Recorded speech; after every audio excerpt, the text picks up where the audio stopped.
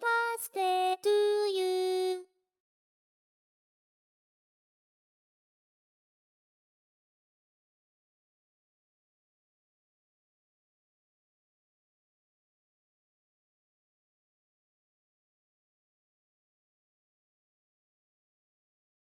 Happy birthday to you.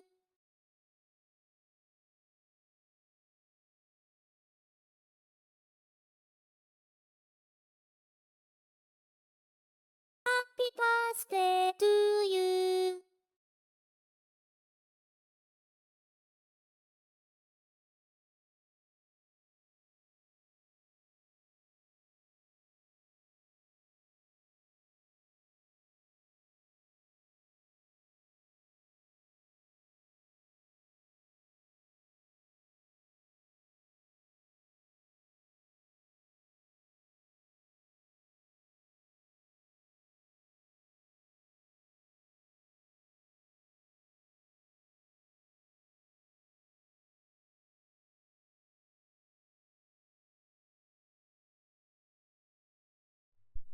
Sorry, my mic wasn't on. Oh, chat room. It begins. We all prayed. We formed our ritual circle. And the frog finally came. What a gift. What a world, what a life. You don't know anything about Dota? Hopefully this will help. Well, you see, we haven't gotten a patch in like 8 months. And usually when Dota puts out a patch, it's either, if it's a minor patch, like a letter patch, you know, X.XX letter, then it's a minor thing. It's just adjustments. If it's an actual major number, then it's probably going to be some crazy shit. And judging by what people have said so far and what they teased yesterday, probably going to be fucking stupid. Excited to see what we got in store. No spoilers, chat room. If you've already read the notes, don't fucking skip ahead and tell me what they did to Zeus. We'll get there, okay? You can't rush perfection. So, first of all, I seriously just booted up the stream immediately after getting out of VR. I am a sweaty fucking mess. I hate it. But I will read these patch notes if it kills me. First of all, I need some tunes. Happy birthday to you. I need some tunes. What's it gonna be? Zangief strength gain go up? Damn. You'd love to see it. Zangief base armor increased by 1. Yo, Izzy with the big 34. Hey, thanks. Where's my music? What am I putting on for this? Oh, I don't know. How about just more Dark Souls music? That was pretty funny. Let's see here. Ooh, how about the old Demon Souls character creation theme? Everyone loves that song. Oh, baby. Ah. All right. Let's get to it.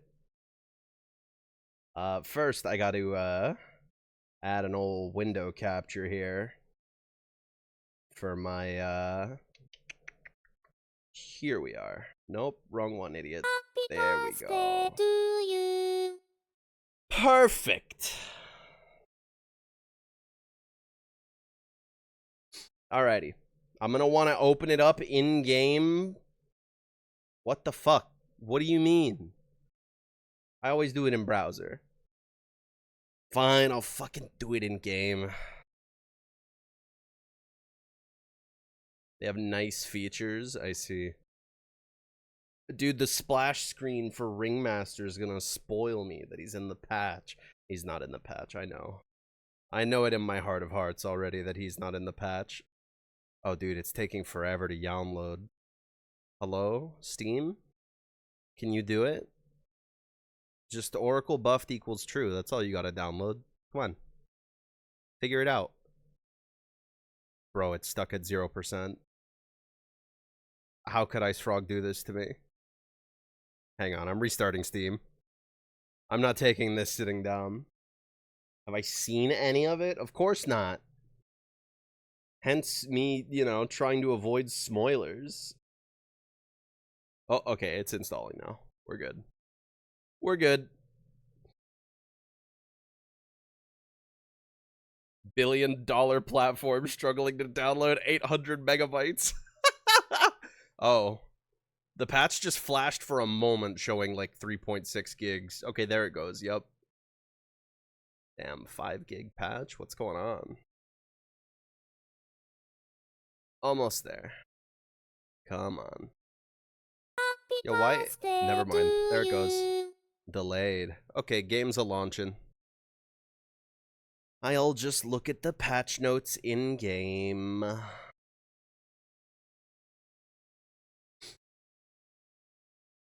You've played for WXYZ hours. Do you want to recommend Dota 2? Yeah. Some people just aren't ready for it. So what's with the frog? The lead developer of Dota 2 is called Ice Frog. That is his avatar. We've summoned him. We've fucking summoned him. We did it, Reddit. Okay. We're in. We're in. Don't give a fuck about the battle pass. Okay, here we are. Do this. Do this. There we go. Yo, combo winner with the big 20. Much appreciate. Okie doke. Where's these patch notes? There we are. Fuck all this hat stuff. Just give me the patch notes. Innate abilities. Oh, no.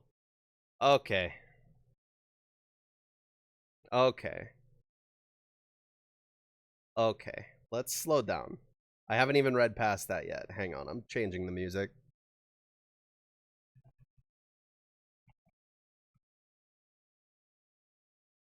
Oh, yeah. Alright.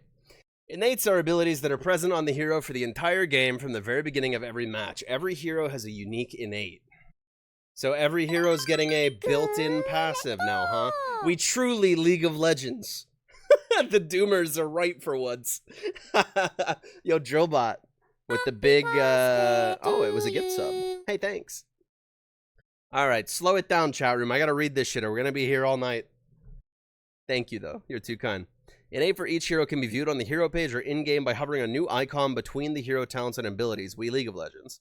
Some innates grant a hero a unique effect. For example, Faceless Void slows enemy attack projectiles within range. Okay. That was the one from the tease. That's cute. Dawnbreaker reveals the whole map to allies when the sun rises. What the fuck? Huh? That one was teased too. Every time it turns daytime, she can see the entire map for 5 seconds. What the fuck is going on? Okay. Some innates change a hero ability to have 5 levels and get a free ability point at level 1. For example, Kunkka's Tidebringer and Legion Commander's Moment of Courage now start at level 1. I see. So some of them just start with 1 level in a normal spell, and other ones get like a Nature's Guys kind of thing. It makes sense. Facets. What the fuck is this? What? Oh my god, we're getting runes too? No. Hold the phone. Oh god, we're getting Mortal Kombat variations. What? They're Mortal Kombat variations. What's happening? No, it's not talents. You pick these on the draft screen.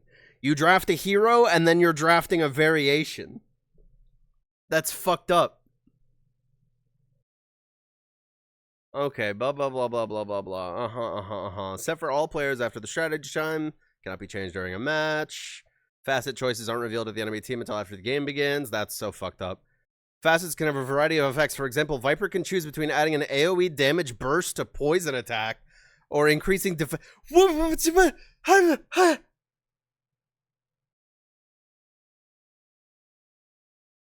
That's so fucked up. AoE poison attack? Or it turns nether toxin into starter puddle. Wow, that's silly. Summon skeletons or deal additional curse damage when attacking. What the fuck is curse damage? Okay. Let's slow down. Let's slow down. Let's slow down. What the fuck? Lush can choose between his attacks restoring mana or changing Diabolic Edict to explode faster but deal no damage to buildings. Oh. That's interesting. Wow, this really is the Dota 4 update, huh? They fucking did it. Bro. Strategy time is increased by 15, 10, 5 seconds for the 1, 2, 3 weeks immediately after a numbered patch.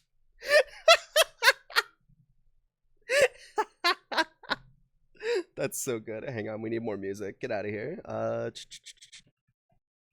What's the other song? The Dota 2 version. Oh, yeah.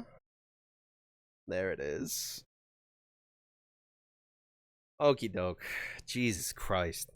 Glyph no longer refreshes when the first tier 3 is destroyed. Ooh. It refreshes when the first melee rax is destroyed. Interesting. So you can take ranged and B, or take rax and they refresh and B anyways. Take both and then B. Yeah, this change right here. No more fortification after first tier 3. Big. Large. AoE bonuses now affect all auras and cleave sources. That tells me they probably add more. Ay. Dominated creeps no longer allow players to bypass backdoor protection. That's a good idea. I legitimately didn't know that this still worked. I thought they patched this out years ago. Interesting. Hero denies now grant experience to the hero who created the deniable debuff. Wow, really? I mean, yeah, hero denies kind of suck, but they're so rare. Interesting, I suppose. Mana bars are always visible for enemies. Oh, okay, that's pretty nice. That's a nice QOL change. You don't gotta click on them anymore to see their mana. That's not bad. Fountain buff grants couriers haste movement, so Chick's a little bit faster now. Chick has no items. Pressing deliver courier button sends the courier back home. That's pretty smart, actually. Cutting down on the amount of keys the courier has. That's good for reducing the entry barrier level, I guess. Put on a base hunter Dota song, coward. I'll do it after this one. You don't know about plays of the week. Come on. Mana cost reduction effects no longer work on abilities that drain mana over time. So Voodoo Restoration, Arctic Burn, Ball Lightning. Thank God Ball Lightning and Pulse Nova. Oh yeah, and Chakram. Oh yeah. Fuck like all of these heroes, basically. Morphling's Morph already worked that way. Yeah, fuck like all of these heroes, basically. Except Winter Wyvern. Who cares about that? But she might be buffed, so...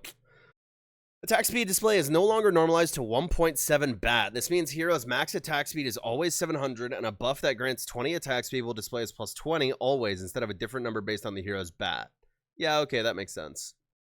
Just make the numbers a bit easier to read. Spells cast range is now always listed with the new icon, which is located near mana costs and cooldown. That's neat. Better tooltips. All displays the vision range of all watchers on the map. Experience gained from abilities and Wisdom Room will now show up separately in the post-game XP breakdown for Dota Plus users. Cool. Blah, blah, blah, blah. This is mostly just tooltip stuff here.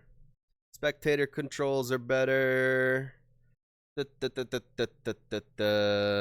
there's a little bug fix there. Okay.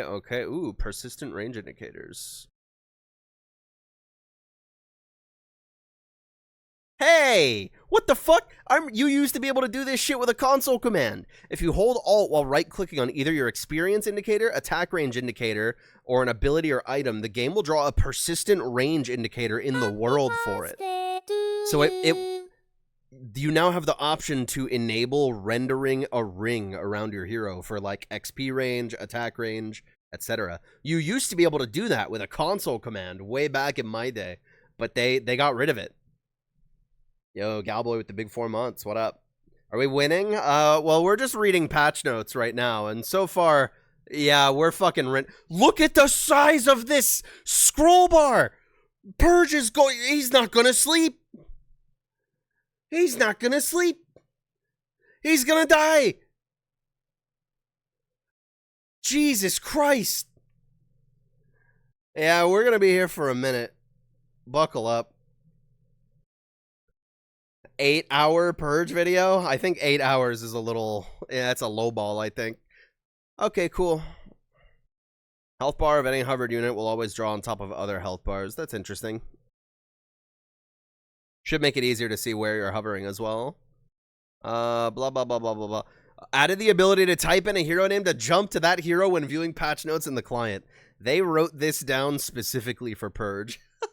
So he wouldn't have to go up and down and keep scrolling and shit. Ability draft. Innates have the following rules for ability draft. Oh yeah, we have to listen to Base Hunter now. Come here, you. Oh yeah. Okie doke. Blah blah blah blah blah blah blah. Yeah, okay. It's just ability draft stuff. Okay. Roshan's banner. What's the word I'm looking for here? Collectively referred to as kind of a worthless item in the pro scene, like across that entire last patch that lasted 8 months. Ay. Now grants invulnerability to all allied lane creeps in radius. Yeah, okay. Thanks. Smeal. Smeal. Birthday to you. Okay, 5 minutes to 2 minutes. Melee hero attacks deal double damage. Okay, so it's now a thing that you absolutely have to fight over. If they're planting this on a high ground push, like, you gotta get in there. Or their creeps are invincible. They're taking your high ground. Very interesting.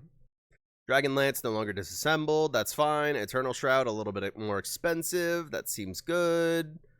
Bug fix. Small Maelstrom nerf. That's good, because I feel like way too many people are buying that item now. Especially now that Gleipnir exists. Like, fucking every hero is buying Maelstrom. Little Octarine nerfs. Sange is a little bit more expensive.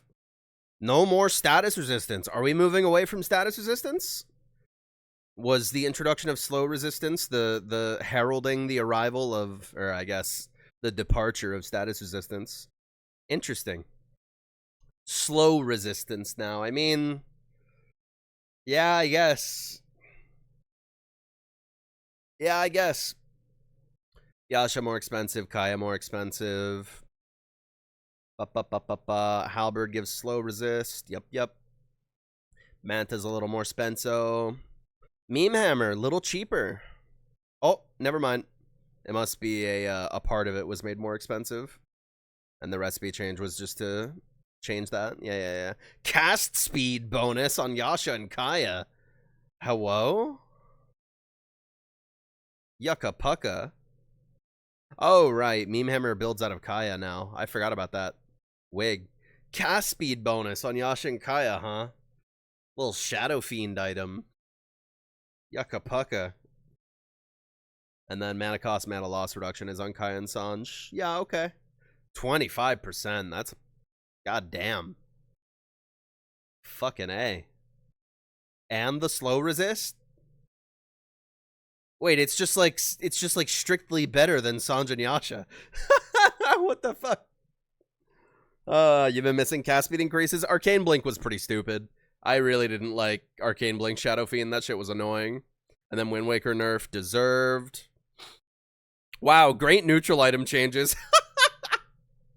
Just leaving those the way they are right now, huh? Yeah, okay. Alright. New innate ability. Passive, can't be leveled up. Abaddon has a 10% faster respawn time. Wow, that's fucking boring. Okay. Every time a unit dies within 900 range of Abaddon, all of his cooldowns are reduced by 0.2 seconds. Ew. Gross. And then the other one is damage barrier is increased by 50%. No longer does a burst on expiration. Increased duration and cooldown by 2 seconds at all levels. That seems pretty good. You won't be able to farm anymore, but holy shit. That makes your shields fat. Oh, well, there's all my music gone. All my apes gone. Where's my RuneScape music? No, Ryuichi Sakamoto. Get out of here. Come here. 2 hours of classic old school RuneScape music. Perf. Exactly what I need right now. Cool. Huh. These are pick one or the other. Yeah, it makes sense. Jesus Christ. When do we get the new neutral items like the honeycomb? Honeycomb is an old neutral item. Actually, pushing my glasses up. Royal jelly was one of the first neutral items they added, and they removed it because it was stupid, and then they re-added it with a different effect. No longer silences the target or has an attack counter. Oh shit, it's not a 4-hit passive anymore. We not League of Legends anymore. Crazy. Curse of Avernus is just going back to what it used to be. Woo! Thank God. No more Abaddon beating the shit out of you and silencing you forever. Woo! Let's fucking go. Oh, that's pretty dope. Oh yeah. That feels good to read. Get fucked, Abaddon. Holy shit. He would just run up and beat the shit out of you. Talent nerf, talent nerf. Plus 80 attack speed. Yeah, that's not bad. It'll just make it on par. No, not on par with what it used to be. Slightly better than what it used to be. But of course, that's a 25 talent. God only knows what the other one is. I don't remember. Something about Mist Coil. I don't remember. Alright. Grievel's Greed is now an innate ability. Oh, and it's just passive. So it has no levels at all. It's just what it is. Cool. Oh, right, because it was already innate for a while. I remember, because they give him this thing. Right, I haven't played him forever. Alright, so you choose between starting with 250 bonus gold.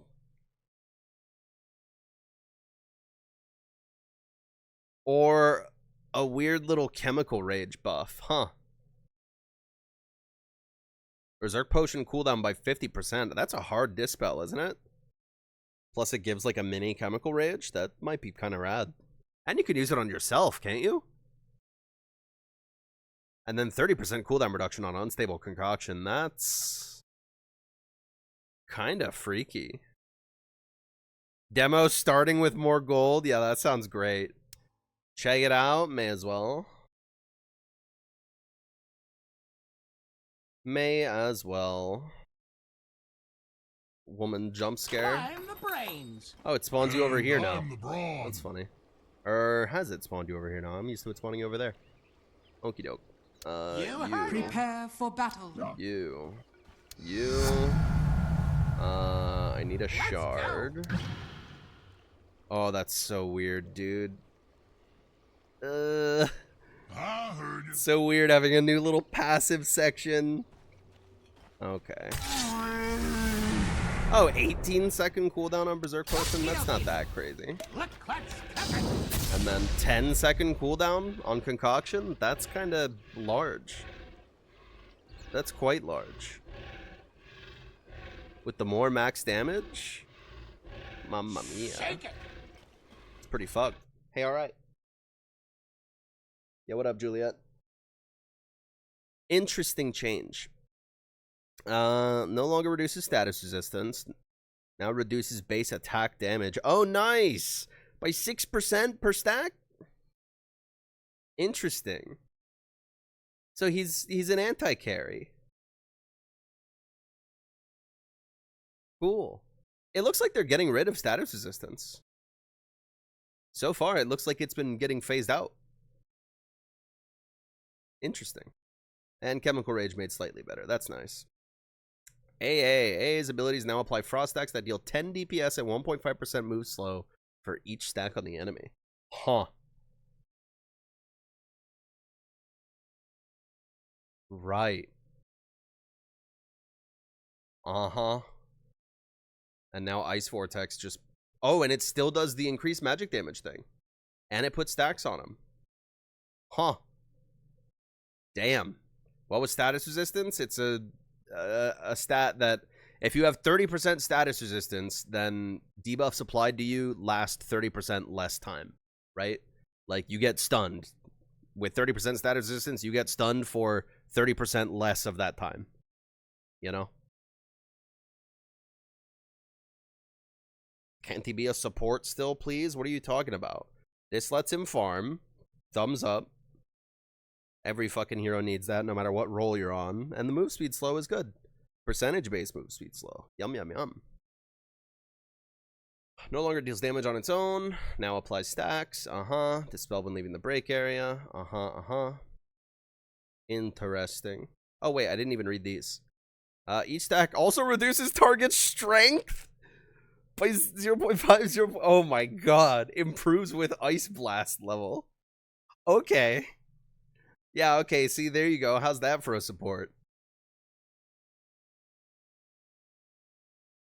This one doesn't seem amazing, but it depends on how many stacks you can get. So if it's 8 stacks, that's 80 DPS, right? 120 DPS if you have an Ice Vortex on them. 140 DPS if you hit them with a Chilling Touch. And this is AoE? Yeah, that's kind of some fat deeps. 160 DPS. His full combo will be 160 magic DPS. And that's just with these silly little things. Also, if you take this one, then that strength reduction will lower the fuck out of their health. Hey, that sounds good to me. Interesting. Interesting. +2 cold feet death rhyme stacks. Yeah. Okay. Oh, and then 25 talent, 50% death rhyme slower damage. No more AoE cold feet. AoE cold feet gone. Ice Blast no longer a dot? Yeah, because it puts the stacks on, which are a dot. All of his spells are still dots. It's just applied via this new innate passive. Okie doke. Anti-Mage. Mana Break is now innate. Great. So he can walk into lane with Blink and Mana Break. Great. Interesting. Okay, so it's rescaled to be much worse level 1. Damn. It's much worse level 0, and it's also a little worse level 1. That hurts, but it's better at max level. Percentage is rescaled to be worse early. No longer slows the target on full drain by default. Huh. So that must be a talent now, huh? No, it's this, I think. Okie doke. Whoa. No. Okay. So his facet is counterspell, now reflect spells. That's great that it doesn't do that by default anymore. But he has counterspell ally now? Off lane AN? He can counterspell his teammates now.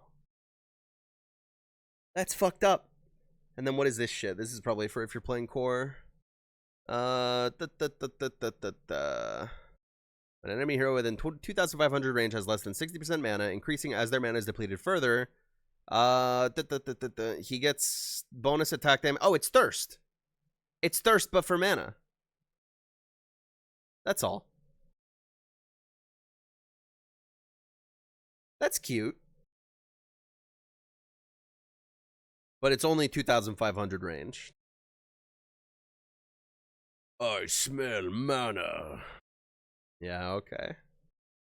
Mana costs up across the board. Thank God. Fuck Blink Fragment. It's so annoying.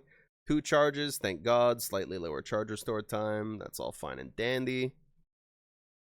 10% counterspell resist. That's fine. Much better than the blanket increased strength. I think it fits him more to be like kind of all in on magic resist.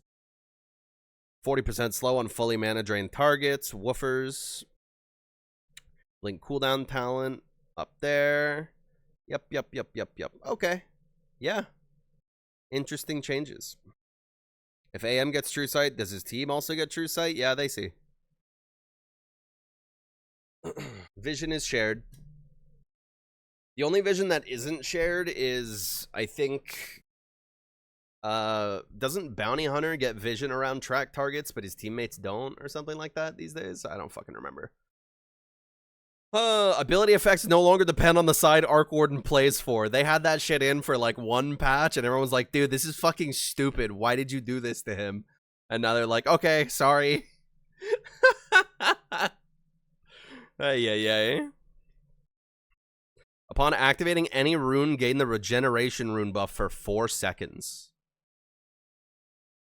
Hello? Okay.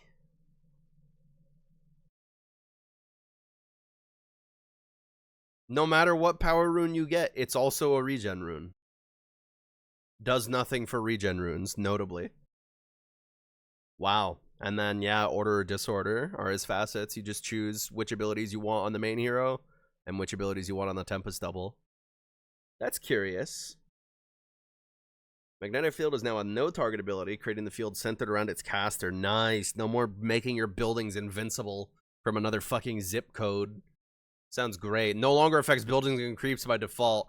Mwah! Thank you. Thank you, Ice Frog. I love you.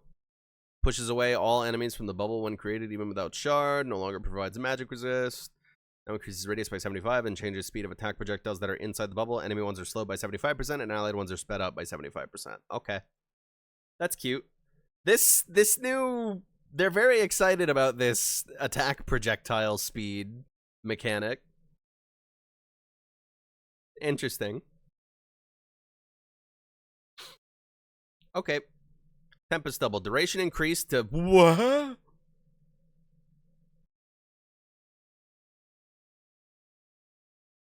Who let him do that?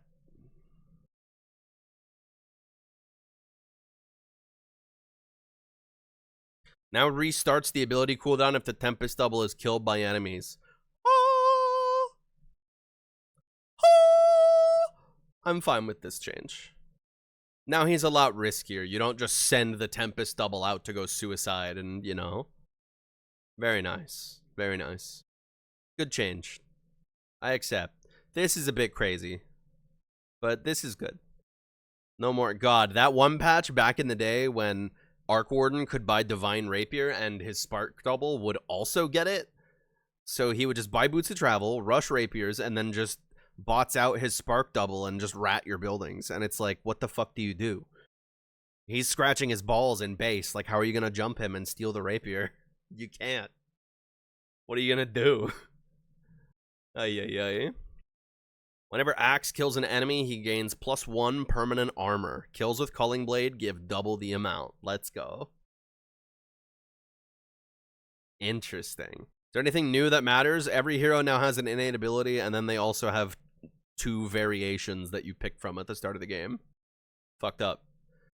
One-man army. Increases Axe's strength by 60% of his armor, as long as there are no allied heroes within a 600 radius of him. Yeah. That's incredible. Because think about it. That's not just armor you're getting from agility and armor you're getting from kills. That's your Blade Mail. That's your Shiva's Guard. That's your Lotus Orb. You know? Also, Berserker's Call gives you like 70 armor when you cast it. So when you blink Call and you're very far away from your team, you probably have like, I don't know, 100 armor when you blink Berserker's Call. And 60 strength is quite a lot of max HP. So, that looks great. Bonus armor by 5. Taunted enemies gain 45 attack speed for the duration. Are you sure about that? I mean, you'll turn him into a helicopter, but are you sure, bro? Let's...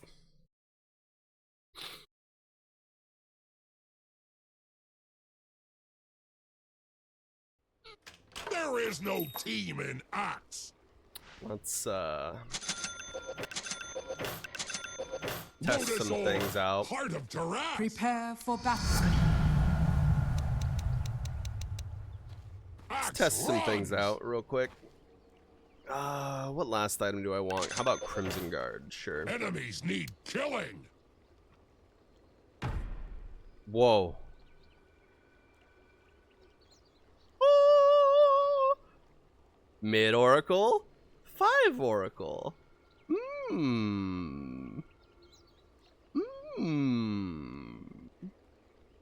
Dude, 30% heal amplification in the late game?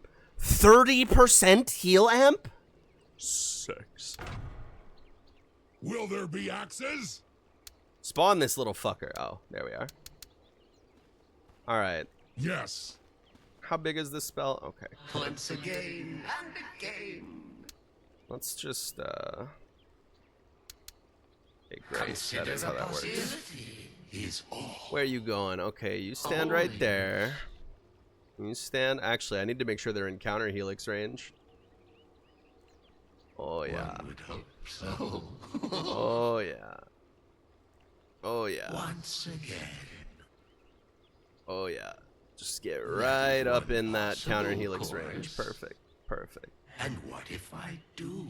Perfect. And what if I don't? Perfect. Okay.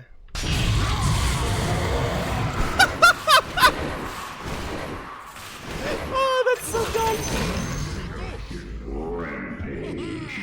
Oh, it would be much better on core heroes that actually have a lot of attack speed, but just as a...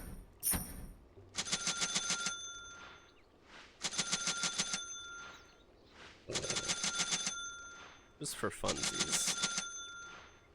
Damn, and that shit gave me extra armor too. Look at that.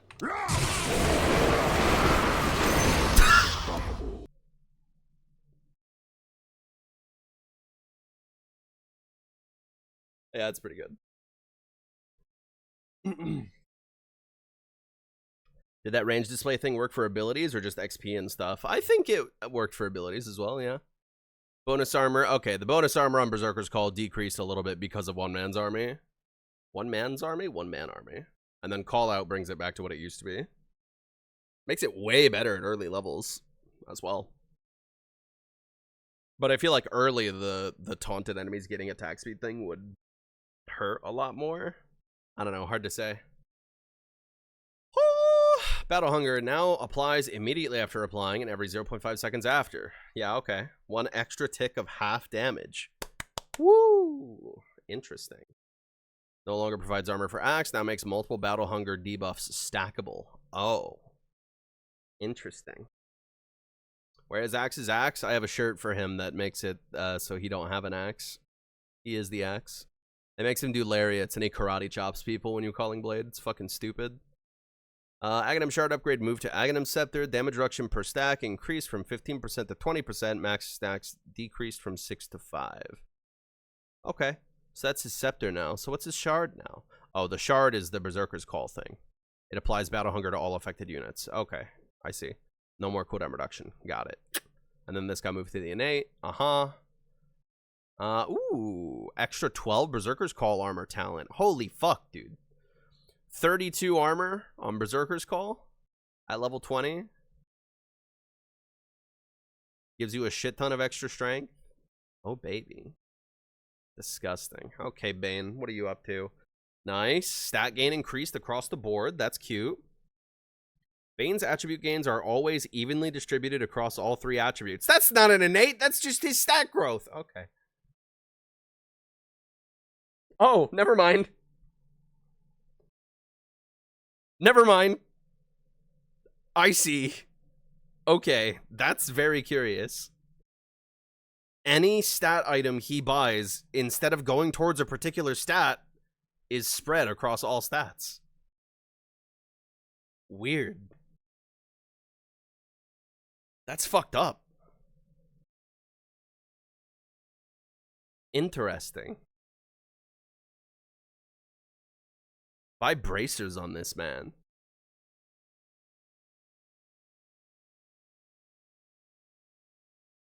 Interesting. Bane gains attack speed when attacking nightmare affected units. Mid Bane. Sleepwalk Nightmare makes it a vector targeted ability. Affected unit starts unobstructed movement in the chosen direction at 75 speed. That's so cool. That's so cool. You can cliff people with... Holy fuck. I gotta try that. I gotta try that. I'm pretty sure I have my loading screens on shuffle. I don't know why it always picks Enchantress. I come with evil dreams. Alright, you. Sweet dreams. Oh, it's so slow. Prepare for battle. They weren't kidding about 75 speed. Agreed. You make a cliff in demo mode? There already is one. Very well. Let's say this guy's chasing you, you just give him one of Say these. good night. See ya, bitch. Then you can wake him up.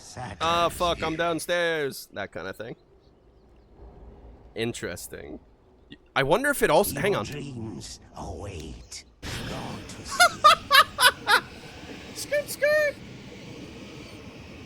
Very good. He should sleepwalk at his maximum movement speed. Say good night. That's good. Aye.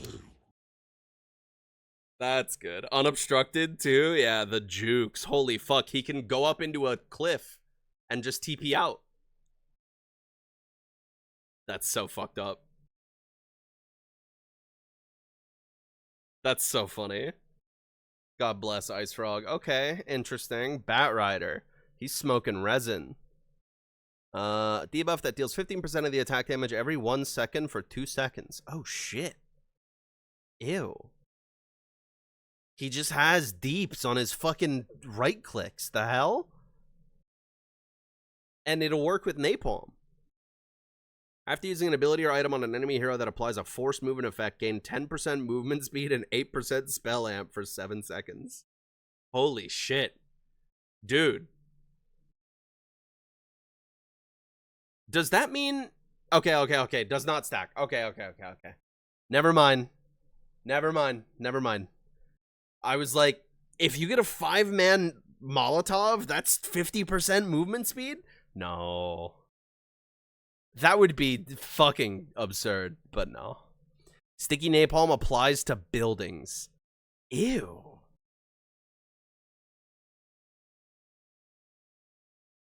Only 25% damage. Demo it? What? Stoked? Nah.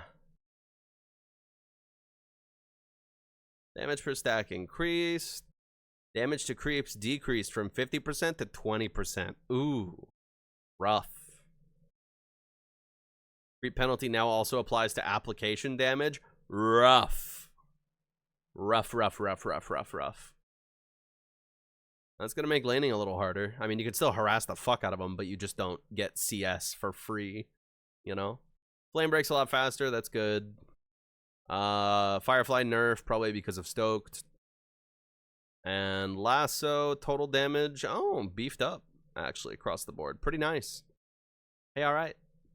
Bear Rider's always cool. I like that guy. Beastmaster, big old base agi increase, taking literally no damage. Inner Beast is innate. Get it? It's innate because it's inner. Haha. Oh, it only affects him and units under his control now, huh? It's better at now level 5 than it used to be, but it only affects him and his guys? Damn. And then Wild Hunt is the zoo build. Beast mode. Can be activated to increase Beastmaster's attack speed by 8, 16, 24, 32, 40. While his effect is active, his attacks will apply Wild Axe's debuffs of the current level. Fucking what? I hold the phone. What the hell does this do right now? Unleash the beasts Amplifies of war. subsequent damage from Beastmaster and his units. That's 12% damage amp per stack. He's just beating the shit out of you and putting 12% damage amp on you every time he smacks you. And then he throws a Q and, like, chops your head off. 6 sec? I gotta try this. Did they bring back Necrobook? No, I didn't see it in the patch notes. They didn't bring back Necrobook. My beasts and I hunt our prey. Shut up, dude. Okie doke. Enough said.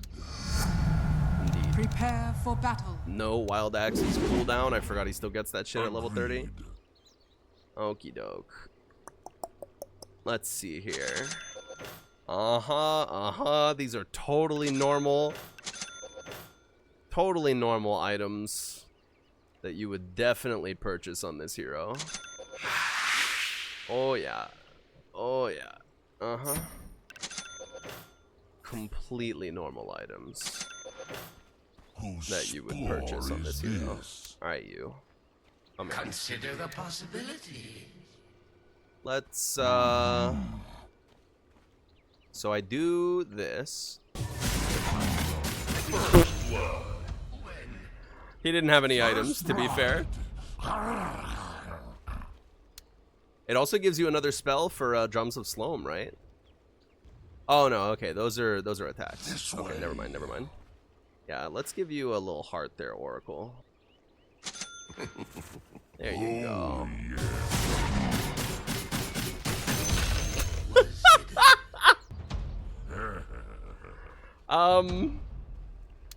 Fight or flight. Hey, how's about another heart, little guy? And maybe, I don't know. No, not an assault cuirass. That's a bit much, isn't it? What gives what gives armor? Ah, Lotus Orb. Okay, On the perfect. trail.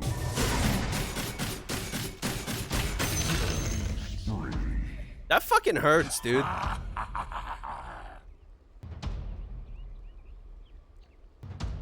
Does Primal Roar do damage? Oh, it does. Battle.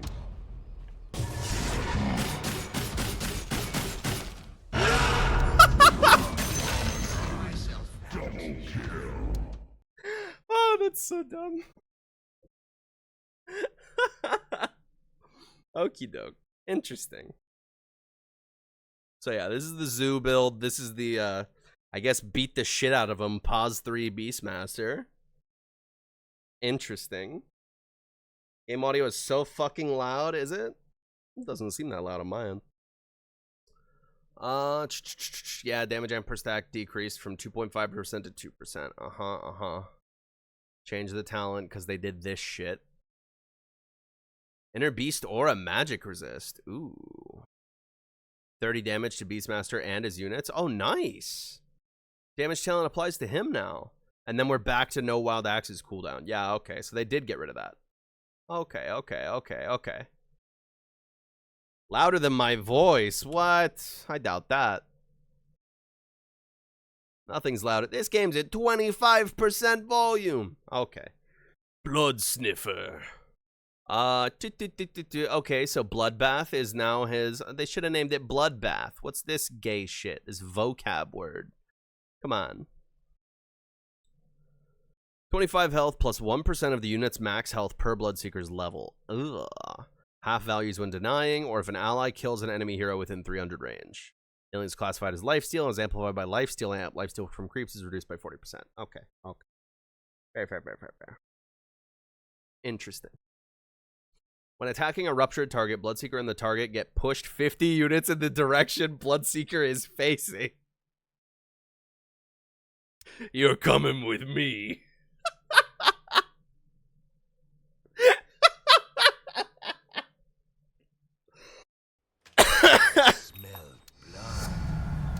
Oh, that's so funny. Hang on. Yes. If that is what one wants.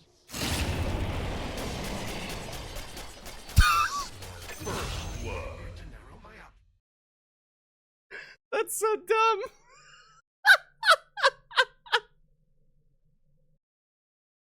Just scooting him around. I think if he's attacking fast enough and he's pushing you like that, you probably just can't leave. You could probably cast spells while he's pushing you, but I don't know if you could move. That's so fucked up. Can be activated to grant 50% bonus movement speed for 5 seconds. Thirst does not grant passive movement speed while on cooldown. That's funny. Get a little sprint button. Interesting. No longer has a max HP threshold and starts at 100%. Rounded out at all levels. Healing on kills move to innate. Blood Mist now increases healing by Sanguivore instead of Thirst.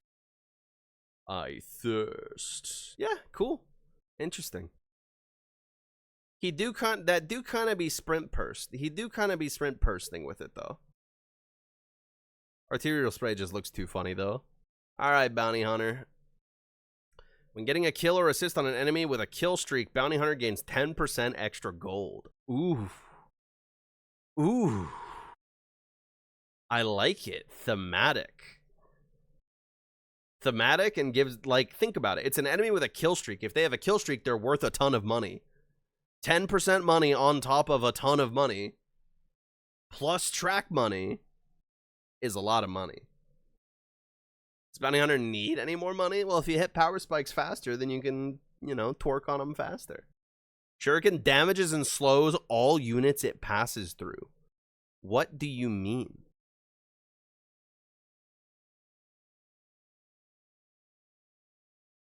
He can nuke he can farm. Times that by every day. This is silly. I like this. Bounty Hunter steals 4, 8, 12, 16 gold every time he targets a hero with a spell. What? No. This dude's just gonna be sitting in the woods taking my lunch money. Like, you gotta pay attention to your gold amount, because if he's invis and he's just spamming track on you over and over again, he's just stealing 16 gold from you every time. Items do not count as spells, no. Spells are spells. Interesting. Shuriken Toss no longer slows attack speed. Mana cost increased now that Through and Through exists. And the damage buff, pretty significant. 310 at max level? Damn. No longer grants bonus damage to Shuriken Toss. Okay, that's why I got the damage buff. No longer provides a critical strike on all attacks. Now increases all damage taken by the target by 20%. I remember when this spell used to reduce armor back in my day. But 20% from all sources? Magic? Pure?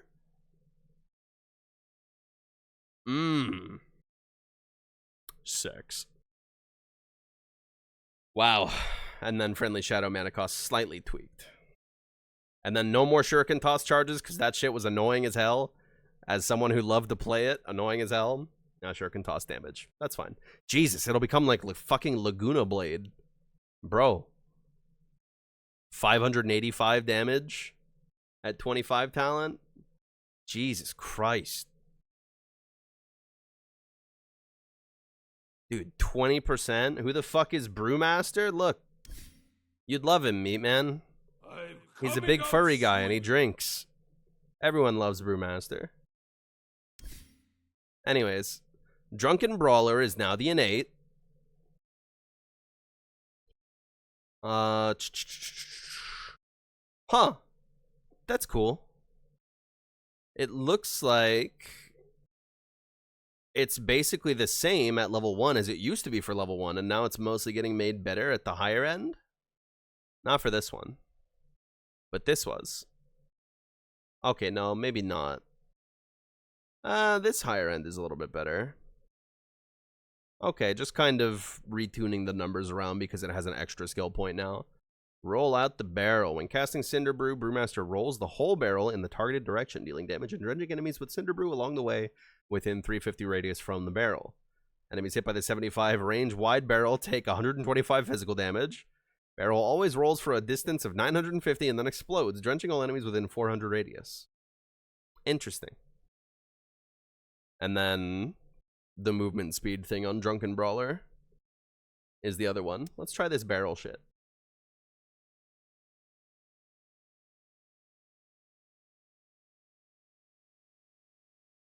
Barrel speed a lot. Yeah, 900's not crazy.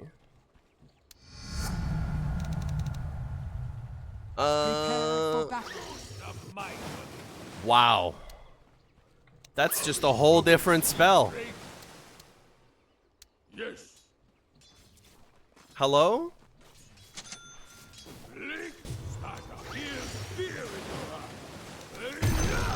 Jesus. Out my way. Yeah, okay, dude. cool.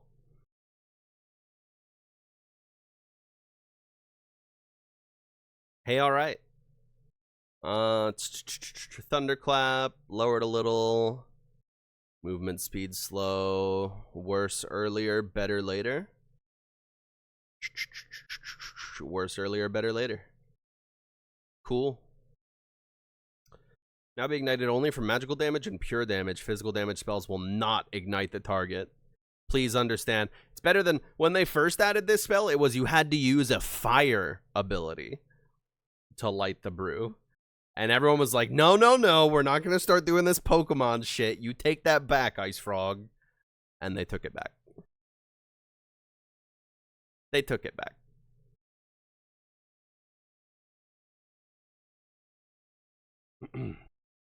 Okay, so the Earth Bruling nerfed a little bit. Ooh, actually, that last level of Demolish nerf is pretty big.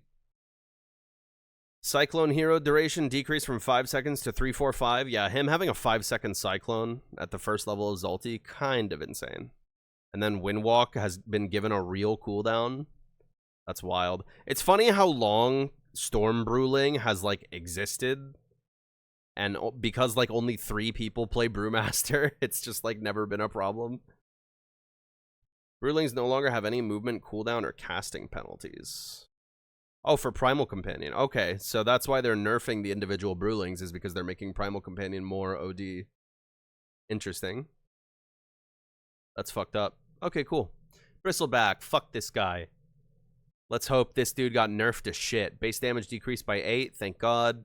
Warpath is now innate. Oh, that's his ultimate. That is his ulti.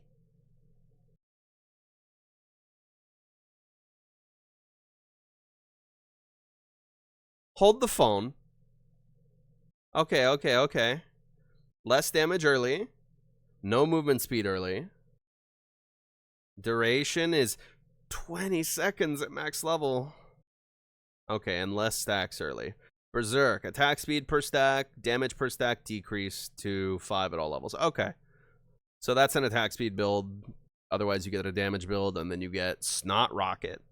Stack limit to 6. Armor reduction increased to 4 at max level. Bristleback. Instead of Quill Spray, Viscous Nasal Goo is shot by Bristleback. Oh, shit. Well, that's probably preferable. I think I'd rather have him snotting everywhere than quilling everywhere. Viscous Nasal Goo, Aghanim's Shard no longer increases stack limit. Quill Spray, Quill Stack damage rescaled from 20, blah, blah, blah, blah, blah, blah. Does he not have an ulti anymore? He just has 4 normal spells? He just doesn't have an ulti.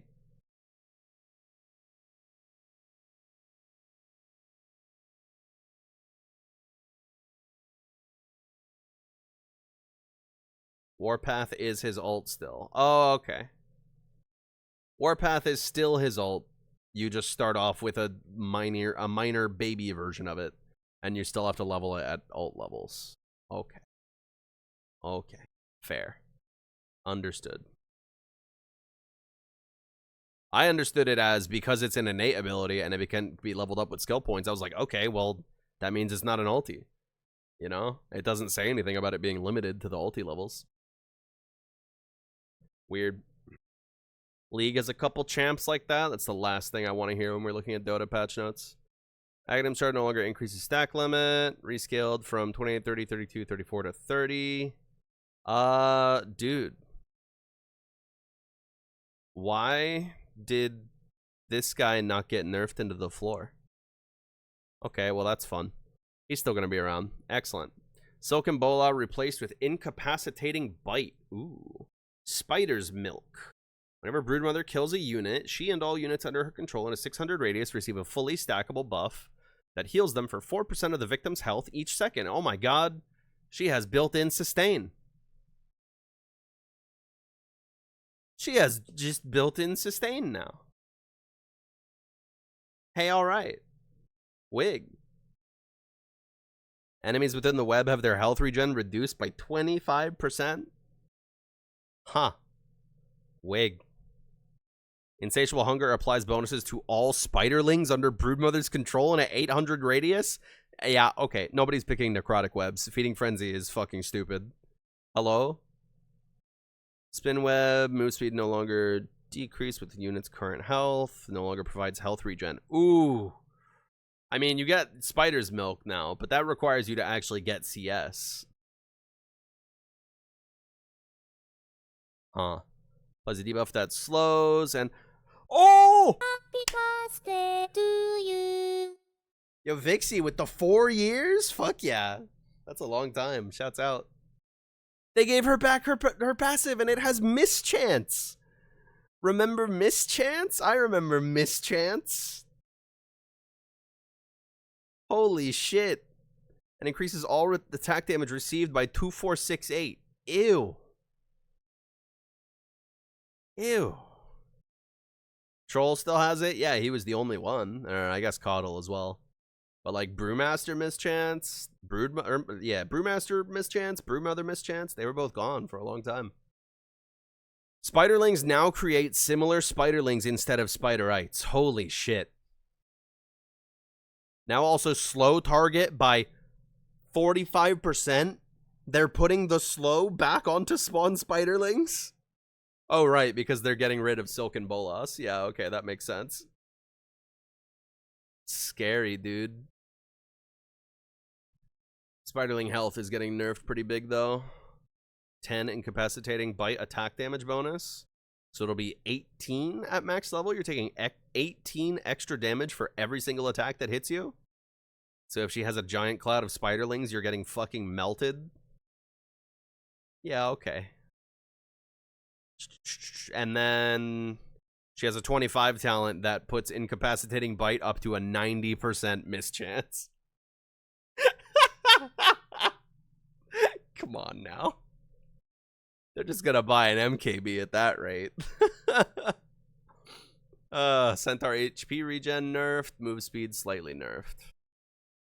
Centaur Warrunner permanently gain plus 40 max health every 120 seconds.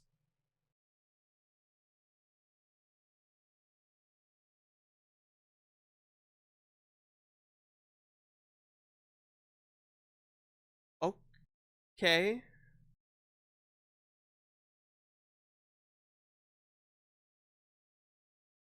Okay. Wig. Damage is increased by 25% of the damage Centaur took in the last 6 seconds from enemy heroes. To a maximum of 100% bonus double edge damage. Damage counter resets on double edge cast. Okay. 40% of his strength does bonus movement speed. And his movement speed cap goes up. Yeah, okay. That's funny. Stampede cooldown pooped on early. Rip. Hitch a Ride now grants invulnerability. No longer ends when blinking or teleporting. Oh, wow. You can truly hitch a ride and then blink in. Wig. Hey, alright, dude. CK. Whenever illusions of Chaos Knight are created, there's a 50% chance that an additional 1 illusion will spawn. Ooh. Little Chaos Knight Shadow Demon action. Interesting. Works with other people's abilities. Curious. All illusions created by or of Chaos Knight are strong illusions. Ooh.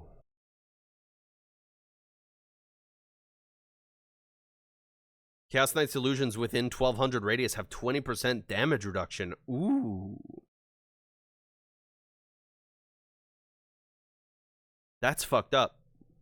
So, for context, strong illusions means that they cannot be... Usually, if you use a hex on an illusion, it'll just kill it. It'll get rid of it, right?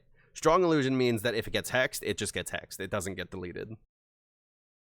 That's fucking nuts. Because, like, Lion AoE Hex talent, fucking Phantasm doesn't exist. Irrationality adds an equal chance to apply either break or disarm or nothing on the targeted enemy. That's what I'm fucking talking about, dude. That's the Chaos Knight that I want. Keep gambling. Silence should be on that list. Stun should be on that list. Blind should be on that list. Slow should be on that list. Double damage should be on that list. Make it a fucking... Fuck Ogre Magi. Give me a real gambling hero. Sex. Yeah, Mibsy, it's interesting. Mortal Kombat variations, huh? Not what I would have predicted. Oh yeah, look at that. Strong illusions are not instantly killed by spells. Isn't that great? Max damage increased to 390. I'll increase cast range by 150. How far am I? Oh, I'm only at C. Jesus. Oh, Phantasm illusions from this ability are no longer strong by default. You have to pick Phantasmagoria to have strong illusions. Interesting. Better cast point on Reality Rift. I feel like it was already plenty fast enough, so this is just going to be like fucking light speed. And then level 15 talent, a plus 12 strength. Not bad. Jen. Innate ability. Holy fucking shit. Okay, let's slow down. Let's slow down. Jen. Wow. Chen summons a convert to fight for him. The convert gains bonuses from Holy Persuasion with the exception of health, which is set to 200 plus 80 times Chen's level. Only one convert can be summoned at a time, and it dies if Chen dies.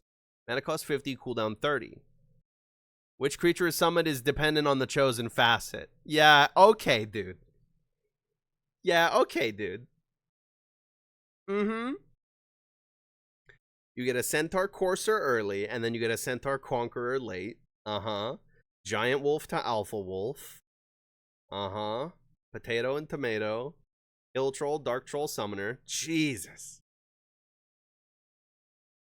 I wonder if eventually they'll let you toggle autocast to summon the lower level one anyways. Because like for Troll Convert, this break unit is not nothing. That's break on a stick, bro. So if I could like toggle autocast on summon convert if I'm at level 4 and summon the weaker one instead by choice.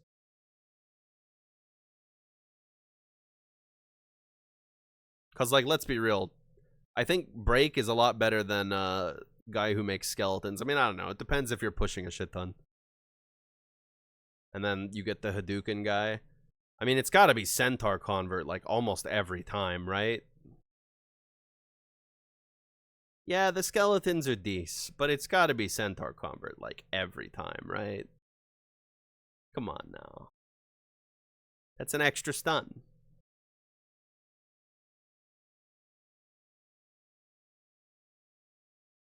That's fucked up. I don't think they count towards your persuasion units, no.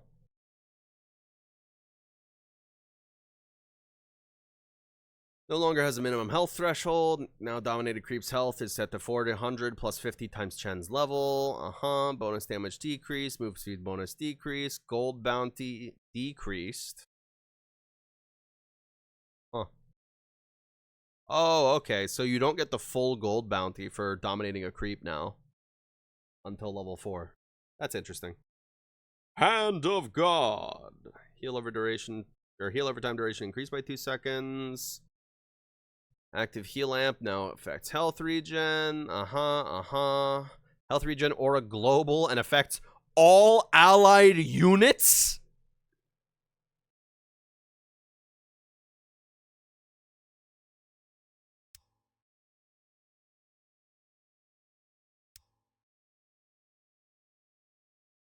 I need to test something.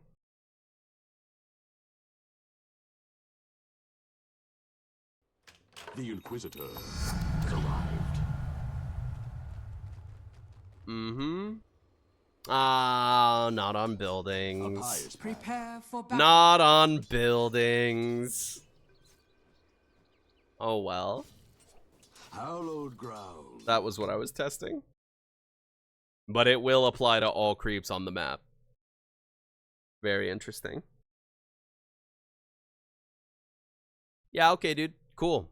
Clinks. Bone and Arrow.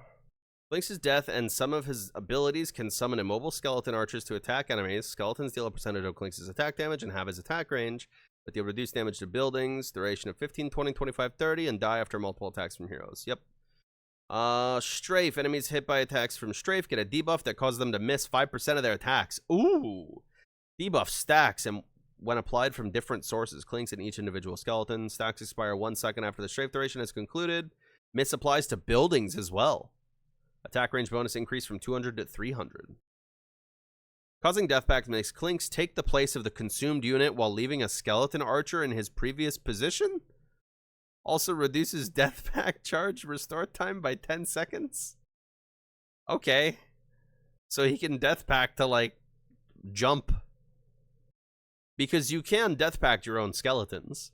So if you, like, skeleton walk, you jump a guy, you leave skeletons towards the back, and his team shows up, start to back him up, you can death pact your skeleton behind you and just piece it. That's cute. Attack speed multiplier for skeletons rescaled to 60% at all levels. Mana cost decreased early. Better early. And then cast range on death pact decreased because of engulfing step. Yeah, okay. Interesting. Not very different, but okay. Clockwork, armor power. Outgoing damage is now increased by 0.3% per point of armor. Okay. If the hook hits an ally to pull into, cooldown is reduced by 75% and stun damage radius is increased from 175 to 300. Sex.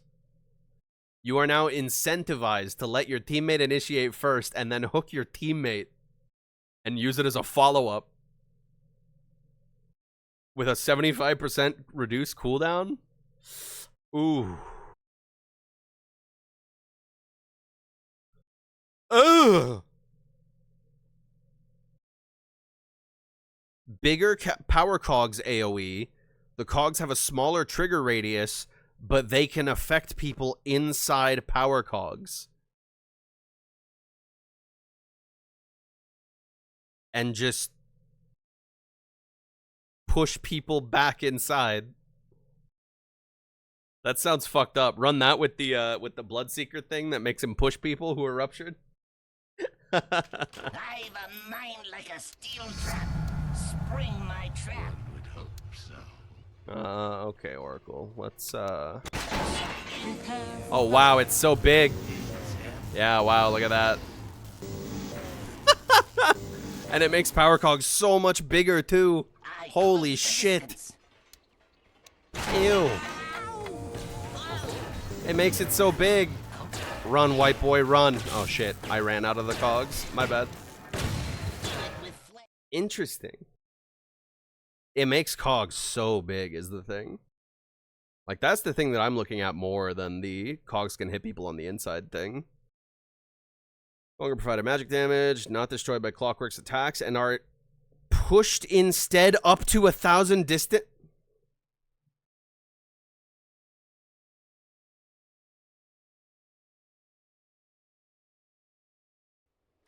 Clockwork. Gear up.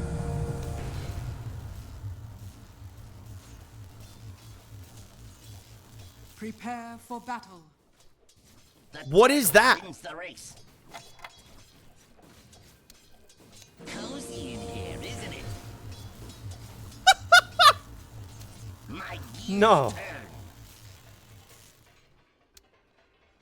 No. A traipse for No. a trap. Hang on. Hey, fuck you. Oh, he went past him. What if I go? Hang on. This one's gonna take some learning.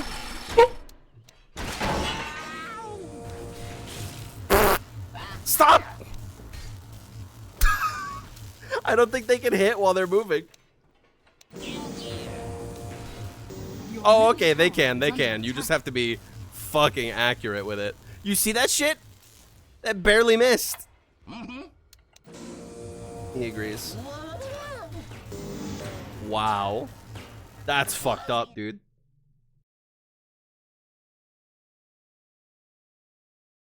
Remember last Dota stream when I saw the moving cog in the set preview and I said, don't let Clockwork players see this?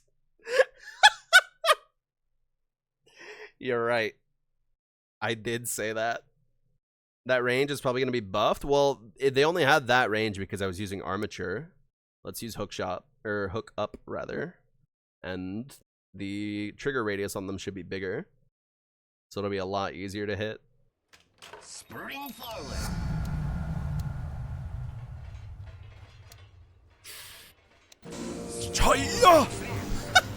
Prepare You for can just battle. you can just sit back here and do this shit. Armor power. Oh, that's so funny. And then it gives you the good old-fashioned 8-second cooldown hook shot. Oh my god. Yo, don't worry, Oracle, I got you. Oh, bitch. Come here, fucker.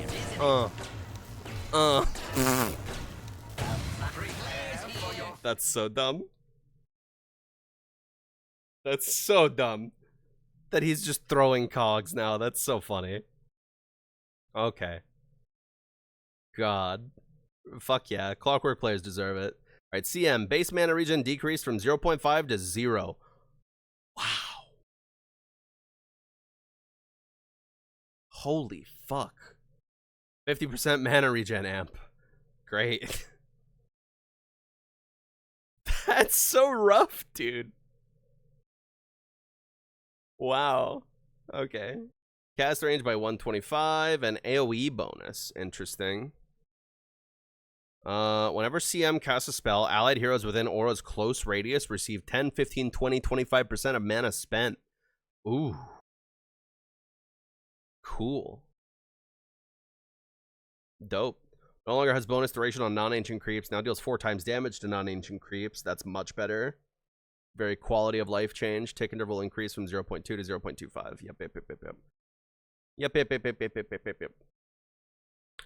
Self bonus factor for the mana regen removed because of this. Receives close mana regen bonus, which is also amplified by the innate ability. Okay. Alright, so she gets 4.5 mana regen from this. That's not very much. Freezing Field no longer grants armor, but attack speed slow, mega buffed. Scary. Crystal Clone now can be aimed where CM will slide. That makes sense. Yeah, okay. Fair. Those are very CM changes. Dark Seer. Intelligence cannot be lower than either his strength or agility. If any of these attributes are higher, he gains intelligence to match them. So cool. That's awesome. You can buy a heart and you get a shit ton of int for it too. You can buy a butterfly to give yourself a fuck ton of attack speed and you'll get a shit ton of int. Gains attack speed per each point of int.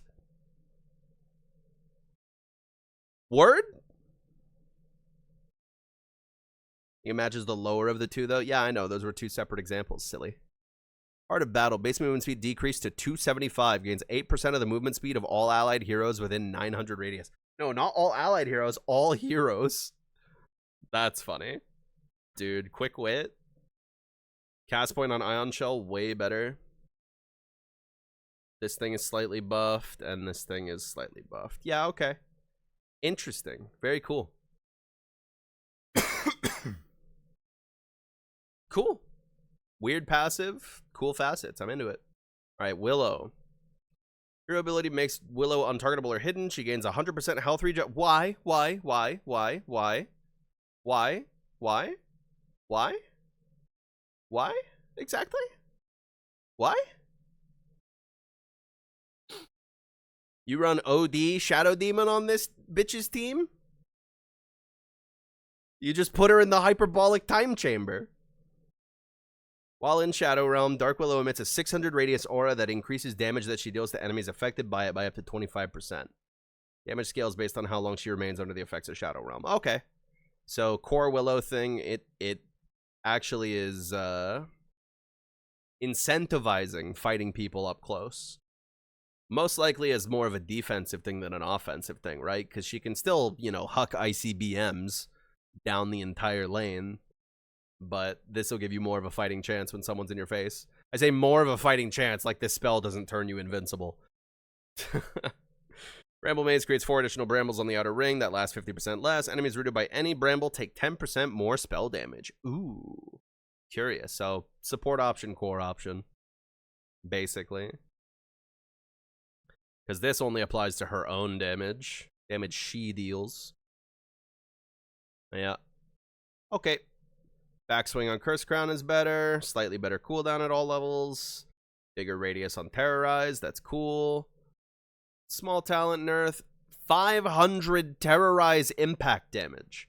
They're getting rid of the free attack speed talent because that talent is boring. They left her stupid Ags. Yeah, because the stupid Ags was only enabled by the 25 talent being so dumb. Her just getting a free 100 attack speed just dropped into her lap was a significant part of why that build is stupid. Also, Wind Waker was a significant part of why that build was stupid. And cooldown reduction neutral items. Wind Waker was nerfed, and cooldown reduction neutral items have been gone for a few patches now.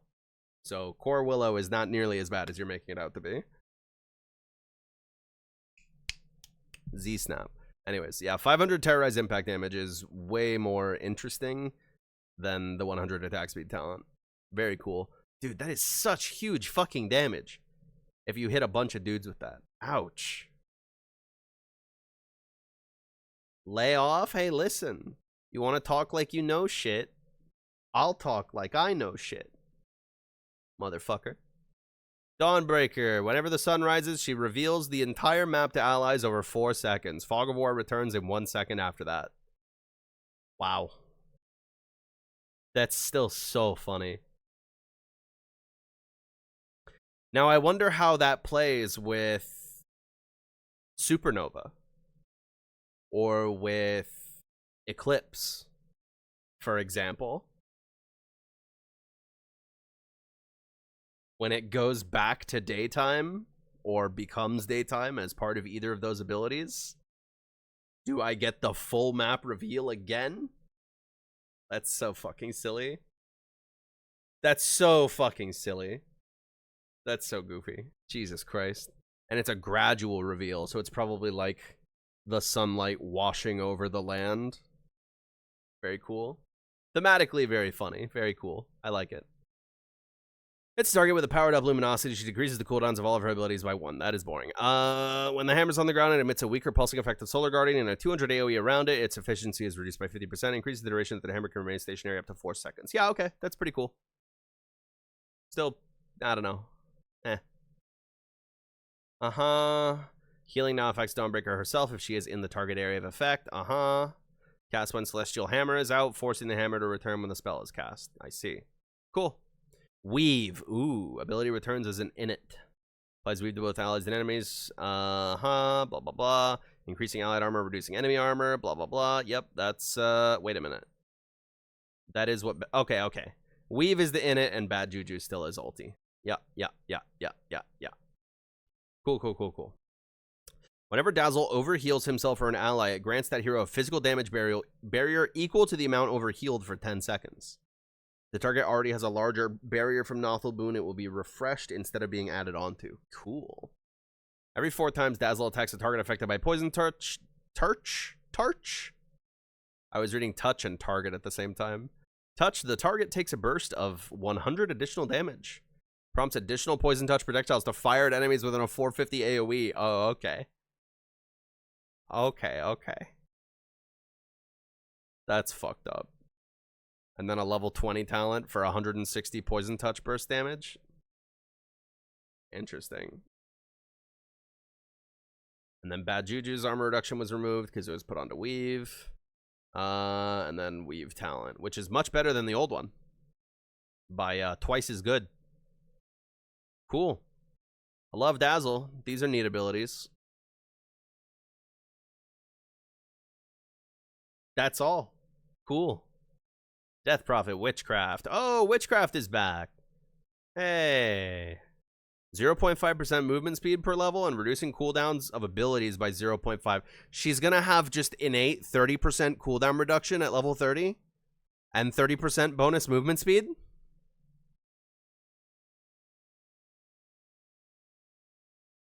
You're right. My mistake. 15%. Math. Sorry, I'm sleepy. I don't even know if I'll get to play any games today. I need to eat something. I want to go buy some soda too, because I'm out.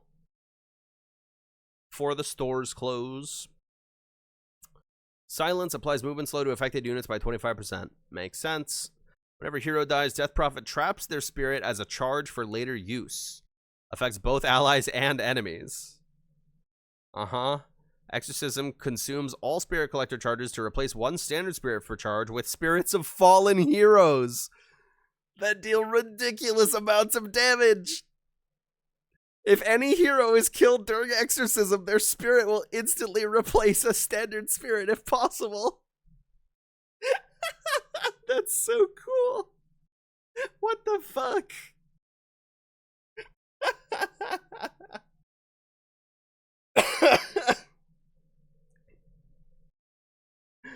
Oh, that's cool as fuck. What soda will I seek? I don't know. Whatever's cheap. I'm a cheapskate. Damage talent replaced to attack speed, because the attack speed better matches the Aghanim's thing where she shoots a ghost for every attack or spell that hits. So the attack speed makes more sense. So you're shooting more ghosts and getting more heal. Makes more sense than just raw damage. HP talent decreased. That's good. She's a little chonky. Siphon damage heal decreased. It's not much of a change, but whatever. 50 Crypt Swarm damage. How much do that spell do? Up to 375? That's not very much. It's not very much, but it's not nothing. Hey, go back. Where's my patch notes? Okay, there we are. Thank God I remembered where we are. Disruptor. Whenever Disruptor takes more than 250 damage from enemies within 400 range, all nearby units are pushed to a 400 unit distance from Disruptor. Cooldown 4 seconds. That's so funny. Get the fuck off me. They're trying to kill me. Thunderstorm strikes all enemies within kinetic field. Ooh. Holy shit. Kinetic fence? Spell is vector targeted. Single flat wall with a width of 1200. Wall is created after a 0.5 second formation delay and has a duration of 4.4 seconds. 2 charges? Oh.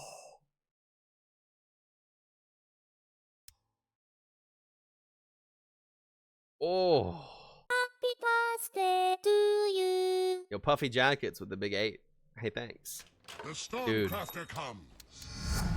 You what, bro? Oh, that's so sick. What do you mean, bro? Faster. Hang on. Alright, you build it with this thing now. Come now.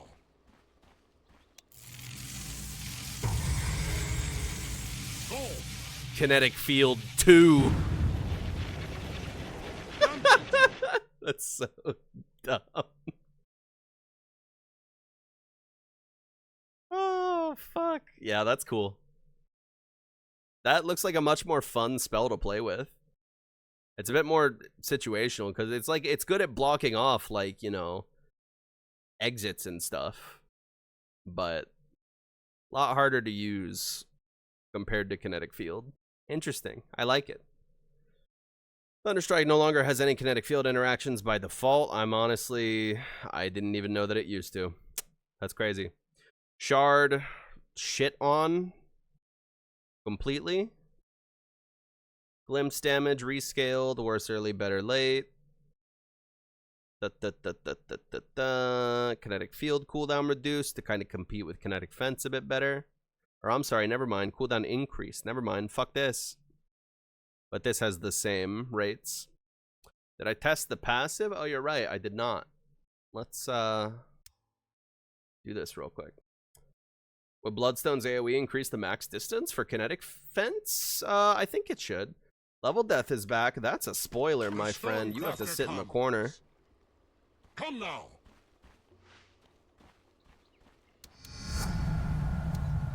Prepare for battle. Rolling thunder. Use Level Death on you, homie. That's crazy. Dagger. All right. Rampant. Come here, you. Can one ever be sure?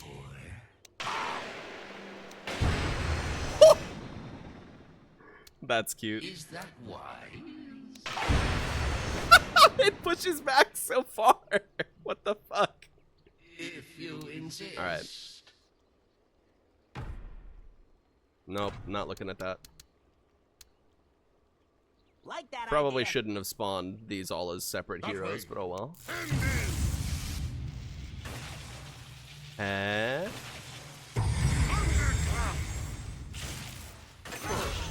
I figured it would apply to all of them.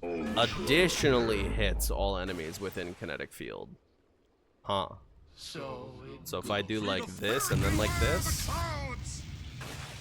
Aha. I see. Okay. It doesn't share the damage. It doesn't make the damage go insane if you have a ton of people in the field. Okay.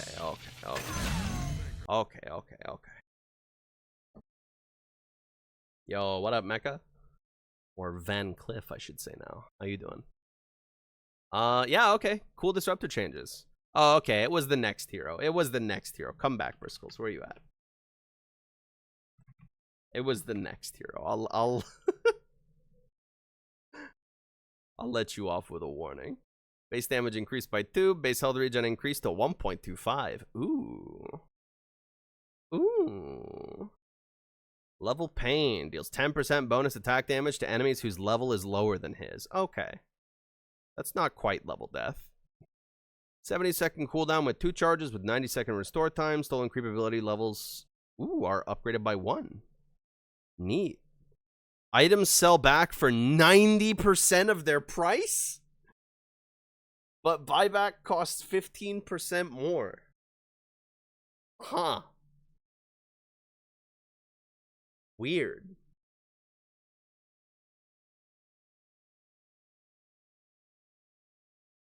Why? I mean, you get really good value on selling back your 6-second BKB, I guess.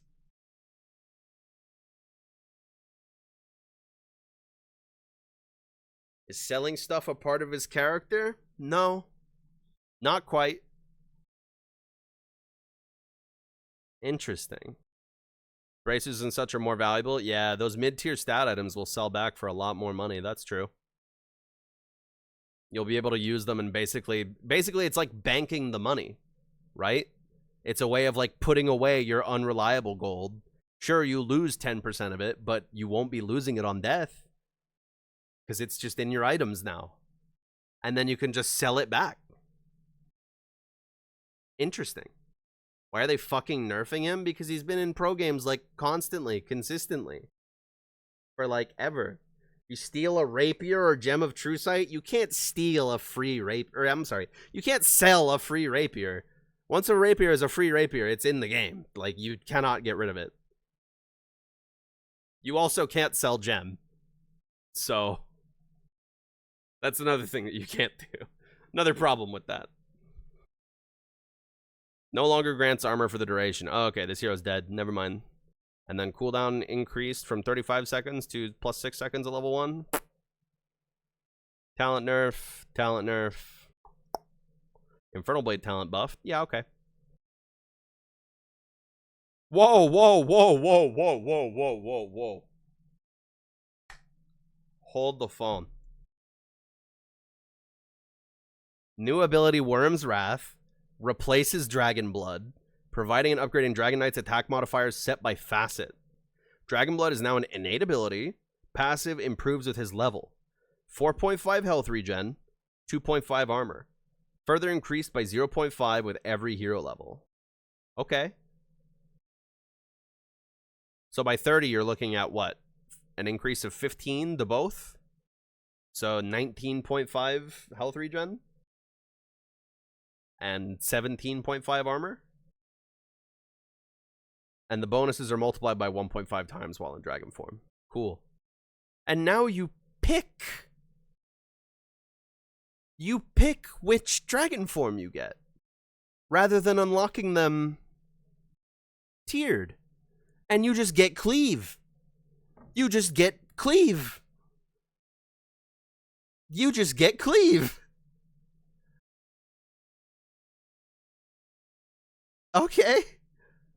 He gets poison and armor reduction if you choose Poison Dragon. And you get a built-in Eye of Scotty. If you pick... And you get a built-in Eye of Scotty if you pick Frost Dragon.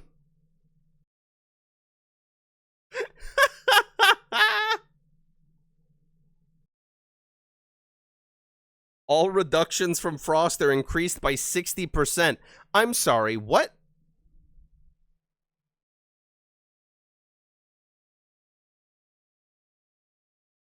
That's 60% additive, not 60% multiplicative, right? Surely he's not movement speed slowing people for 95% at max level. Worm's Wrath provides and improves attack modifiers of the chosen faster for both human and dragon forms. Illusions can't apply Worm's Wrath. Blah blah blah blah blah. Cool. No longer changes dragon type with each level. Now the dragon form depends on a chosen hero facet. Now increases attack damage by 2060 a hundo. Black dragon form no longer gives magic resist. Yeah, I'm demoing it.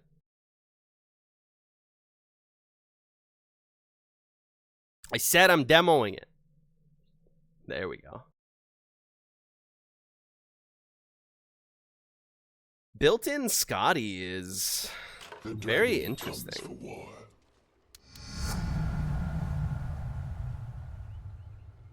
Wow. That's so weird. For battle.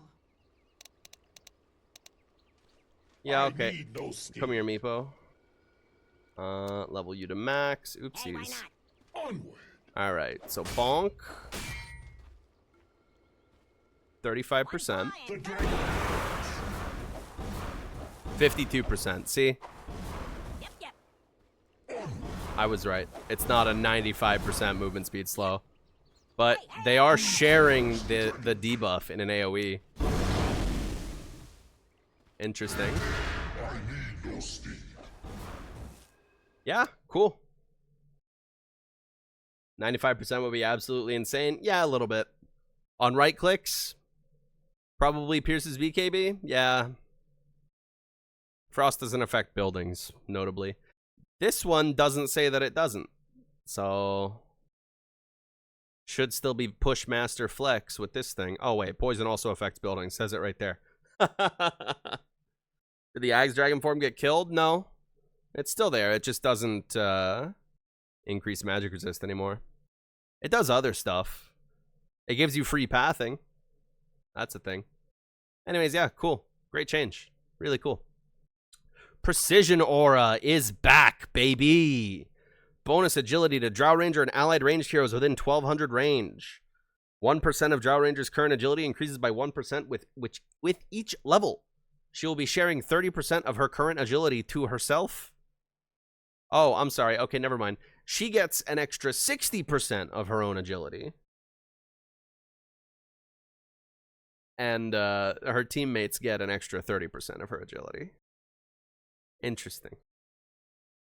Drow Ranger deals 20% more damage with attacks from high ground. That's so fucking funny, dude. Holy shit. Drow mid? Online? Drow Ranger can use items and move during multi-shot with a 40% movement speed penalty while aiming at the initial target direction. Interesting.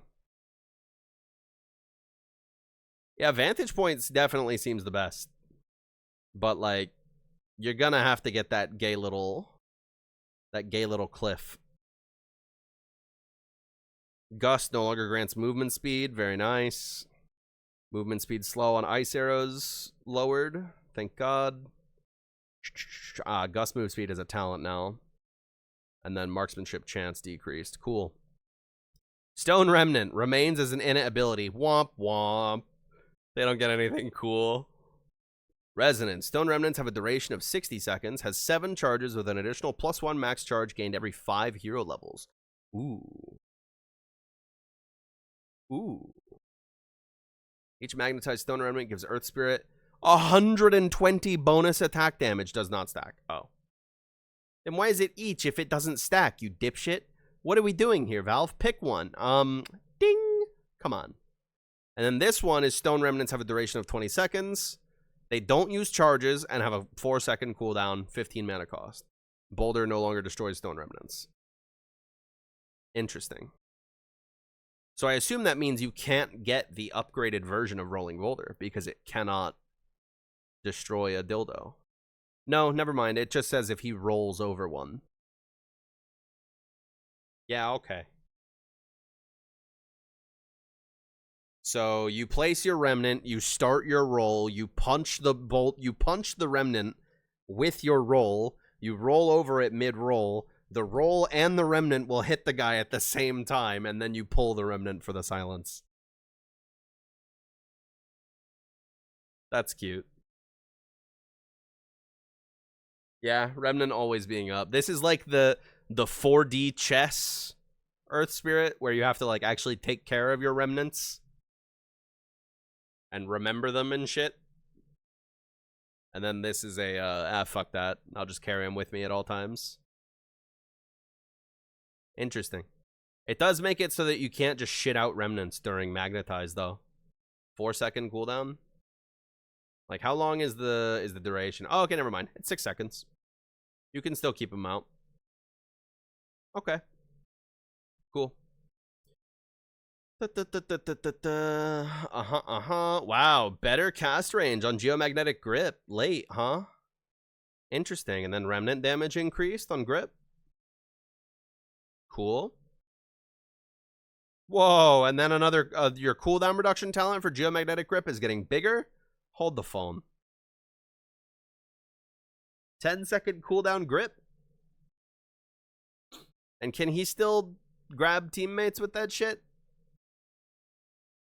It doesn't look like it. Okay. I think it only works if he uses Enchant Remnant on them now. Yeah, okay. Cool. Earthshaker. Aftershock is now innate. Nice. You start with a level of Aftershock. Sex. Radius is increased by 50 with every 10 hero levels. 150 radius Aftershock. Wow.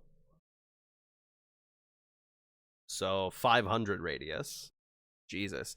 Killing an enemy with an empowered attack will send their body flying 1,200 units at 1,600 speed, dealing 5% of the killed units max health as damage to all enemies it passes through. This damage is increased by 140 if the killed unit is a creep, and 450 damage if it was a hero.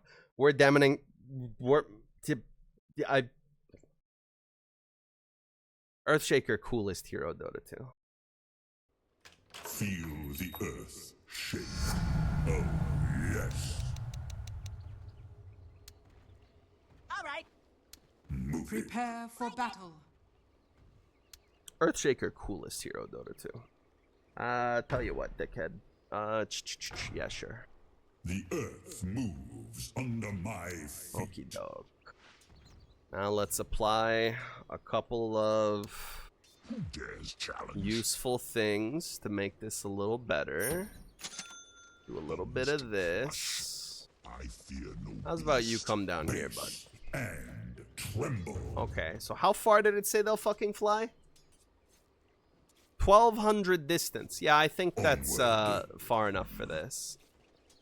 Yeah, okay. And this AC reaches. This AC reaches. We go little bit of...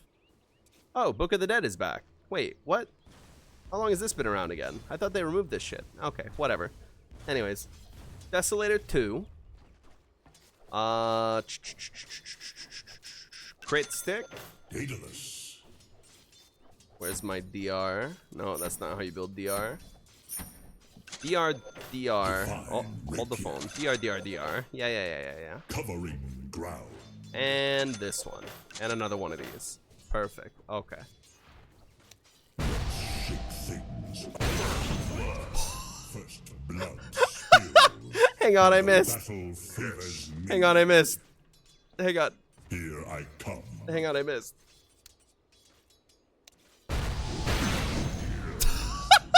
It doesn't do that much damage, but still, it's fucking hilarious. Okay, hang on.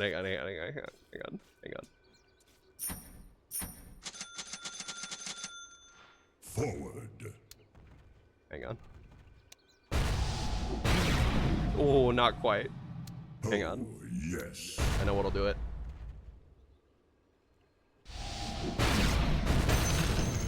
Oh, Be still. barely a nuke.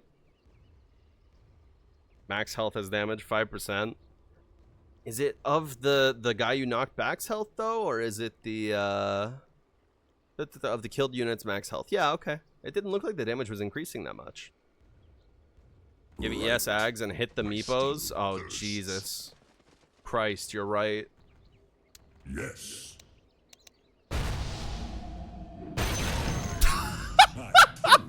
Sadly, it didn't count for the cleave. It only counted the one that you hit. Sad. Yes. Every time I look, find Ay, ay, ay. What a hero. Earthshaker, coolest hero, Dota 2. How about I just keep the demo mode open? Genius new ability, or new idea I thought of. Minus 50% Echo Slam cooldown talent.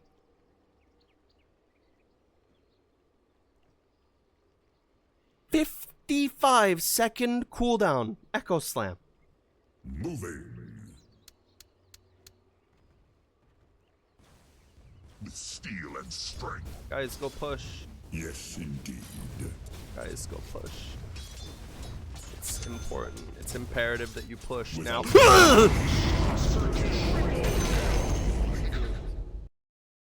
Oh, I should have just kept the demo open. Fuck! Thank God, dude. Wow, what a fucking talent. 50% Echo Slam cooldown reduction is crazy. Astral Spirit is now innate. That makes sense. Scaling is not so different. Seems they think they've got it right.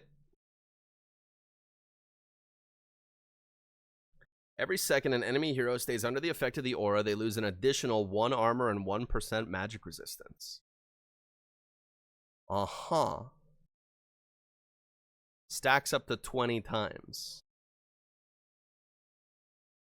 That's fucked up. This is such a fucking patch. Yeah. Attack speed is decreased by 75, but he receives 20% of his movement speed as bonus attack speed. Huh. Wig.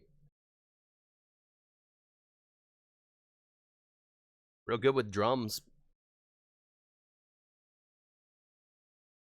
Or like drum boots.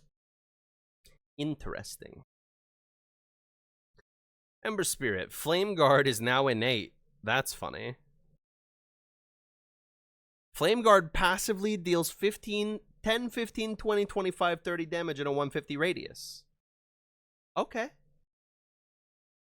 That's fine, I think. Just helps his farm a little bit. He has a little radiance. It's only 150 radius. Like, that's fucking puny. He's actively meleeing you radius. That's tiny.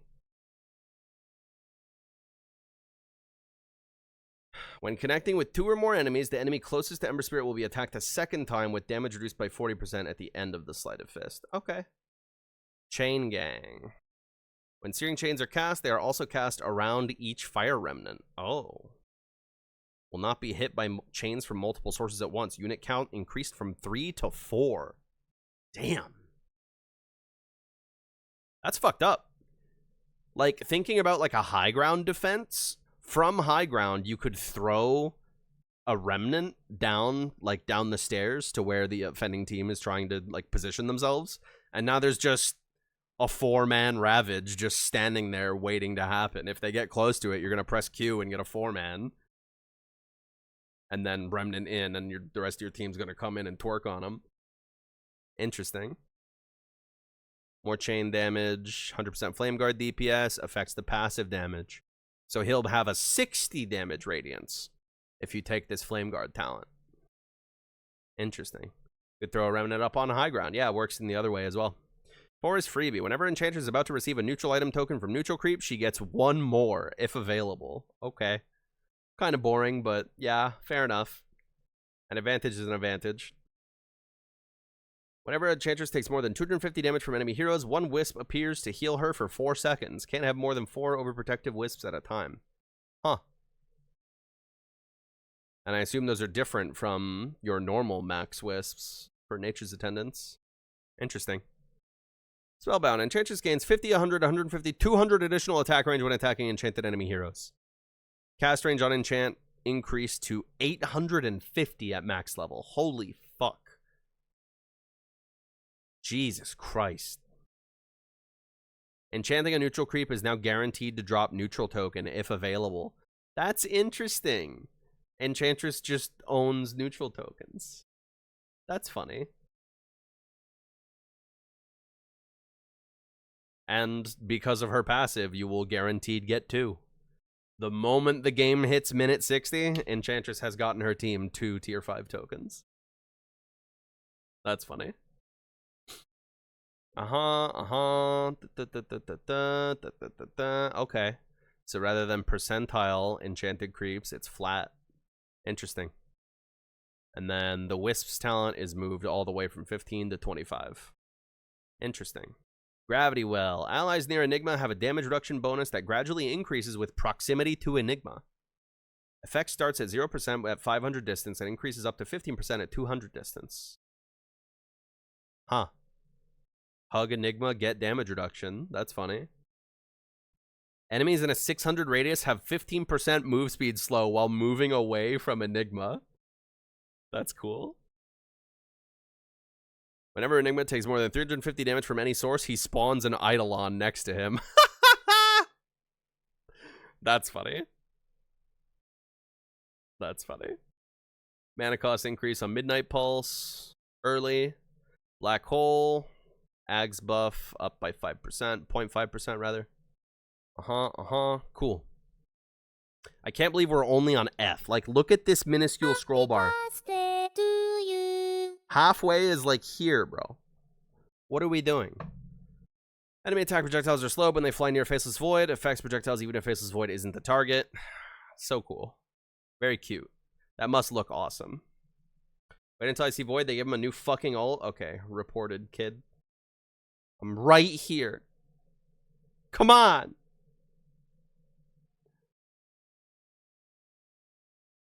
Premature ejaculation in my chat room. Temporal impunity. Time walk. Faceless Void is guaranteed to backtrack any damage for 1 second after casting Time walk. Okay. That's cool. Time zone. Replaces Chronosphere with a new ability, Time zone. Sex. It's literally on my screen. I didn't read it yet. Dude, when I'm reading these patch notes, look.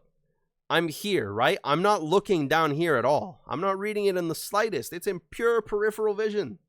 It's colors. It's colors. I'm not reading it. Don't read it for me. It's the only thing I ask. Can't see my cursor? Well, now you can, bitch. Replaces Chronosphere with a new ability, Time Zone. Creates a blister in space-time, altering the movement, attack, cast, projectile, and turn rate speed of all units inside. Allies have increased speed and enemies have decreased speed. Doesn't pierce debuff immunity. This is position 3 Void. 150, 70% move speed, 60% cast speed, 50% turn speed. This is pos 3 Void. I gotta check this out. This is so cool.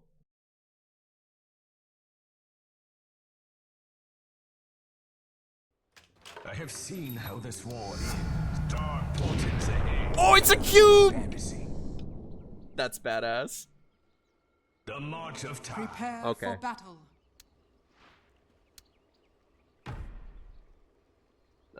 Who cares?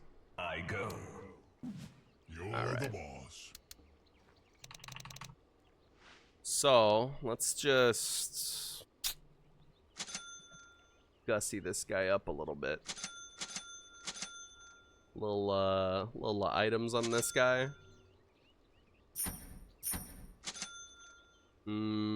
What's the last item? I don't know. This. You All right. heard him. Now. Time flows. Actually, no. Rather than doing this, hey, get out of My here, you. path unspooled. Over there. Where are you? Remove. There we are. Okay. Here's what we'll do. A symmetrical test. I'm a genius. What's the items? Basher, Butterfly, AC. Oh, Jesus, I'm so stupid. This one. This one. This one. Octarine, Disperser. Disperser's probably not the call, but whatever. Alright, you two. Duke it out. And now... Bro, don't get bashed. Yeah, there we fucking go. That's so fucked up. But he got bashed twice. Yes.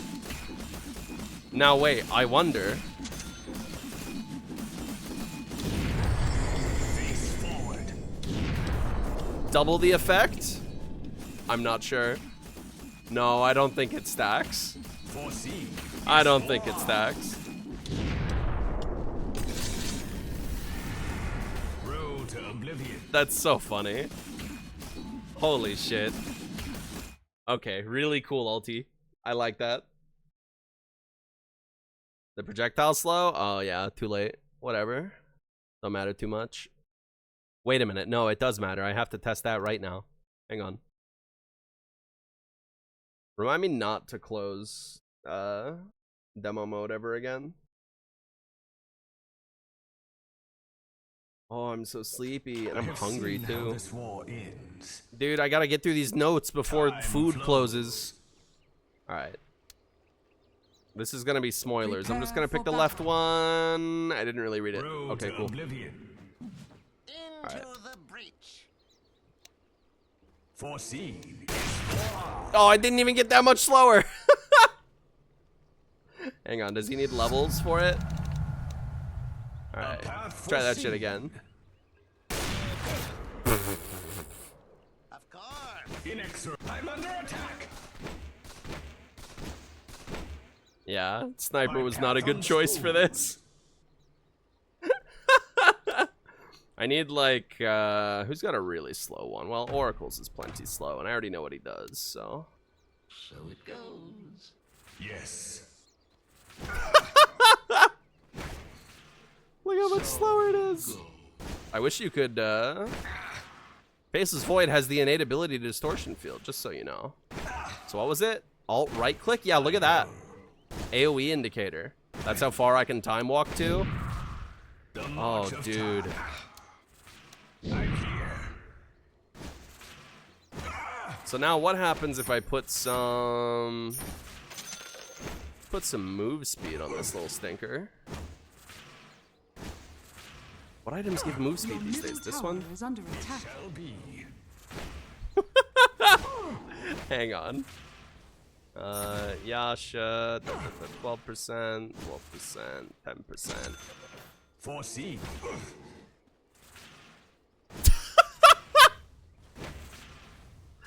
Hold the phone. Face forward. Dark portents ahead. Okay. We gotta hurry up. Ink trail. Effective Grimstroke's attacks that causes enemy heroes to leave a trail of ink behind them for 4 seconds, getting vision over them, but not over their surroundings. Ooh. Interesting. Hey. Stop. Punishment. Okie doke. Adds the new Ink Explosion sub-ability, allowing Grimstroke to manually trigger Ink Swell. Buff duration is 4 seconds. Interesting. That's cool. Pop the Ink Swell early.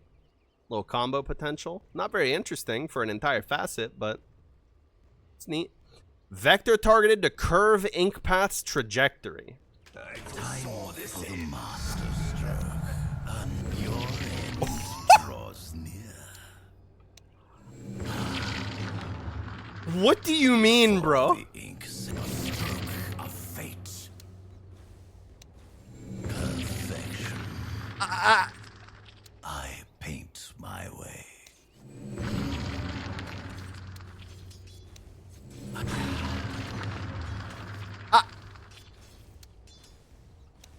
Well now. Thread the needle. It's so hard to aim. Wow. That's so fucking stupid. So we begin. Bro, what do you mean? I lift my brush. Oh, it doesn't go very long. Hang on, I need the All I need the right. distance. Hang on.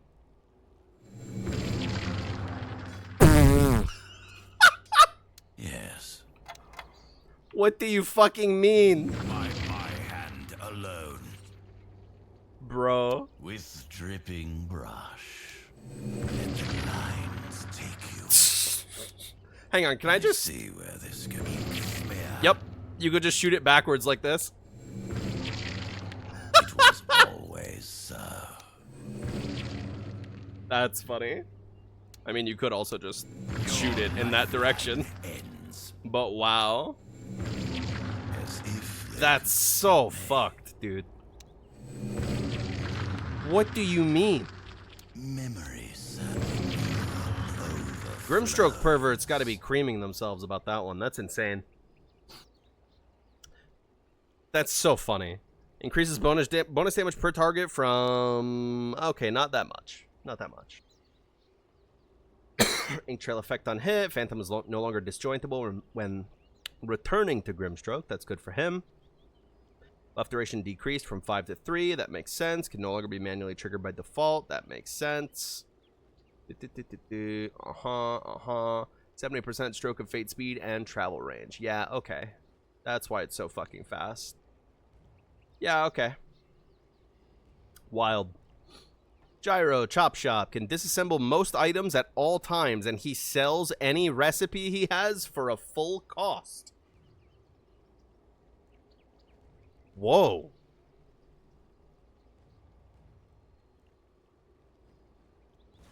You can get casual travel boots. You can pick up casual travel boots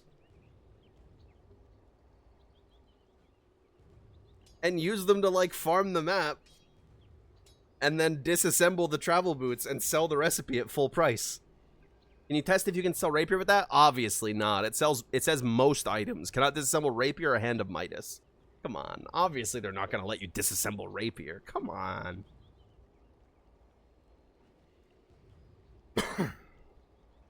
Increases strike interval to 0.8. Enemy hero gets hit. Another call down missile is called that tracks the target. Has a 200 impact radius centered around them and deals 50% of the damage. Each hero may only have one tracking missile per cast. That's funny. Each successful hit increases Gyrocopter's movement speed by 4. Oh, shit. That's funny.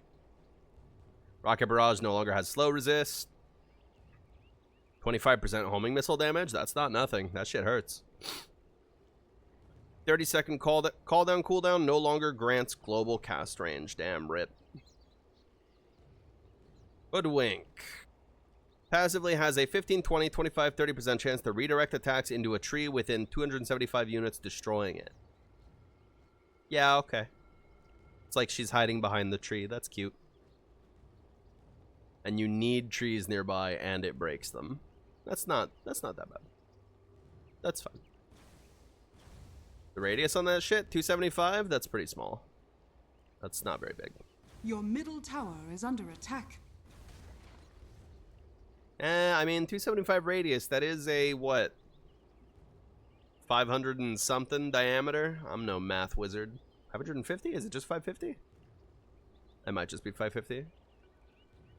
While Scurry is active, gains 200 attack and cast range. Why? She doesn't need that. If there are no available targets to bounce, Acorn Shot will instead look for a tree within its search radius instead. Bouncing off a tree sets the remaining number of bounces to 1. Why? Oh, okay. I kind of guess. It's kind of like if you have a hero that's caught out all on their own, you'll get 2 hits out of Acorn Shot now with this, because it'll bounce to the tree that you make with the Acorn Shot hitting the ground, and then it'll hit the hero again. Basically, it just gives you a little bit of extra 1v1 potential. Scurry no longer provides evasion near trees. Thank God. No longer increases attack and cast range by default. Thank God. 1 second Scurry duration. Sharpshooter pierces debuff immunity. Why? Your middle tower Bouncing off a is tree under sets the attack. remaining number of bounces to 1. It sets it to 1. Does that mean you get a lot? There is 1 remaining bounce. So it will bounce to the tree, and it bounced to the tree, and it has 1 remaining bounce, so it will hit the hero. And then if there's no enemy units around, which obviously there aren't because you're bouncing out off a fucking tree, no more bounce. You get 1 extra hit. That's it. Alright. Hoodwink's boring anyways. I don't like this hero. Huskar. Blood magic. Huskar is now manaless. Oh fuck, we finally did it.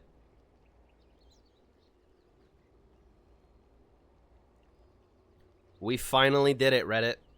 Mana cost of items and abilities are converted into health costs, which are considered as magical damage and can be reduced with magic resistance. Wow. Oracle Huskar. Stocks are looking up. Thumbs up. Oracle Huskar. Stocks are up. Bloodbath. Spills Huskar's blood in 500 units around the target, applying its movement and attack speed slow to all enemies. Ooh, AoE life break, kinda? Heals all Huskar's allied units within 400 units from the target for 100% of the damage dealt to the targeted hero. Wow. That's awesome. That's even better for Oracle Huskar. He's saving my life. Healing the shit out of me by jumping on a guy. That's awesome. Wonder how that interacts with Anti-Mage's new thirst thing? It's not mana, so it doesn't interact. He does not have mana. Anti-Mage has mana thirst. You can't be thirsty for mana if a guy has no mana at all. Like, he can't. It's not even like he's at 0 out of 100 mana. He's just at 0. He never had it in the first place. If anything, Anti-Mage probably respects this guy. Anti-Mage sees that Huskar has purity of will. And he's like, you know what? You're chill. Inner Fire no longer disarms enemies. Hero's dead. Now silences enemies for 3 seconds. Okay. Hold up. Never mind. Health cost. Ooh, much higher cast point on Inner Fire. Rip. Going back to the old ways. Burning Spear health cost up. Berserker's Blood is up by 5% at all levels. Magic resist during the life break jump is at 60%. Ooh. Pure damage Burning Spears replaced by Burning Spear duration. That's good. Really burn him. Alright, Invoker, what's up? When Invoker denies a lane creep, he gets 15% of the experience. What do you mean?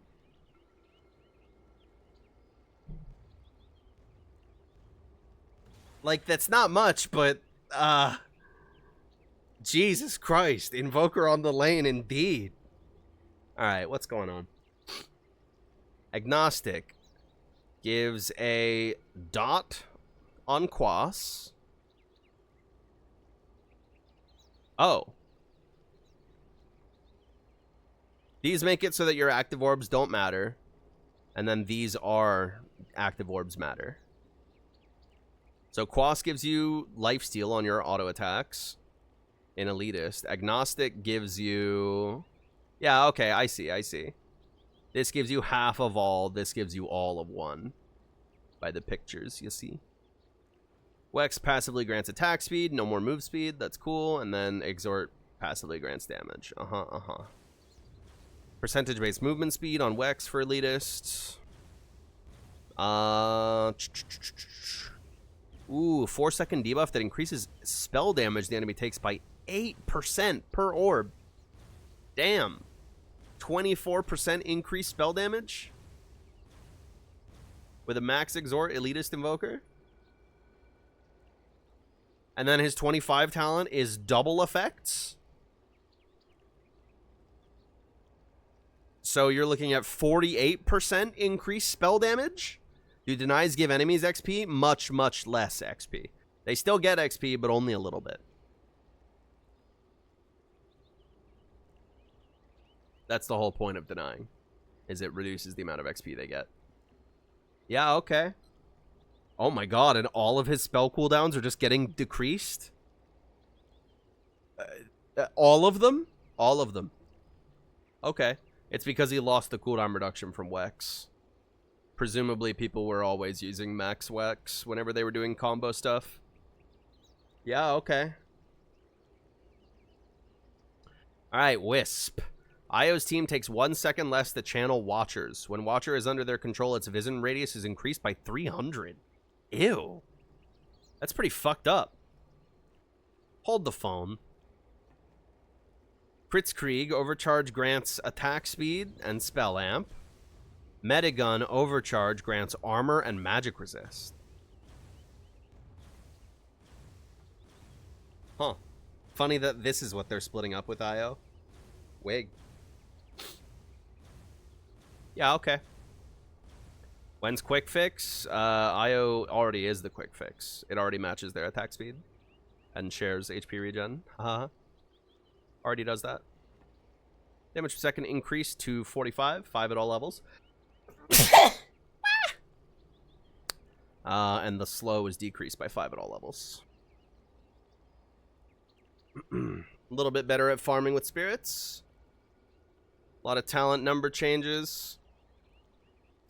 Attack tethered allies target now applies a 25% damage penalty on Io's attacks. Okay.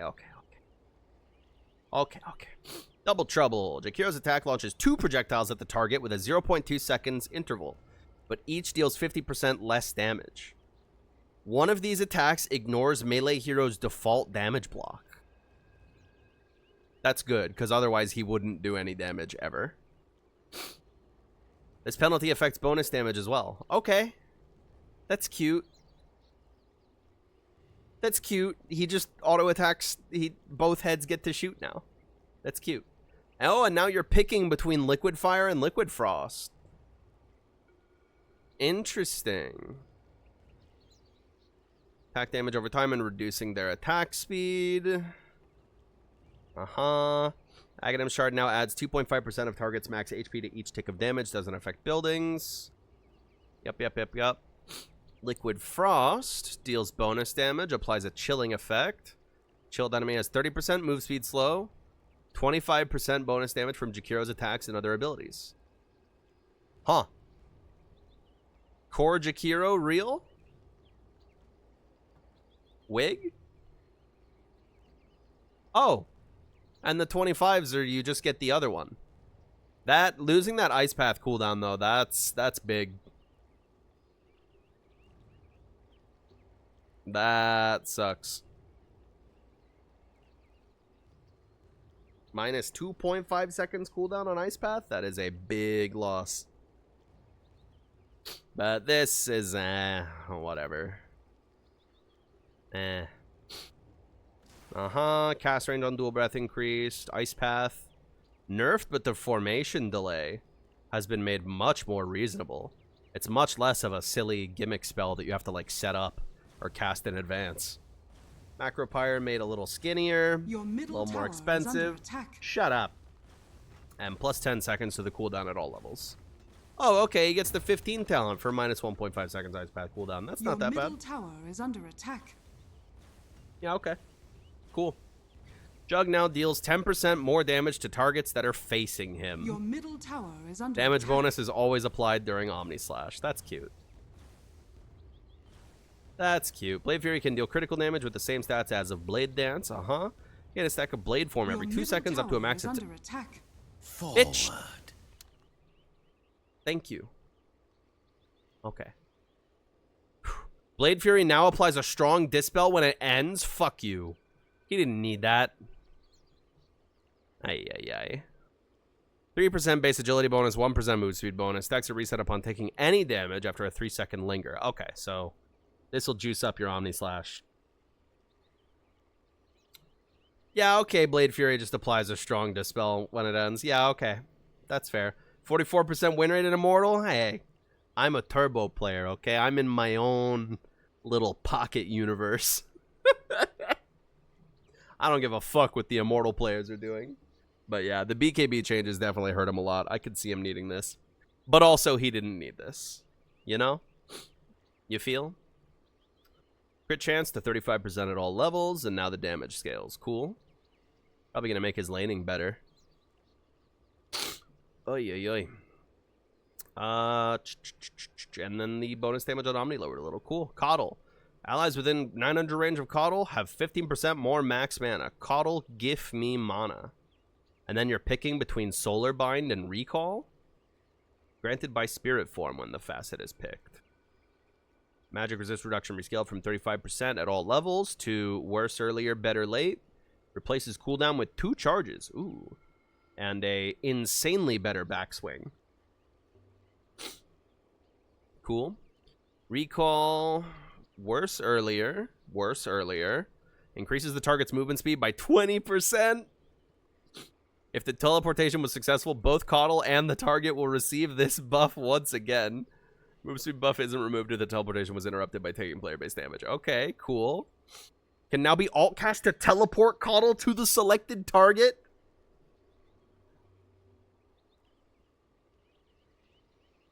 That's so fucked up. That's awesome. Coddle riding in with the cavalry or like just coming in, saving a guy. That's cool as fuck. Recall changed to be a teleport for Coddle. That's cute. I like that. Item Shard now increases Spirit Form's Illuminate heal by 30%. That's crazy. Will-O-Wisp mana cost fucking gutted. That's very nice. Minus 5 seconds Blinding Light cooldown. Yum yum. Plus 200 Chakra Magic mana. Nice. Kunkka, strength gain reduced. Tidebringer is now innate. Mm-hmm.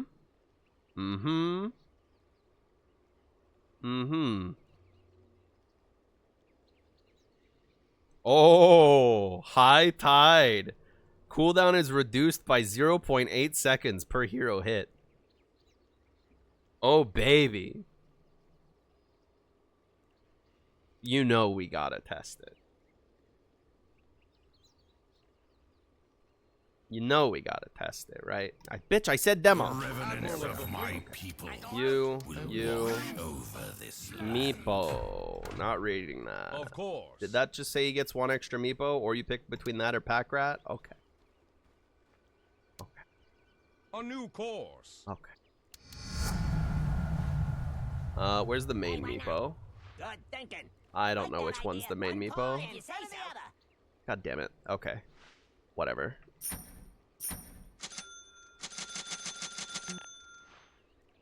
Inventory full? Where's the main one? God damn it, it bought those on me. Fuck. Ay. They all are? That's not how Meepo works, dummy. There's a main one. That's not the main one. That's the main one. Okay. I found him, don't you worry. Okie doke. Now, a little bit of prep. Set my jib. Get you. And you. What you have in mind? Okay, looks good.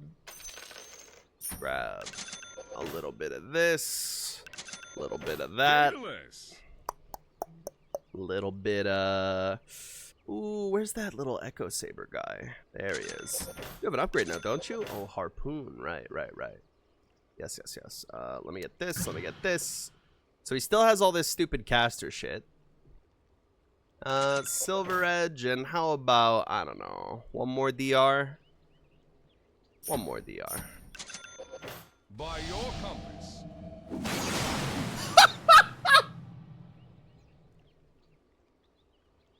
Full sail ahead. The double Tidebringer.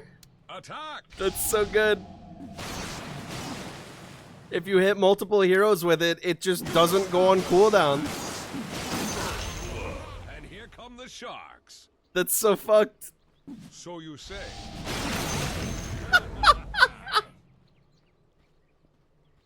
Oh, that's so stupid. I like that. X marks. Whenever a unit is returned, Ghost Ship's rum is splashed on allies within a 400 radius around the returned unit. Ooh. Very nice. And you don't need Ghost Ship yet to get some rum. Cool. free rum. I'm into it. Make it a bigger part of the character. Stun duration decrease on Torrent. Thank God. Enemy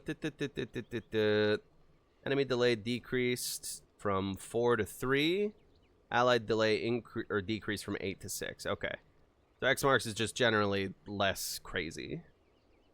20%, 60 Tidebringer damage. Cool. 15% rum damage delay. Ew. 100% Tidebringer cleave damage. Woof. As a 25 talent? God damn. Okie doke. Legion. Moment of Courage, now in 8. Blah, blah, blah. Higher late. Cooldown, same late. Legion Commander, an all damage barrier equal to 100% of the damage dealt to enemy heroes for overwhelming odds. That's cool. Spoils of War. When a duel is won, any unit that damaged a loser during the duel will permanently gain bonus damage. Your teammates that help with the duel can get bonus damage too? Not nearly as much as Legion gets for the duel. And creeps, and creeps. It does say any unit. Also backwards, indeed. Also backwards. Oh, Aghanim Scepter is back to debuff immunity for the duration of duel. And the duration was increased at the lower levels. Yeah, okay. No longer deals bonus damage to illusions. Damage per hero increase. Blah, blah, blah. Yeah, okay, cool. Lesh. God, we're not even halfway. Ay. Base agility decreased to 17. Ouch. Agility gain decreased. Ouch. Base armor increased by 1. Literally taking 0 damage. Area of effect for Leshrac spells increased by 0.5 for each point of intelligence. Okay. Hello? Oh, okay. That's an R906 set. Yeah, okay. Whatever. I'll leave that on. Sure. Attacks restore mana equal to 22% of the damage dealt. Improves with Pulse Nova's level. Only restores mana when attacking units that have mana. Okay. 40 explosions that are applied over 10 seconds and can damage buildings. 40 explosions that are applied over 7 seconds but can't damage buildings. Okay. Interesting. I don't know, man. Chronoptic Nourishment seems much better. And then, of course, the radiuses on his spells were decreased to account for defilement. Makes sense, makes sense. Second one is like, yeah, okay, you burst a little faster, but you don't get all this shit. Like, Diabolic Edict is already good. I don't think you need to make it better with this. Perhaps I'm wrong. Lich, Death Charge. Max mana regen is 0. Okay. Whenever any unit dies nearby, Lich restores a portion of his max mana. Lich gonna take your mana. Wow. Works with deaths of both allies, enemies, and neutrals. Can regenerate mana only under effect of a fountain. Wow. 2.5% max mana per creep, 15% per hero. Wig. That... It's curious. You'll get a lot of mana when you're laning, but no buying mana regen? Ether Lens, Arcane Boots, Yule's Scepter. Wig. If the orb fails to find a new target to bounce into, it instead circles the previous target, waiting up to 4.5 seconds for a valid target to come into range. This may happen multiple times per cast. That's so cute.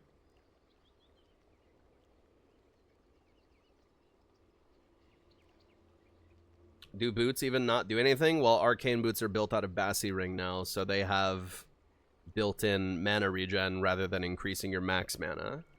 The mana boots active will still work, but the mana regen is not a part of it.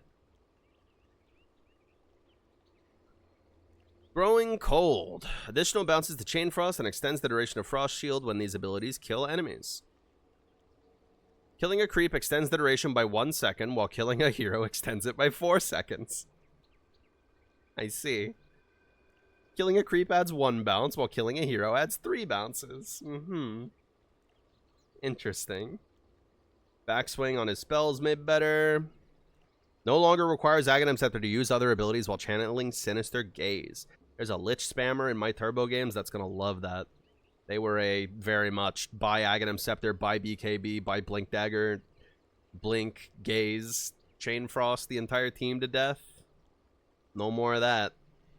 Actually, no, never mind. More of that. I misremember what I just read. Lifestealer. Base damage decreased by 6.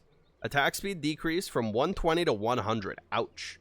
Agility gain decreased from 2.6 to 1.9. Feast is now innate.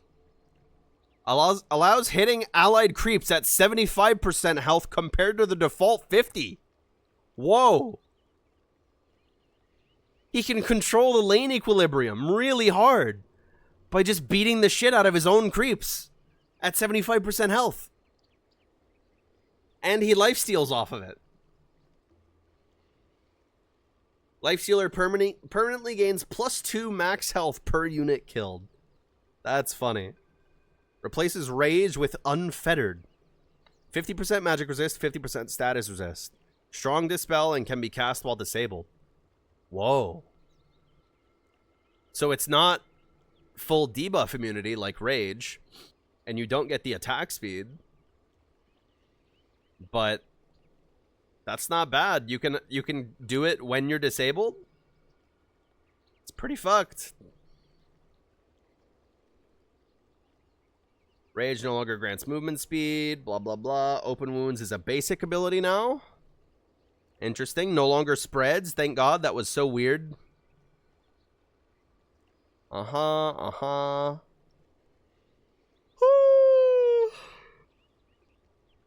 sleepy. Ghoul Frenzy no longer has a slow on it. Infest now upgradable by Shard. Explosion applies a 50% duration open wounds to all damaged enemies. Wow, that's cool. That's cool. Yeah, okay, cool. Lena, Fiery Soul is now innate. That's crazy. Laguna Blade gives her 12 Fiery Soul stacks. You don't say. Slow Burn. Impact damage from Lena's abilities is decreased to 60%, but each ability applies a stackable 3-second debuff that deals burn damage every second, which sums up into 65% of the original ability damage.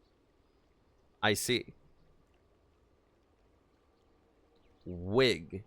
So you're basically doing 125% damage with your spells. It's just, it's not a burst anymore. It's a burn. Curious. Could be real. Especially with effects like Invoker, making people take more spell damage. No longer has a dot by default. Blah, blah, blah. Cast points better. No longer supercharges by default. Better cast point. Better backswing. Magic resist per Fiery Soul stack. Laguna Blade cooldown at 20. 125% Laguna Blade damage into barrier. Wow. All damage barrier too. Wild. Please check out Lion's second facet. Yeah, I'll cross that bridge when I get to it, homie. Strength gain increased from 2.2 to 2.4. Agi gain increased. Fair. Hell and back. 20% debuff duration and 20% spell amp for 90 seconds after respawning. Dude. The buyback and TP in hero?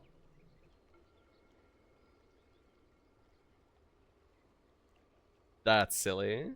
Alright.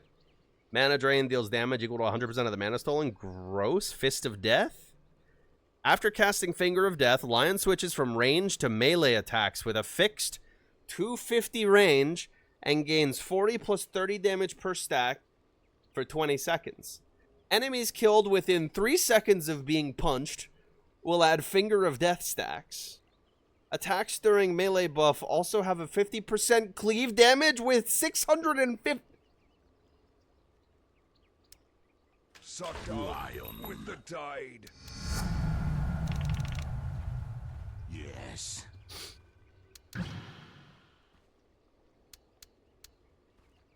I go like the devil. Stop that.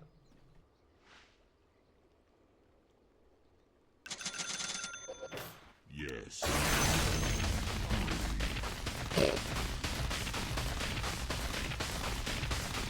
Go get him, Lion!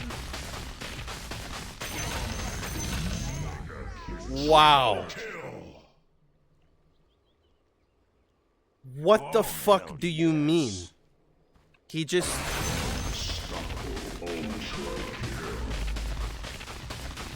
He just... And it gives finger charges? This is the silliest thing. God bless.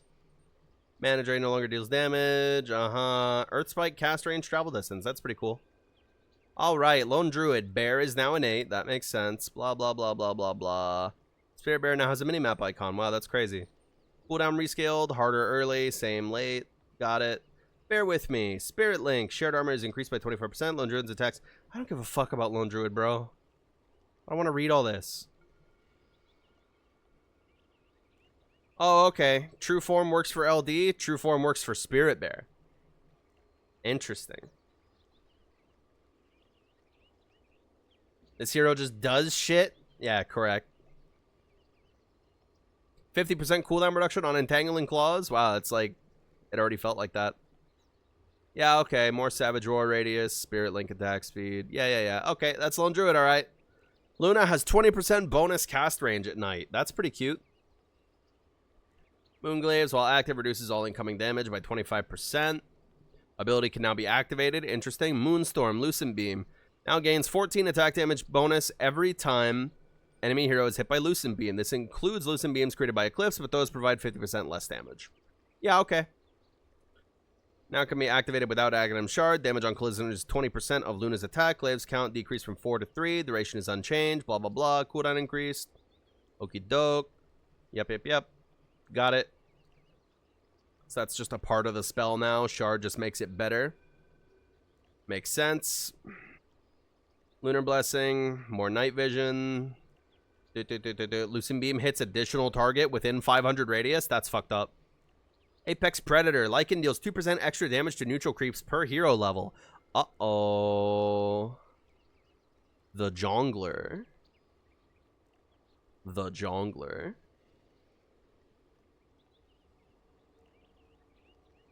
60% bonus damage to neutrals at level 3. Does that apply to Roshan? Is that counting Roshan? Jungling is back on the menu? No, it's not. Even this won't be enough. It just makes him farm the jungle at light speed. Movement and critical strike bonuses are also applied to all units under Lycan's control. Enemy heroes killed by Lycan or his units extends shapeshift duration by 5 seconds. That's pretty cool. And then Spirit Wolves, Summon Wolves, replaces Wolves with Spirit Wolves. They are invulnerable, uncontrollable, and cannot attack. Each wolf buffs Lycan, providing 200 health and 26 attack damage. Decreases duration to 25 seconds. Mana cost, lower. Huh. Just makes it into a buff. Baby Lycan mode. No micro Lycan. That's funny. Yeah, okay.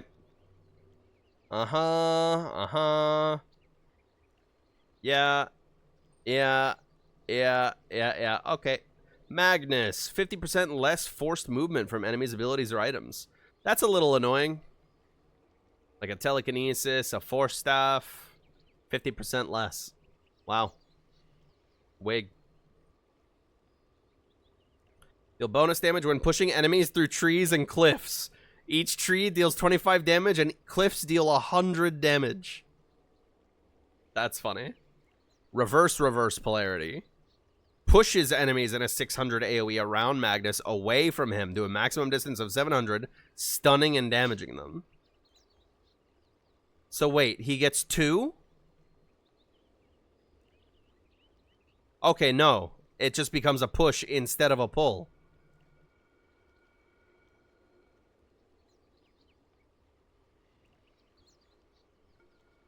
But why?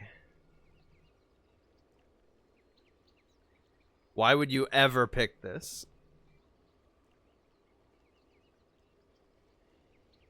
I don't know why you would ever pick this. I don't believe that anyone would. It makes your base defense crazy? Yeah, so does normal reverse polarity. You know the part where you just reverse polarity them and then you skewer them into your fountain with refresher orb? You can't do that with this piece of garbage. I don't know. I don't believe. I don't believe. Because you get the stun. Hey, you get the stun with normal reverse polarity as well, believe it or not. Yeah, okay. Weird. Marcy. Special delivery. Permanently increases the level of all allied couriers by 3. And hero attacks to kill by 1. This means Marcy's team starts with flying couriers. That's funny. It literally does nothing in turbo mode. That's funny, though. Literally does nothing in turbo mode. Mid equals 1. Yeah, no kidding. Ay. Sidekick. Bonus damage from... Okay, so it's the existing spell. Bodyguard. Grants her 25% lifesteal. Increases her attack damage by 30% of her base damage. Activated to protect the targeted allied hero. 6 seconds whenever the activated... whenever the ally attacks or is attacked by an enemy, Marcy attacks that enemy if they are within her attack range. Huh. Yeah, okay. That's pretty fucking good. Wig. The ally also gets armor. Cool. Is it mid patch? Mid is in the lane? Yeah, I feel like mid players were complaining about mid being very boring recently because all you did was pick a tanky strength hero and build Blade Mail Heart, you know? No space for flashy weirdo mids. No longer is a minimum jump distance.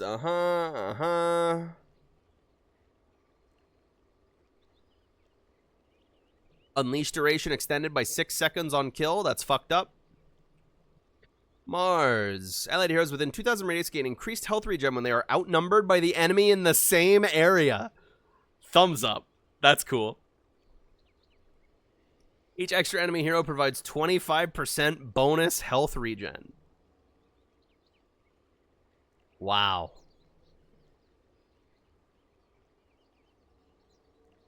That's funny. Mars alone versus 5 enemies, 100% bonus health regen. Wow. If Mars is in the arena when an enemy dies inside of it, he heals 20% of his max health and max mana and gets a 20% attack damage buff for 15 seconds. Holy shit. Arena walls obscure vision, and enemies that are inside don't have the shared vision with their allies. That's so cool. Because if you jump someone, if someone's alone and you pick them off and you put them in an arena, they can't see if your teammates are near. That's fucking funny.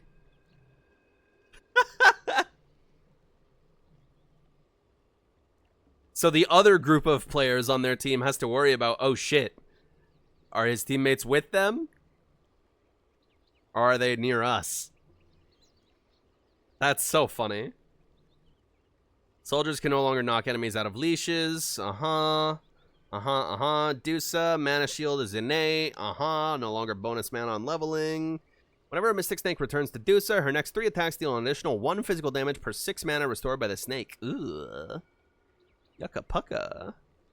Mana pack can be activated, draining 4% of max mana per second, but increasing attack speed by 3% of Medusa's attack speed per second. Mana drain can last up to 15 seconds, but attack speed will stop increasing after 10 seconds. Conversion can be stopped by deactivating Mana Shield, but it can't be done for the first 3 seconds of conversion. Attack speed buff will disappear after 15 seconds. That's a lot of fucking numbers, dude. But I get it. You trade off some mana out of your Mana Shield for crazy attack speed. So you're like Glass Cannon Medusa. Disgusting. Oh, we're back to RuneScape. We're back to RuneScape. Different 2-hour-long video. Perfect. Okay. Turn slow is now part of the movement slow. No special value is decreased from 50% to 30%. Cool. Meepo. Meepo receives an additional choice when activating neutral item tokens. Yep, that makes sense. More Meepo. Divided we stand. Increases maximum level from 3 to 4. Changes level requirement from 4, 11, 18 to 3, 10, 17, 24. Gross. Pack rat. Meepo can equip any item in the neutral item slot with the exception of boots and items that are dropped on death. Meepo's clones gain full bonuses from the item with the exception of 3 primary attributes. When Meepo or a clone uses an item in the neutral slot, all other Meepos have this item go on cooldown reduced by 50%. That makes sense. That makes sense. That's fucked up. Sheep on all your Meepos? Yucca pucka. It basically gives you a 50% cooldown. Sheep, you know? You could BKB with a 50% cooldown BKB on your Meepo, basically. 50% cooldown. Only on your main Meepo, though. It's not like it'll activate on all of them at the same time. That's true. Otherwise, Dagon would be fucking busted. Could you imagine if all of the Meepos cast the item? And you buy Dagon 5?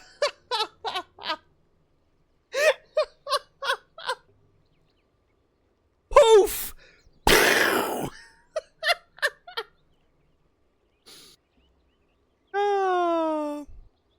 When Meepo or a clone uses an item in the neutral slot, yes, Mutant Eggs, that says if main Meepo uses the BKB, then he will BKB, and all Meepo's BKBs will go on cooldown, the other ones at 50%. It's not saying that it will spread the activation to all of his Meepos. You're misreading it. Interesting. Yeah, alright, that's cool. Mirana, healing lotuses are 20%. Wow, that's gay. Oh, okay. New ulti. New ultimate ability when the facet is picked. The sun starts gradually increasing the attack speed and damage of Mirana by 8, 12, 16 per second, reaching its maximum after 8 seconds. Allied heroes also receive this buff, but it's... Okay, so this is like the core Mirana ulti. Core Mirana is real. It says they get full bonuses. Yes, from stats. But if you... To hell with cooking. With all right. You people. Like your style. Animals. Okay, check this out. Shiva's Guard, right? Put it in the pack rat slot. All my Meepos get a Shiva's Guard. Alright, I'm going to use a Shiva's Guard here. Notice how it only goes on Meepo. But look, it goes on cooldown on the other Meepos too at a 50% rate. And look, they have the bonus armor from Shiva's Guard because they get the attribute bonuses from it. Do you understand her? But yeah, basically you get a 50% cooldown on the item that you put in there. Come here. Just And what it's I was shared thinking. between all of your Meepos. So like all of your Meepos can have a Blink Dagger. Yep. All of your Meepos can have a Shiva's. All of your Meepos can have a Dagon. 50% cooldown, right? If you say so. Yep. I'm gonna beat you. That's so bad. Don't do that. Don't buy that item. Okay. Yeah, okay. Who cares, Mirana? Monkey King. Mischief is an ability. Yeah, that's crazy. Wukong's Faithful. Wukong's command. Soldiers disperse after 3 seconds. If Monkey King gets outside of formation or dies, returning inside the circle during this time frame will cancel the dispersion. Yeah, okay. That makes sense. Tree Dance has no cooldown while Monkey King is at full health. Fuck my gay ass, dude. Pause 3 Monkey King right there. Disgusting.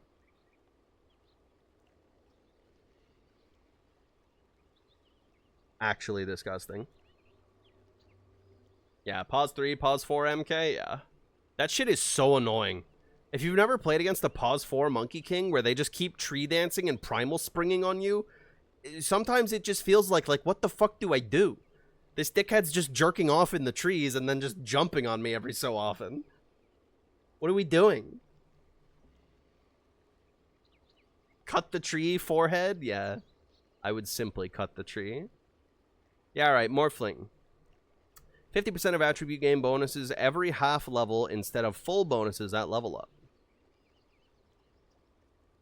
Every half level. He gets his attributes every half level. So when your XP bar is at 50%, you get half of the attribute gain that you would get for a level up. That's so dumb. But why? It kind of just means that he's gradually changing more. It fits the hero. Mechanically, I don't know if it does much.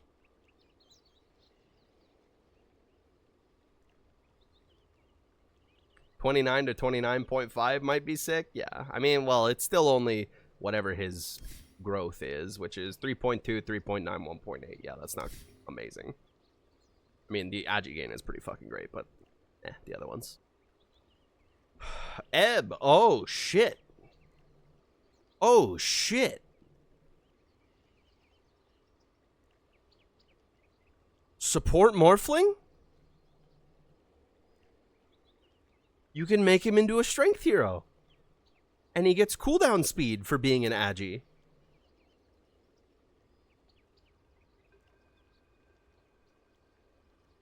Support Morphling is real now. Wow. That's crazy. All right, Muerta. And always attack ethereal targets and can attack when she herself is ethereal. Fuck you. I hate this passive. When attacking ethereal targets, all of her attack damage is dealt as magical damage. Okay, so she just gets her ulti for free now. It's just like built in. It's just built in. She just has Pierce the Veil at all times. Great. Cool. That's awesome. Ghost Scepter is now just a refresher orb on Pierce the Veil. Cool. Cool. Dance of the Dead, the calling. Whenever a hero dies inside or within 200 range of the calling, its duration is refreshed. The circle expands by 100 units and another revenant is added. That's fucking cool. Ofrenda places a sacred altar at the targeted location. When respawning, Muerta will spawn tactical insertion.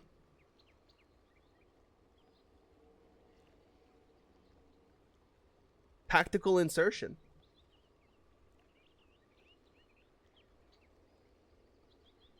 It's a fucking tactical insertion from Call of Duty. What the hell? That's so funny. You can place one of these outside of the tier 3 fight, die in the fight, buy back, and then you're just back in the fight instantly. Don't even have to TP in. Who needs travel boots? That's so funny. Gunslinger's now toggled on by default. Thank you. People were making Reddit threads about that. Yeah, blah, blah, blah. Deadshot cast range.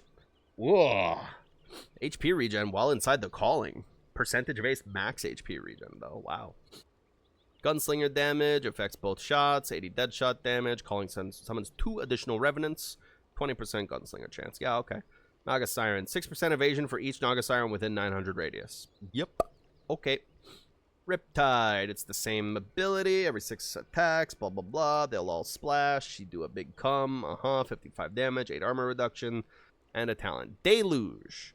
Naga Siren and all of her images hit nearby units with a damaging wave of water that reduces enemy status resistances for 5 seconds. Status resistance reduction, 20%. Huh. More for support Naga, I guess.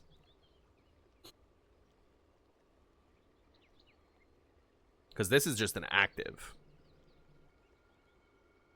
Rather than being a passive that triggers on attack. 230 damage, too. 10-second cooldown, 20% status resist reduction. That's not bad. Interesting. Aghanim Scepter now allows Ensnare to affect debuff immune units. Yes. Reel In is now a basic part of Ensnare. Cool. That was like the stupidest Aghanim Scepter upgrade in the world, I think. 1600. Reeled In have phased and unobstructed movement. Channel duration changed from 5 seconds to the length of remaining Ensnare debuff. Yep. Cool. Song of Siren now has the heal built in. Shield increases the mana, or I'm sorry, Shard increases the mana regen, or the HP regen. No longer extra duration. It also refills their mana. Okay, just pure fight reset. Yeah, okay. Oh, Ensnare applies break. 25 talent. I mean, it's a 25 talent, but damn. Not bad. All right, Profit. Base damage decreased by 6. Yeah, fuck you. You deserve it. Percentage base bonus damage for each tree within 300 distance of him. Gains multiplied amount of his bonus per Nature's Call treant with... Okay, great. Cool. Sprout heals for some fucking reason. And he can heal trees. Great.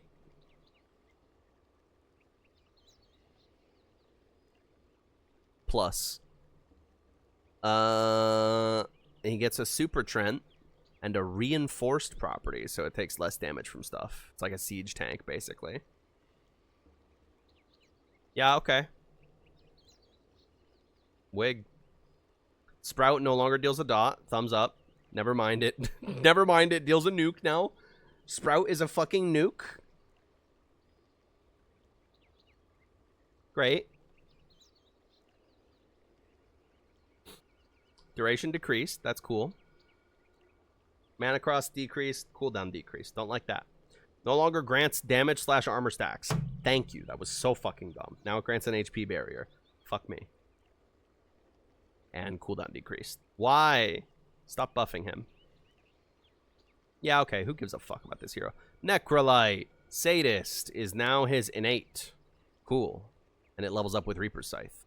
Profane Potency. 50 AoE increase per current Sadist stack. Ugh.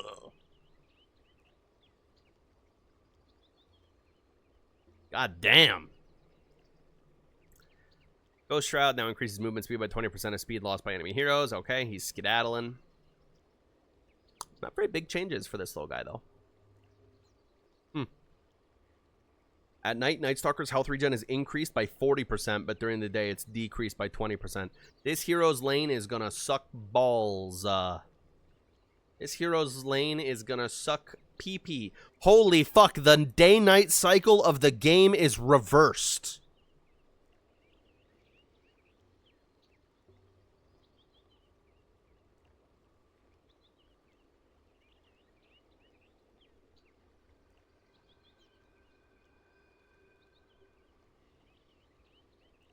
Okay. That's... Ooh.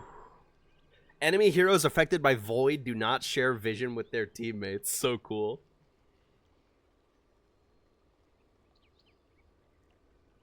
$50 damage per second when affected enemies cannot be seen by their allies. Wow, that's so cool. That's very cute. This, though. Starting off nighttime... It kind of throws your, like, ulti power spike timing down the toilet. But give you a much better lane. And make for much easier early aggressive plays. Since you're starting off nighttime, an early rotation, lower vision. Very cool. Does he not have an innate? It's whatever Heart of Darkness is. Oh, it's this. But they put it in the wrong area. Idiots. Yeah, the duration change is not that big, but yeah, it's pretty alright. It's not nothing, that's for sure. Reduces target's vision by 400 at any time of the day. Crippling Fear now upgraded with Ags. Decreases cooldown by 5 seconds. Makes it a toggled ability. Cost the regular mana cost to activate, then 4% of Night Stalker's max mana per second for day-night. Okay. Still has a regular cooldown, but can be toggled off at any point. He could just turn on Crippling Fear and keep it on. Wow, I'm going to be mad when we get to Tinker. How to tell me that he got March of the Machines back without telling me he got March of the Machines back. Okay, Nyx. Nyx Assassin can sense invisible heroes in a 400 radius. Fuck you.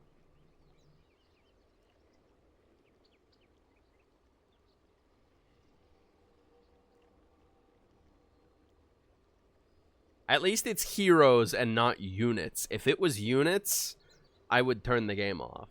Why? Because now you can't buy Glimmer Cape against this dickhead. You buy Glimmer Cape against this dickhead, he don't even have to buy Dust anymore. He's just fucking following you and laughing the whole time and beating the shit out of you.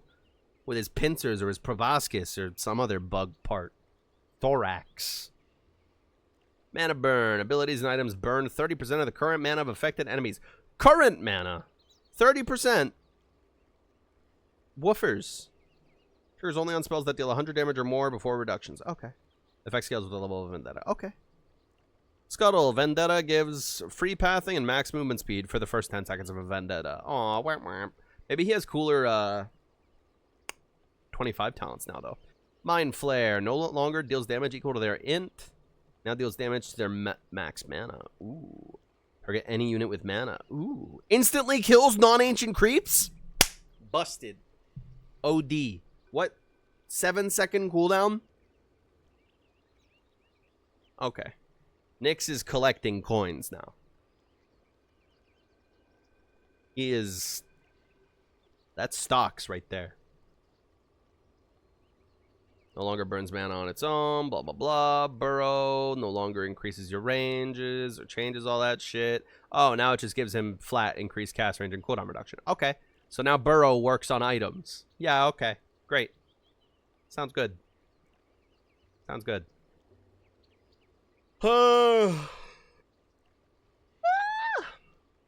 25 talent, Mind Flare AoE, 600 radius. Disgusting.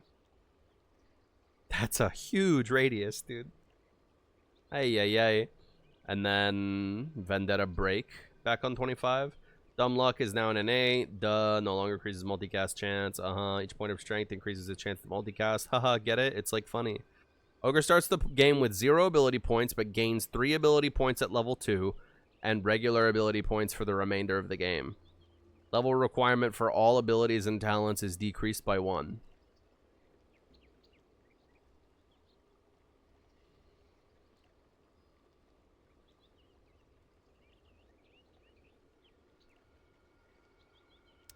No! After you! No, me Wow. first. No Good spells. idea. Cause it was mine. And then you level up and you get 1 point. Oh, never mind. You get 3. Okay. So you don't do anything at level 1, which is nothing new because you're playing Ogre Magi and you don't do anything in the first place. And then level 2, you just get to be level 3. After you. After you! Brilliant. Level max, look at the talents. When can What's I your hit problem? Who's stopping you? Oh. Dude, it's like funny because they're like silly. Dude, it's funny! Degen Aura. It's back, baby. 10, 20, 30, 40. Ugh.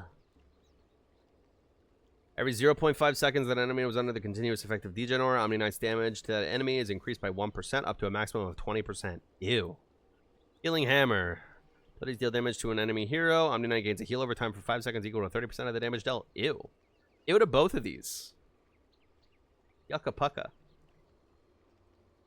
Repel. Now gives 60% magic resist. That's crazy. Huh.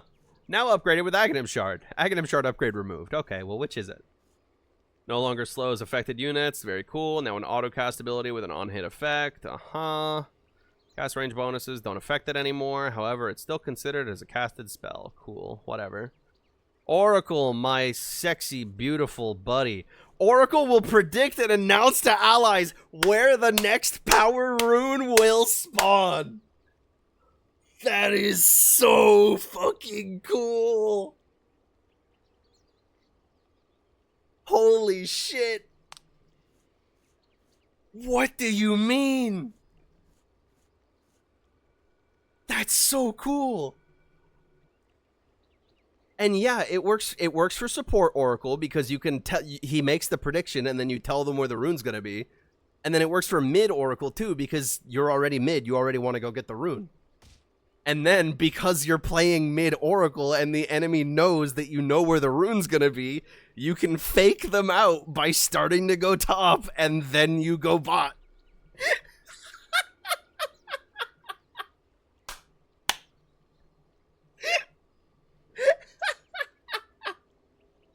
Oh, that's so stupid. What a cool fucking ability.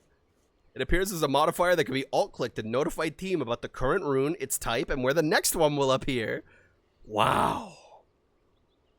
That's insane. I'm so glad my favorite hero got, I think, potentially one of the stupidest things I've read so far. That's so funny. And then you can pick between Spell Amp or Heal Amp. 30% Heal Amp at level 30? I'm just saying, that's a big number. Purifying Flames duration increased to 10 seconds. Tick rate decreased. Hold the fucking phone. Okay, so this should make it heal way faster, right? Yeah, okay. Oh. Oh, that's beautiful. Oh, yeah. Oh, look at that HP bar fly. Oh, yes. Oh, yeah. No, it's not how often it does the damage. It's how often it does the heal. Wow, that's cool. Not great for enemies, but great for teammates. That sucks. Rip. Instant Fortune's End replaced with Fortune's End constantly dispels. That's pretty cool.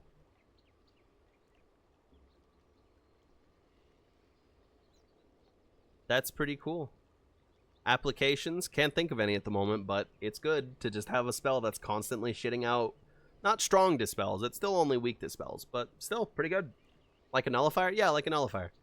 You just Q them, and then the entire time it's on them, it'll just keep dispelling them. Cool.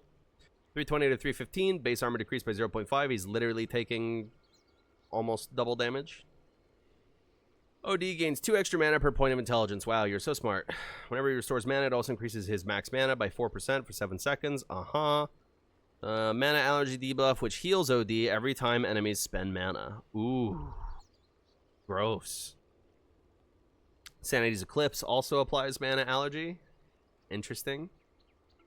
Mana pool to damage lowered on Arcane Orb. Shard now gives Astral Imprisonment back its AoE damage. Interesting. 20 attack speed replaced with 250 mana. 1.5% of current mana as movement speed. Okay. Yeah. Bad news has wings. And then plus 0.2 mana difference multiplier. Gross. Alrighty, Pango. With the gain buffs. Holy shit. Fortune favors the bold. Enemy within 1,200 units attacks Pango. They have their chance to proc random on-attack effects reduced by 40%. Yo. This man is not getting bashed. He is not getting crit. He is not getting headshot. Pango can double jump, activating shield crash again while in midair, increasing the damage dealt and resulting barrier up to 30% based on the total amount of time spent in the air. I cannot refuse.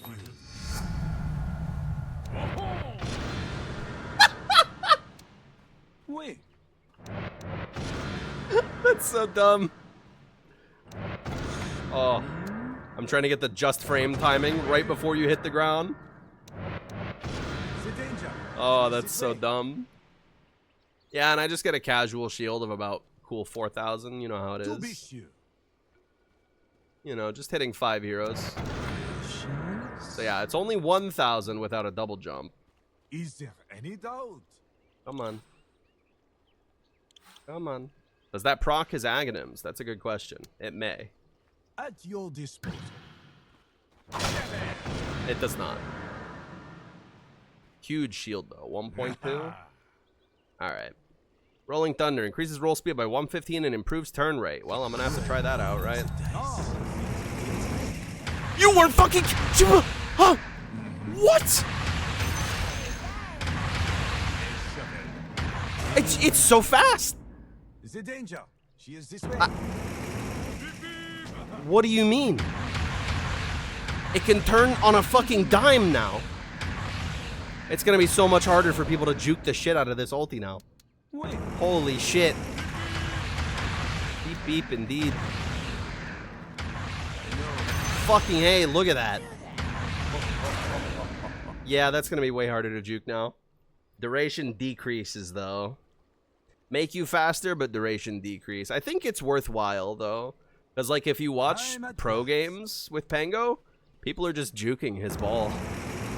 They'll just juke the shit out of it and abuse the turn rate. Holy fuck. That's so cool. A classic Into this mistake. curves patch? Yeah, that's crazy. Swashbuckle, big nerf, big nerf. Ooh, big nerfs. Big nerfs all around. I mean, only a few seconds here, but I mean, at late, it's 4 seconds at max level. Yeah, wow. Skill got dumpstered. Armor reduction up, 1 at all levels on Lucky Shot. And slight duration increase, 1 at all levels. Rolling Thunder is now physical rather than magic. That's cool. So it works with the actual armor reduction that he has. There's actual like cohesion there now. Makes sense. Oh, and it's based off of his attack damage. That's fucked up. I cannot refuse. Okay. Rapier. Divine rapier. A worthy cause. Okay.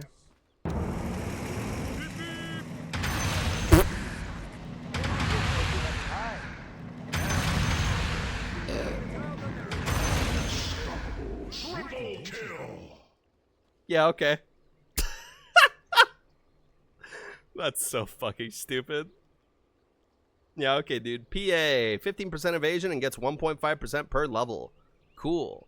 Blur, no longer dispelled on attack. Okay, while Blur is active, all mana costs are reduced by 30%. Why? After Blur is dispelled, all abilities and items have no mana cost for 5 seconds. Why? Stop. Methodical, coup de grace. Damage increased to 550%. No longer has random procs. Instead, triggers on the 6th attack on the same hero or the 4th attack on the same creep.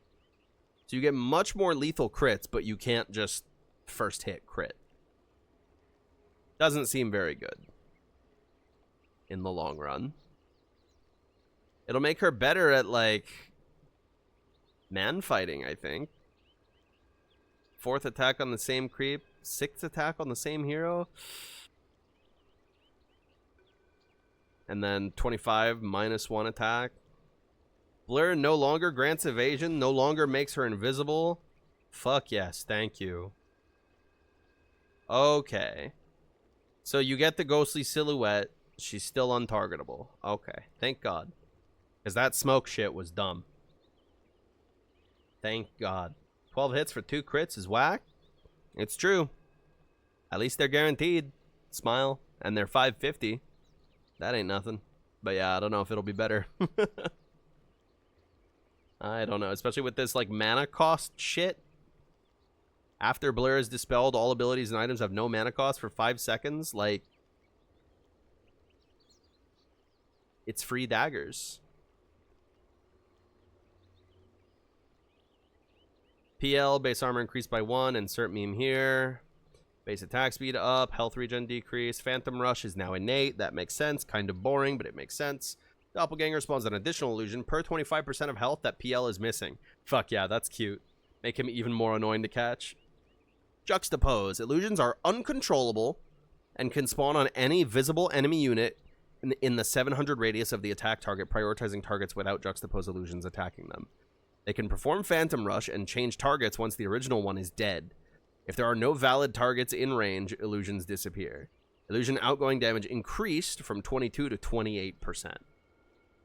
That's funny. No longer micro your illusions. They will just beat the living dog shit out of everyone. You can still control your doppelganger illusions, just not your juxtapose ones. That's funny. Phoenix, Blinding Sun, debuffs from Icarus Dive, Fire Spirit, Sunray, and Supernova apply a stackable 2% miss chance per second. Ew. Gross. Dying Light burns all enemies in 450 radius around Phoenix, dealing 6% of its missing health per second. What, just at all times? Okay. Wig. So if you egg at a really low HP, you will do a shit ton of extra damage to people who are really close to the egg. If you have a lot of max HP. Hotspot, Sunray, deals more damage heal to targets near the end of the beam. Beam intensity starts increasing at half the beam length, up to 150% of base damage heal at 1200 range. Increasing Sunray length to beyond 1200 range will result in more damage and healing. Oh. So if you buy cast range, then it'll be even more the further away you're doing it. Interesting. That's cool. Sunray, no longer blinds. Health regen. Cool. PB, Colossal. PB just deals 40% bonus damage to buildings. Okay. Passive component that increases movement speed of PB by 4%. Activating triple provides 6% move speed, a bonus to all allies in 1200 radius. That's not crazy. Uproar, when activated, each stack provides 10% AoE bonus. Now that's gross. 50% AoE bonus? And he does that gay little charge or the fucking pile driver? No thanks. Disgusting. Dude's huge. Fuck buildings. Yeah, you're right. He's a student of the Lombardi School of Wisdom. Puck, base armor increased by 3. Holy fuck. Literally taking 0 damage. Puckish. Restores 2% of its max health and 2% of its max mana every time it disjoints an attack projectile. Disjointing spell projectiles restores 3 times more health and mana. Sadist, but for disjoints? That's so cool. That's really awesome. Jostling Rift can knock back enemies or pull them in by the same amount when alt cast is used. Ooh, cool. Force movement happens over 0.3, doesn't interrupt. Cool. Curveball, vector target. Oh my fucking god. Orb speed is increased by 200 and duration is up to 100% longer than a straight orb. I did not think Indeed. it was possible.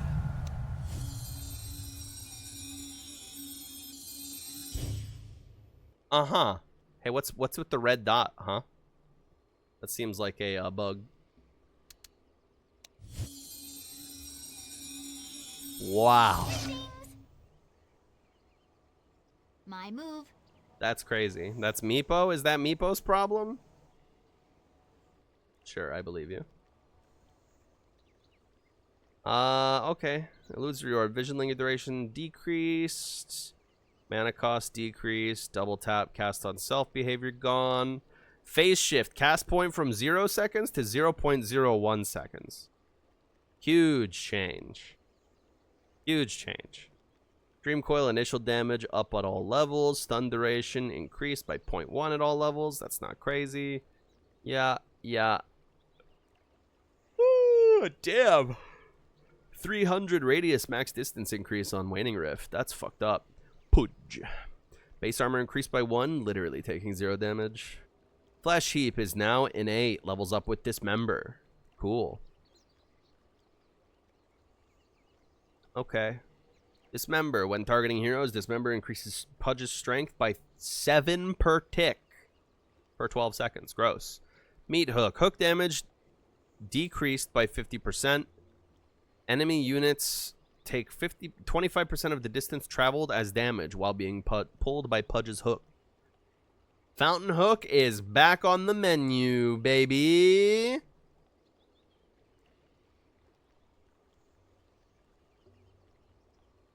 Meat Shield. New basic ability. Pudge covers himself with a layer of flesh that blocks 8, 14, 20, 26 damage of any type taken from any source for 5, 6, 7, 8. Yep, that was the old Flesh Heap active. Now it's its own shield, or it's its own ability because he has an innate now. No longer has increased duration on creeps. Blah, blah, blah. Yeah, okay.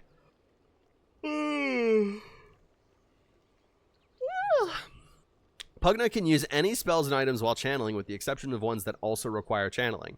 So while TPing out, he can, like, decrep himself. Or while he's giving someone the suck, he can, like, you know, mech. Or, like, pipe or something. Or drop down Plague Ward. Not Plague Ward, Nether Ward while he's sucking. And he can drop down bombs while he's sucking. And he can decrep while he's sucking. Okay. Pugna restores health and mana equal to 25% of the damage Nether Ward deals. It's peak. Rewards are ruined. Whenever an enemy tower is destroyed, Pugna permanently gains 1.5% spell amp. That's silly. Nether Blast damage decrease because you can do it while you're sucking now. No longer be cast while channeling on its own. Increase many damage. Blah, blah, blah, blah. 10% at all levels. Whatever. Bondage, huh? Word? Whenever an enemy within 1200 range deals spell damage to Quap, she returns 10% of the damage dealt. That's not very much. That doesn't seem very good. Sure. Succubus. Gains bonus spell lifesteal that increases with proximity, starting with 12% at 800 range up to 18% at 300 range. Yeah, okay. Masochist. Spell amp is increased by 15%. 22% of spell damage dealt to heroes is also inflicted upon Queen of Pain. Damage to illusions is not reflected. Damage reflected is before reduction. Damage reflected is non-lethal. Reflected damage can be negated by debuff immunity. So you just have 15% spell amp, but you're reflecting your spell damage back on yourself. You don't think she's a masochist? You can be both. Shadow Strike. No longer heals per tick. Rip. Duration increased by 1 second. Mana cost decreased. Okay. Okay. 40 attack speed against Shadow Strike units. Shouldn't it be Shadow Struck? Razor. Unstable current. Movement speed by 1% per level. Nice and simple. Thunderhead. When Eye of the Storm is active, Storm Surge proc chance is doubled, and procs will additionally strike all enemies within Eye of the Storm radius. Ugh. Can't strike the same enemy twice per proc. Ugh.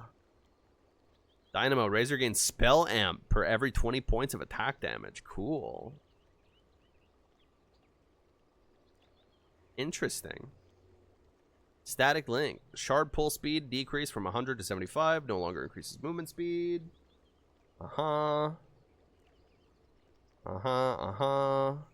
Riki. Okay. Backstab is back. And it's an innate ability. What is Spell Amp? It amplifies your spells. It makes them do more damage. Okay, Backstab is back. Riki gets 350 bonus experience for kills and 100 bonus experience for assists based on the current level of Backstab. Okay. Agility bonus is multiplied by 3 against non-hero units. Okay. Smokescreen now also applies its mischance to enemies when they try to attack allies that are inside the smokescreen. So smokescreen is now a save. Great. Great. Flat agility bonus. Rubik. Spell Amp also increases Rubik's base attack damage by 100% of its value and magic resistance by 50% of its value. Oh. That's sick. So now spells that you steal that are based on right-click damage aren't just worthless now. He actually gets damage from his Spell Amp.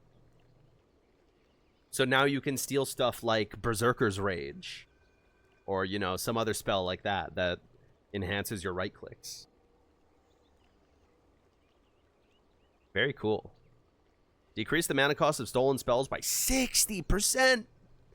Every time Rubik casts a spell, he gains a 25 AoE spell radius amplification for 20 seconds. Ooh, and they stack. Ooh. Ooh. Very nice. You feel like they put the boring ones up front, even though they're in alphabetical order? Yeah, it happens. Stolen spells will now use the facet of the hero it was stolen from. You know, when I read the whole facet thing, I didn't even consider Shadow Rubik buff, because obviously he's going to steal the spells based on their facet versions. Love it. Caustic Finale is now an innate ability. Cool. Levels with Epicenter. Sandshroud, Sandstorm makes Sand King invisible. Sandstorm radius is increased by 135. You have to pick to make Sand King invisible now? That's funny. Sandstorm follows Sand King with a speed equal to 70% of his current movement speed. When Sand King casts Burrow Strike, Sandstorm recenters on Sand King's new location. That's cool. Burrow Strike can now be put on all casts to immediately cast in the desired direction without walking until the required cast range is reached. That's cool. No longer makes Sand King invisible by default. No longer follows him by default. Stinger. New basic ability. Area targeted. Sand King performs an empowered tail strike within a fixed 200 range. Attacking all enemies within a 315 radius. Attack deals 160 bonus damage. Slows enemies by 16% for 7 seconds. It should also apply Caustic Finale. Total damage is increased by 40% for enemies within the innermost 125 area. Huh. Cool. A new spell. How nice. Holy shit. Epicenter pulses doubled at all levels. Radius increase per pulse rescaled. It's just a much longer spell now. Twice the duration. Twice the pulses. Attack speed slow, upped at the lower levels. Slow debuff now lasts for 3 seconds after being hit by the pulse. Cool. 12% stinger slow. 50 stinger damage. Plus 10 he's gonna have 30 epicenter pulses. Shadow Demon Menace. His attacks apply a stacking debuff that amplifies damage taken by the target by 2% per stack. Debuff duration is 8 seconds, which is refreshed with every stack. Do his illusions do it too? Promulgate. Disseminate. When applied to an enemy, they lose 50% of their current health, regaining half of it after the effect is lifted. Holy fuck, it's what was that thing called? Mortal Strike? Wraith King had it for a while. He could just use his crit on people and just take like 40% of their health. It was the stupidest thing ever. He was like the first blood hero. That's funny. Cute. And you can use it on teammates as well. That's cute. Shadow Servant. If an enemy hero is killed by Shadow Demon or dies within a 1500 range from him, an illusion of that hero is created. Deals 40% damage depending on the current level of disruption. The illusion disappears when the hero it was created from respawns or when Shadow Demon dies. No illusions are created if killed by Shadow Demon after his death. Oh, okay. Okay, so you get a little 40% illusion, but it's a guy that you can scout with, and it lasts for the entire time that they're dead. So it's a extra little scouty boy. A body blocker, perhaps. It doesn't take extra damage. It only deals extra damage. Because disruption illusions say they take 300%. This one doesn't say that it takes extra damage. It only says that it deals 40%. Not bad. Cool. Shadow Fiend, Necromastery is now innate. Who could have thought? Max Souls is now increased by 1 with each hero kill. This bonus is reset on death. Holy shit. Shadow Fiend players pop a stiffy reading that sentence. You know they're going to get in dick measuring contests. Look at my max soul count in this game that I played. Presence of the Dark Lord for every enemy hero killed nearby. Presence of the Dark Lord further reduces armor by 2 for 60 seconds. Wow. Works on buildings too, so. Consecutive hits apply a stacking, 10% movement speed slow, and 10 attack speed slow. Cool. Whoa, whoa, whoa. What is this? 9-second cooldown on Shadow Rays. Cooldown by 2 seconds per enemy hero hit. Feast of Souls, new basic ability. Gains 70 attack speed for 8 seconds. After it's done, 5 souls are consumed. Shadow Fiend needs 5 souls to cast Feast of Souls. Cool. Heroes played by 16 dudes and they're all immortal. Yeah,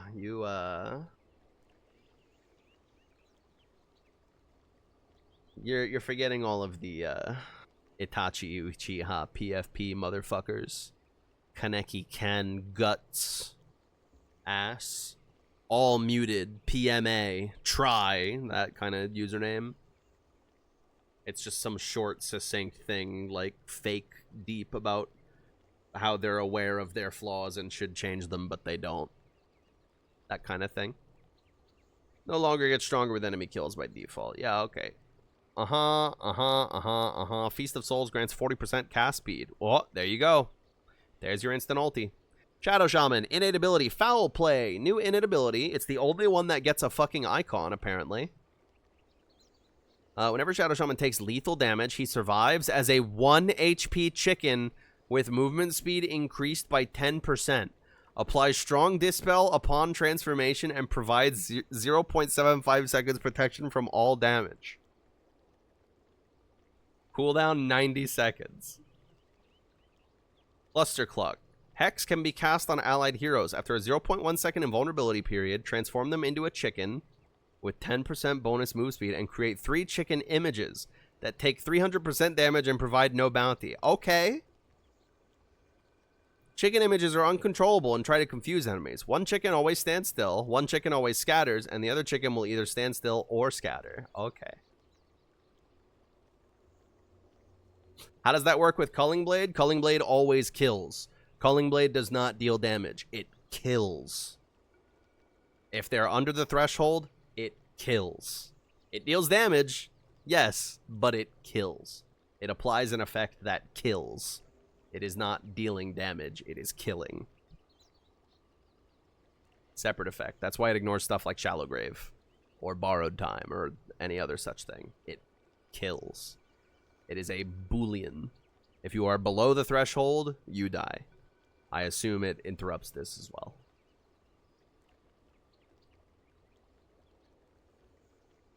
Nice. And then this adds extra illusions to your innate. That's funny. That's so fucking stupid. That's so funny. 10 mass serpent wards are combined into one massive serpent worm with 10 times damage and bounty values, while health is multiplied by 7.5 times. It is no great matter. The spirit moves me. I summon the Lord.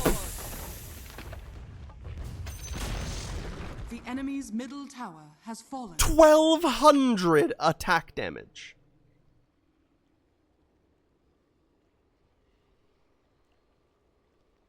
Just what I was thinking. All right. Cave your head in.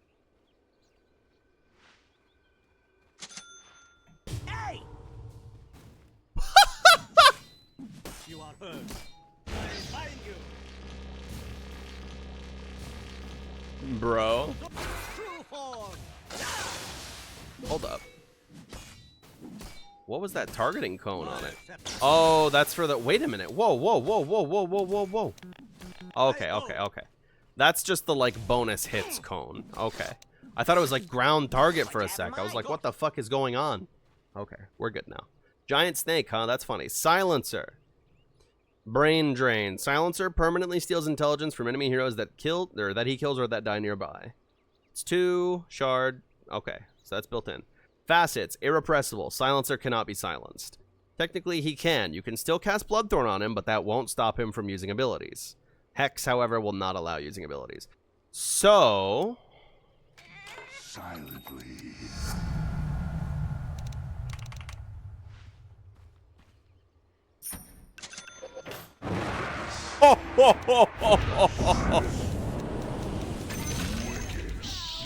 Wait. Icy last word is back to being a passive. Slow down, slow down. Reverberating silence. Global silence. Duration is decreased, but the first time it ends on an enemy for any reason, it is applied on them again. Ooh. That's cute. Arcane Curse. Ability rework. Curses the target area, causing enemy heroes to take 40 damage per second and slowing their movement speed by 25%. If a target casts a spell, they are silenced for 2 seconds. Duration is paused as long as the target is silenced for any reason, and the damage and slow are still in effect. Okay. And it doesn't refresh the duration anymore. Got it. Glaives of Wisdom, reworked. Throw an enchanted glaive that will steal 4 in on hit for 35 seconds and deal 80% of silencers in as additional damage. Landing 4 glaives on the same target will silence them for 2.5 seconds. Cool. So his shard is just built in now. Shard increases temporary insteal by 1 and steal duration by 50 seconds. Oh, shit. 85-second duration insteal? Ouchies. Attack counter resets after 6 seconds without reapplying. So that's going to be applied, blah, blah, blah. Okay. Passive aura. Enemies within 1200 range of silencer are slowed by 15% and take 50 damage per second for each silence debuff they currently suffer from. Aww. I thought it was going to be old last word. The anti-combo passive last word. Global silence applies arcane curse to enemy heroes. Sex. Very cool. Very cool. Okay. Last word mutes is replaced with 2 arcane curse charges. Cool. Skywrath Mage, Ruin and Restoration. 50% spell lifesteal, huh? Yeah, okay. Cool. Shield of the Scion is that thing that gives him int, right? No, magic damage barrier. Yeah, okay, cool. Each instance of magic damage reduces all of his ability cooldowns by 0.1 seconds. Yeah, okay. Cool. Long applies a spell lifesteal debuff. Blah, blah, blah. Move from Scepter to Shard. Decrease from +2 to +1. Mystic Flare instantly kills illusions now. Ooh, interesting. Cool. Slardar, Seaborn Sentinel. New innate ability. Bonus movement speed, health regen, attack damage, and armor while in a puddle or river. Yeah, okay. Cool. And Scepter makes the shit all better. 22 HP regen, 11 bonus armor. Sorry, it'll be 15 bonus armor. And 30 HP regen. And 40% status resistance. Cool.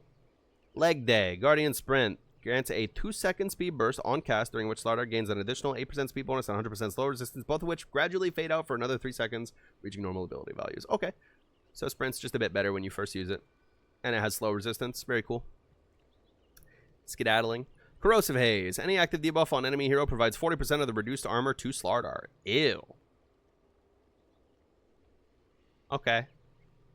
Armor Steel or Fast Boy. Interesting. River Stuff, move to innate. Cool. Slark, Barracuda. When not visible to the enemy team, he gains 48% movement speed and 120 HP regen. Okay. So he just has that shit. At level 1 now, huh? I mean, it's not great. 4 movement speed and 8 health regen. It's not a lot. But... okay. He just gets the D ward for free on level 1. He knows where your wards are forever now. His base health regen got flushed down the toilet at the very least. He has to hide in the woods if he wants to regen any HP. Okay, Leeching Leash. Applies essence shift stacks to enemy heroes caught by pounce. Fair. When revealed by enemies, Barracuda effect lingers for 2 seconds when Slark is not within 1,200 units of any allied heroes. That'll just make his dewarding worse. These aren't interesting. Slark is gay. Get this guy out of here. Snapfire. Base damage increased by 4. Attack range decreased. Base attack time increased. That's fair. Buckshot. Attacks deal 25% more damage, but they have a 25% chance of making a glancing shot that will deal 50% less damage. Okay, so she has an anti-crit.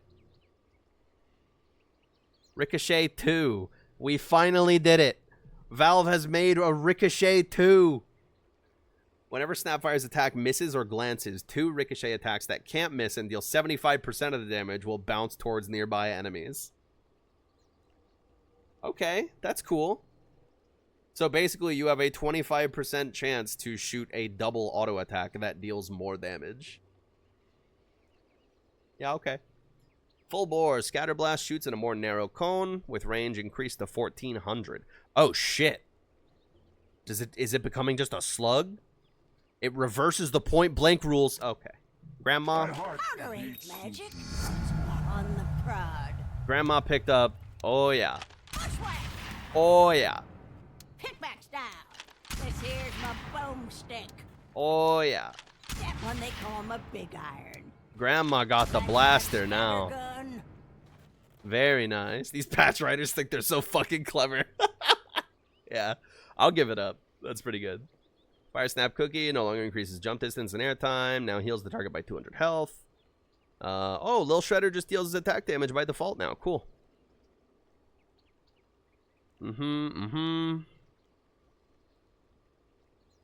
Kisses debuff DPS. That's pretty nice. Sniper, Keen Scope. Increases attack range. Where's Take Aim?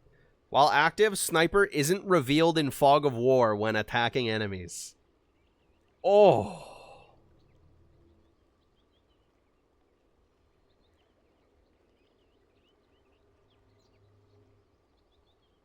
Scattershot Shrapnel duration increased to 1 second, but the damage is multiplied by 4, and movement slow is multiplied by 2.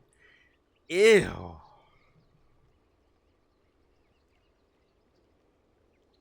Ew. Headshot. Now knockback distance increases with the proximity of the target, the sniper. Max knockback distance increased to 50. Take aim. Passive attack range bonus moved to innate ability. Now provides 20 bonus armor for the duration.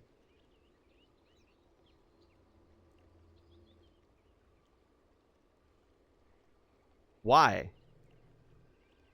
Why? Why? Why he did this? Ice Frog? Ice Frog, I need a word. Hey, where'd he go? There he is. Hey, I need a word, bro. What are we doing? What is this? Why he get 20 bonus armor? Bro, what are we doing? Minus 25 seconds shrapnel restore time. Ugh. 10-second shrapnel restore time. Ooh. With this? Oh. Disgusting. Oh god, I'm so sleepy. Yeah, I don't think I'll actually get to play any games tonight. Just checking out the patch notes and then actual Dota gaming. Probably tomorrow, maybe Friday. We'll see. But I gotta get myself some food and then fucking sleep after this. Spectral. Her and her illusions permanently have phased movement. Lame. I can't body block her anymore. Lame. Desolate deals 40% of the damage if the target only has non-hero allies within range. Abilities damage is applied to Spectral Dagger. Okay, Twist the Knife. Reality. Cast Spectral Dagger of the current level on the Holland's target and decreases reality cooldown to 1 second. Also makes illusions persist even after their target dies. But they don't switch to new targets, so it just lets you jump to them. Cool. No longer applies Desolate damage. Damage rescaled. Dispersion. Blah, blah, blah. Cool. Spirit Breaker. Herd Mentality. Provides the hero in your team with the least experience points with a buff that increases their experience gain by 50% until they reach the level to match the second least. Can apply to Spirit Breaker as well. Little catch-up passive. That's cute. That's cute. Charge of Darkness. Makes charge bonus speed fade out over a short duration after the charge ends, based on how long the charge lasts. Okay. So you keep your bonus speed so you can either chase someone or just bash the shit out of them. This greater bash deals damage based on your move speed. Imbalance. Nether Strike. Enemy receives a debuff that increases the distance of force movement applied to them by Spirit Breaker and his allies by 100% for 6 seconds. Holy shit, you're gonna bash people across the planet with that. Planar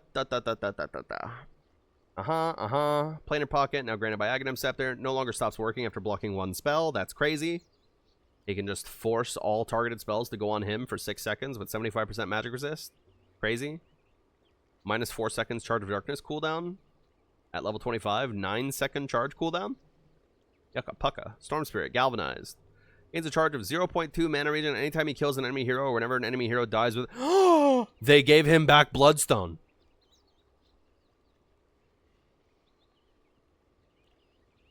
They gave him back old Bloodstone.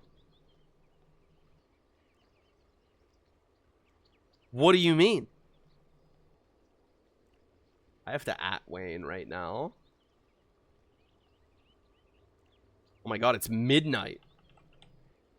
@Wayne, they gave Storm Spirit Old Bloodstone as a built-in ability.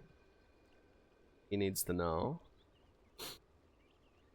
Alright. Yeah, wow. Alright, Facets. Shock Collar. Applies a debuff on affected enemies, making them trigger an overload explosion on them if they attack within the next 6 seconds. That's cool. Static Remnant becomes point targeted ability with 800 cast range. You can make the remnants move. Disgusting, but they get less vision. Interesting. 2x overload attack, bounce attacks now deals 65% damage. Yeah, okay. Yeah, okay. Sven, Vanquisher. 15% more damage to stunned enemies. That's cool. Warcry gives a physical damage barrier to allied heroes. That makes sense. Wrath of God. Base damage decreased by 25. Sven passively receives an additional 0.7 damage per point of strength, depending on the current level of God strength. Cool. Minefield Sign is now an innate ability. Ha, get fucked. You didn't even get anything. You get 3 choices, though. That's cute. Squeeze Scope. 1 attack range for each point of attack speed. There's the right-click version. Secret Sauce, Blast Off. Damage and self-damage is increased by 15% of Techie's max health. Self-damage is now pure. Yucca pucka. Spoon Stash. Techies can use and benefit from backpack items as though they were in their inventory. The 9-item hero was Techies. My 9-slotted Techies. Refresher, Sheep, Shiva, Lotus Orb, E-Blade, Dagon 5, Boots of Travel 2, Parasma?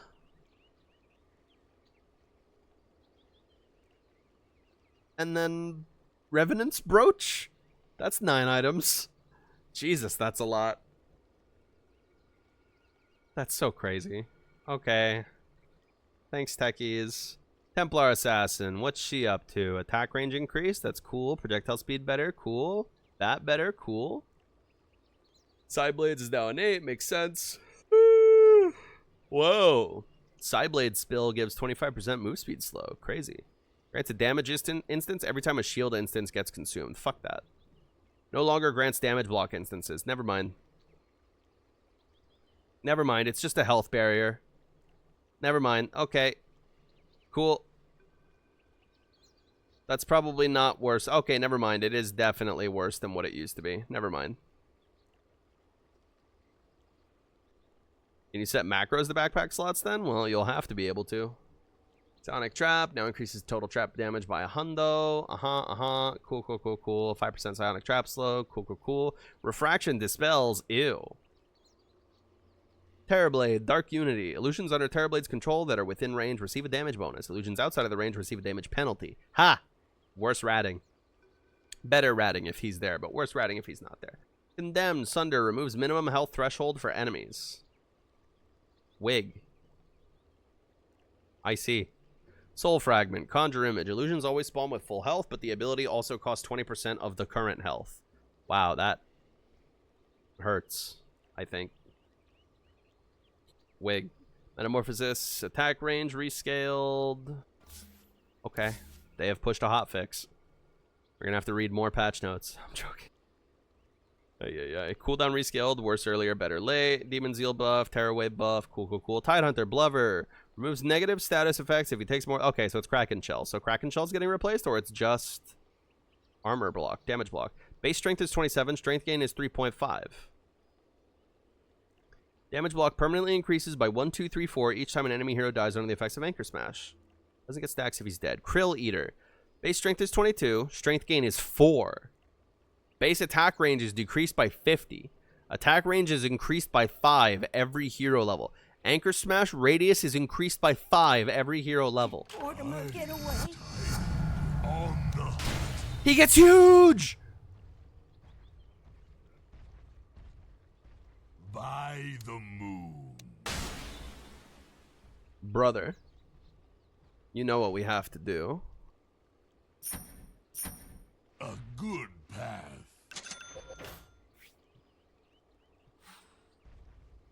Let me through. You know what we have to do. Agreed.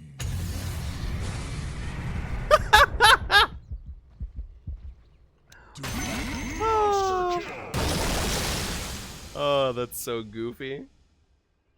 The tide moves. Big old boy. Yeah, alright, that's cute.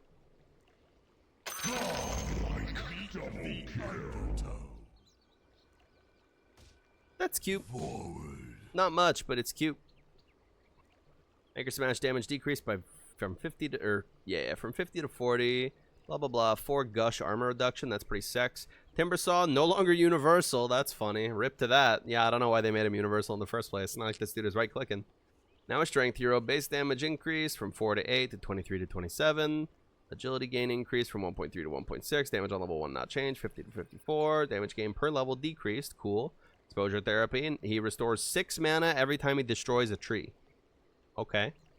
Shredder, Timber Chain. When he collides with the target tree, it shatters, sending 10 splinters in all directions up to 700 distance.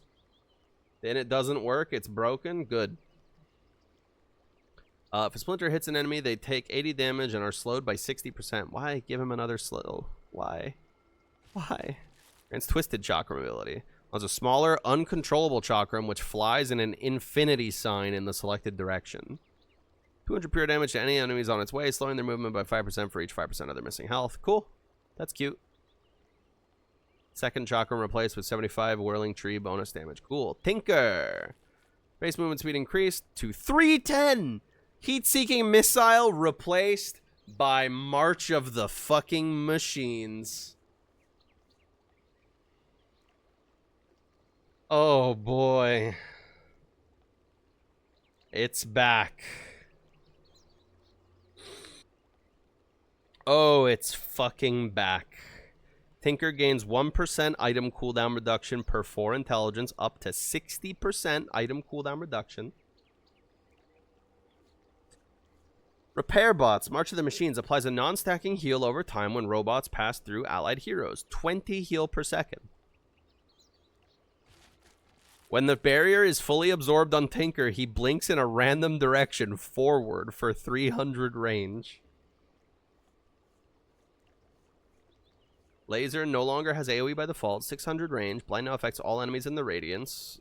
Creep blind is the same, blah, blah. Cool. March of the Machines is back, baby. Let's show you all what's up with March of the Machines.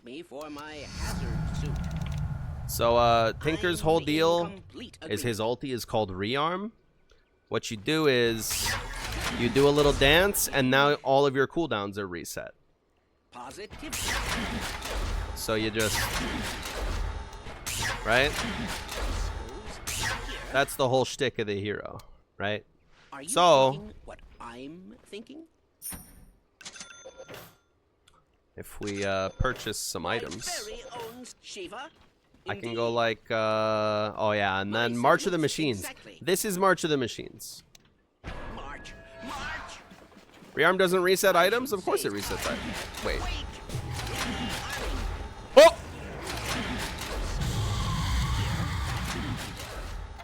Oh, Tinker's dead. Indeed. Oh, Tinker's dead.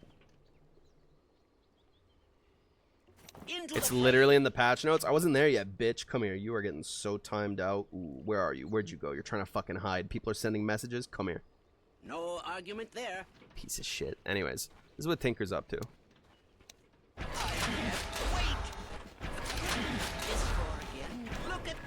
Back in the day.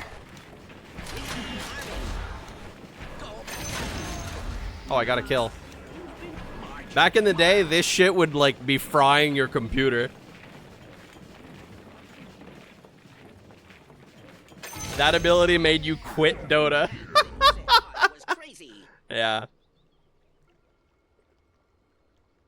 Dude, it's literally in the patch notes. It's all the way down here. I know you were right here, but it's on your screen. Clearly, you have read everything that's on your screen. Fucking idiot. Obviously, you've read it already. So annoying. Anyways, defense matrix. Cooldown increased to 20. Yeah, okay. Whatever. Rearm no longer resets cooldowns of items. That's...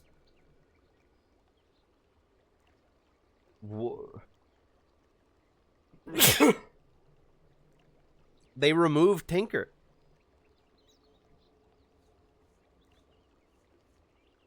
They removed him.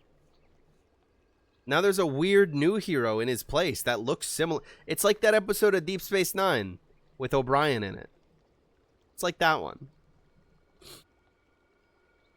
Wow. That's crazy. Okay. Tony. Craggy exterior. Woo! Brr, brr, brr, brr. It's fucking back. Let's go. How many years has it been?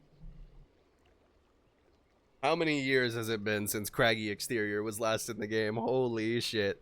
Enemies that attack Tiny get a stacking debuff that decreases their attack damage by 5% per stack. Max stacks 10. 50% attack damage reduction? Oh, but they're not getting stunned. It's not the same.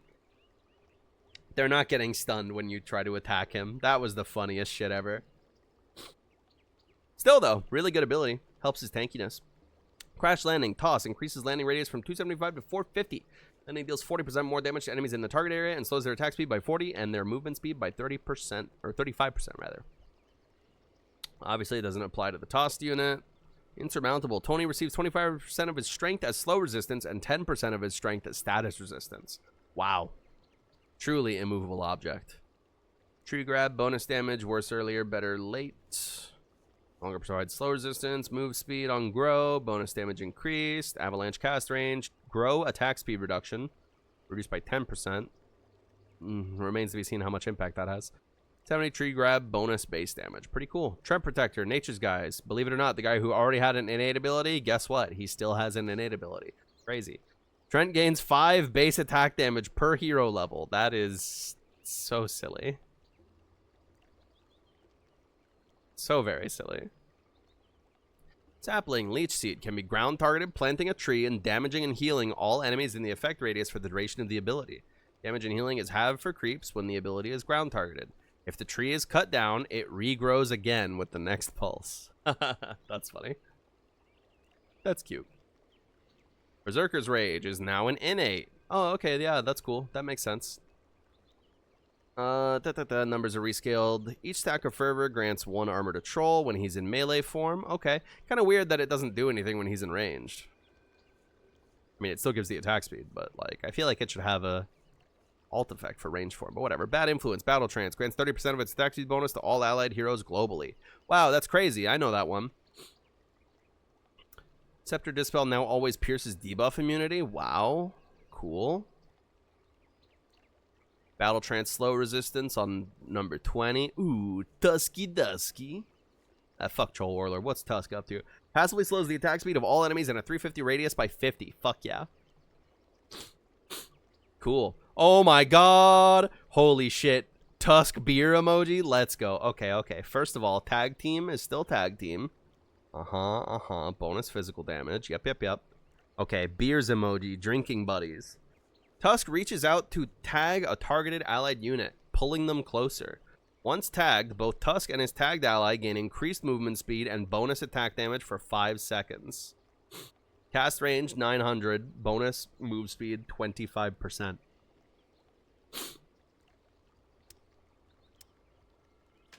The Dusk is always ready for a fight.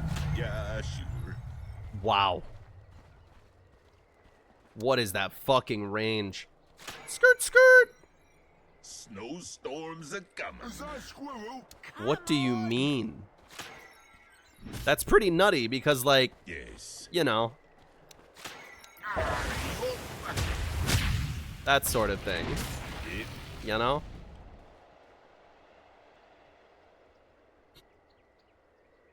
It lets you get the save from downtown. You know what? That's a good point, too. Yeah, I hadn't even considered that. It lets you get the save from fucking downtown. Oop, I was too slow. I'm sorry. Wait, there's still a meatball I can save. That's so cool. 15-second cooldown? How about with 11.3 second cooldown? Stop it, will ya? Oopsies. Leave him alone. Yeah, okay. I love you, Tusk. Let's remove all these shitheads. I don't need them anymore. Just Tusk. Okay, cool. Drinking Buddies is awesome. So you use this when you have the lineup that allows you to actually use its offensive potential, and then you use this one when you want to go for them fat saves. Big saves. Walrus Punch is now affected by spell blocks. Oh. Whack. Bonus damage is doubled at max level, though. Crit is decreased to account for the bonus damage. No longer slows target's movement speed by 40% after they land. Come on. Come on. Pit Lord. Atrophy Aura is now innate. That's crazy. Whenever Pit Lord has bonus damage from Atrophy Aura, his attacks start cleaving. Ooh, sexy. Abyssal Horde. Whenever Underlord teleports with Fiend's Gate, he will bring forth uncontrollable warriors and archers to fight for him. The first underlings are summoned together for the closest visible enemy unit within 1200 range from the gate Underlord teleported to, and then they are summoned one by one in 2-second intervals. All summons die once the gates close. Holy shit. Pitlord ulti just shits out Necrobook guys now? Great. Sounds awesome. Let's test it out. Especially with the shard. Yes.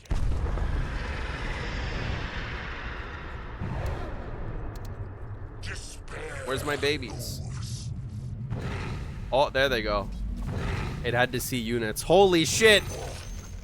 Holy shit. Wow. That's fucking crazy.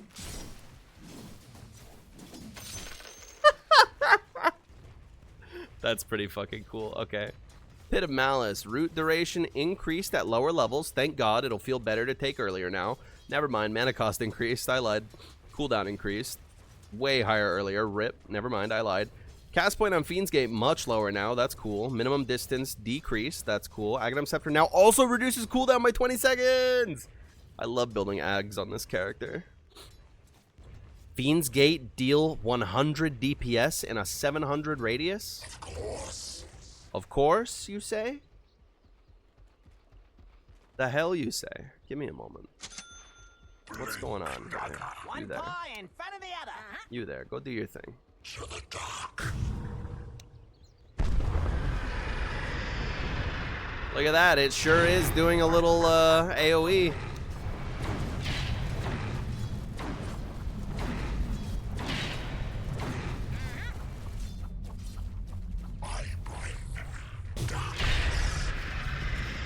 Wow. That's such a cute little ability. And with the Firestorm shard, you can put it on your little guys. Like, you can...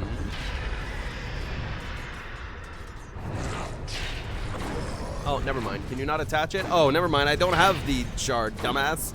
Anyways, yeah, you can attach it to your guys. It makes sense. Very cool. Interesting. All right, Dirge. Ceaseless Dirge. When he dies, he will automatically respawn in the fountain. Begins the game on cooldown.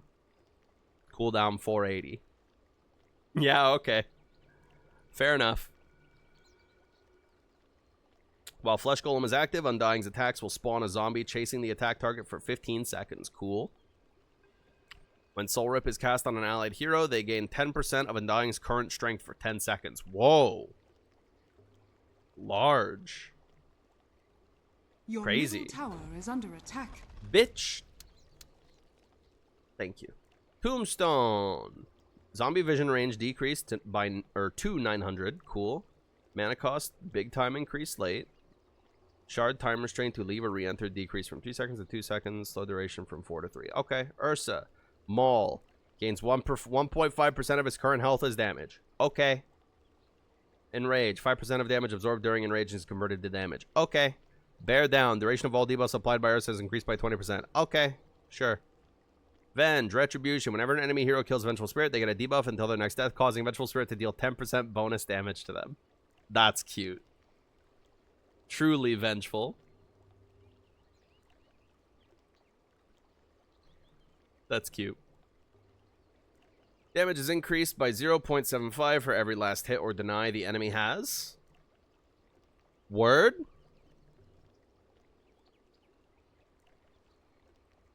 That's so cute. Soul Strike, Vengeful Spirit's attack. Okay, 1.5 second base attack time. Fire traces of her soul that punch the enemy on contact, making her attacks have melee behavior. To battle. No. No. I am not argue.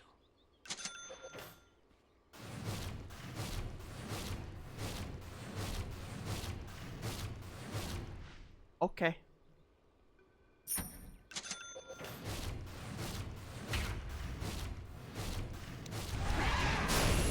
Okay. The old ranged melee hero. So you've got the support one and you've got the core one. Got it. Understood. Understood. Magic missile stun duration. Magic missile cooldown. Latent toxicity removed. Poison Nova removed. Ooh. Poison Sting is now innate, now upgraded by Aghanim Scepter. Vino's attacks deal 15% of his base damage per each of his debuffs on the target. Okay. So that's basically 2? It's a maximum of 2? I mean, I guess if you get Scotty, that's another one. If you get Oov, that's another one. If you get Blightstone, Desolator, etc. Yeah, okay. Interesting. Plague spreads 2 times, but the initial damage for all spreads after the first one is reduced by 100%. Yeah, okay. Just makes it extra annoying for the attack speed reduction. Plague Ward can be cast on allies attaching a ward onto them while attached wards are untargetable and die one at a time whenever the unit they are attached to receives 250 damage. My venom flows. He can put his babies on his back. Touch of venom. Holy fuck. Violet Vance.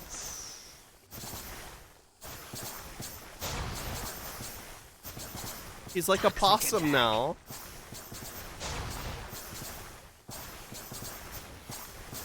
Taste my venom. Hello?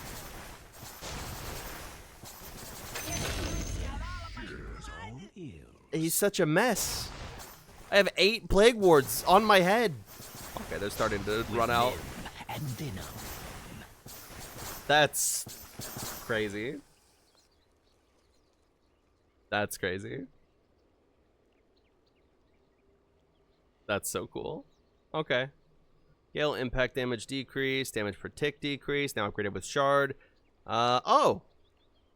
Latent toxicity is just built into Venomous Gale now. That's so much better. That's such a smarter design than making it a separate spell. If an enemy already infected with the plague gets hit again, no impact damage is done and the debuff duration is refreshed. Okay. Fair, fair. Viper, Corrosive Skin is now innate. Who could have thought? Poison Burst. After the debuff expires, all enemies around the target in a 300 radius take a yep. Okay. Makes sense. AoE poison attack a little bit. Corrosive Skin, damage per second and magic resistance are increased while Viper is in other toxins area of effect.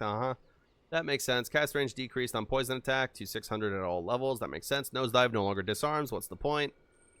I feel like that was the crazy thing about it. Splatter radius from 1200 to 500. Not great. Cast range drastically increased, which makes it much better. Dive speed also increased. Okay. Much better then. Oh my god, Visage. We're almost there. Holy shit. The Herald of the End. Base armor increased by 1. Literally taking 0 damage. Gravekeeper's Cloak. That's crazy. Sepulcher. Grave Chill. Affects all enemies within 300 units from target. Gains only 25% of its bonuses from each secondary target. Yeah, okay. AoE Grave Chill or... Familiars always follow Visage and cannot receive direct attack or movement commands. They will attack the target Visage tried to attack last and will return if that target is out of Visage's attack range or Visage issues the stop or hold position commands. Can still be ordered to cast Stone Form from the hero or individually. Familiars will search for a nearby valid target within 300 range. Okay, so it's the non-micro edition. Movement speed increased by 40. They put on autocast to make Familiar immediately return to Visage. They can't attack while autocast is on. Stone Form has a cast range of 1200. Yeah, okay. Familiar's version is now point targeted. Will instruct the Familiar to cast Stone Form in the selected location. Interesting.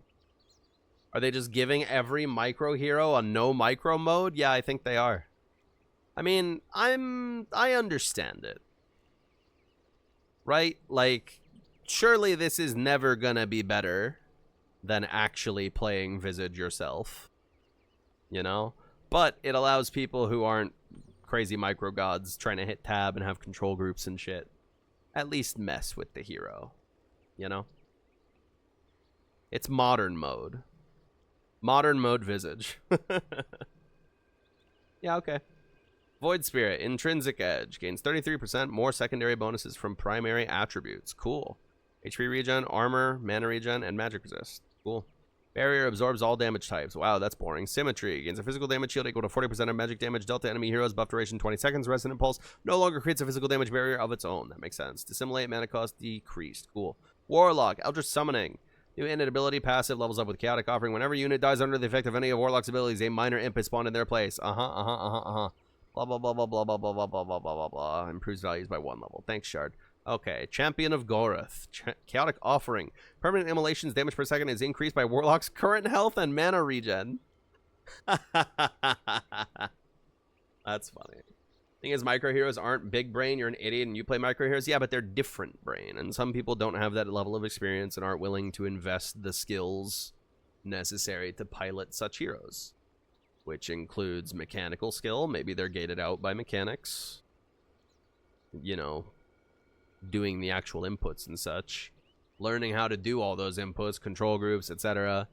You know, simply opening the door to more people so that if you random visage, it's not a, well, I'll just abandon now and save us all 45 minutes. You know? Black Grimoire. Grants Black Grimoire neutral item. Hero kills and assists infuse the Black Grimoire with charges. This item can be used in either neutral or regular item slots, but cannot be put in a backpack or dropped. Can be consumed to grant 250 experience per charge.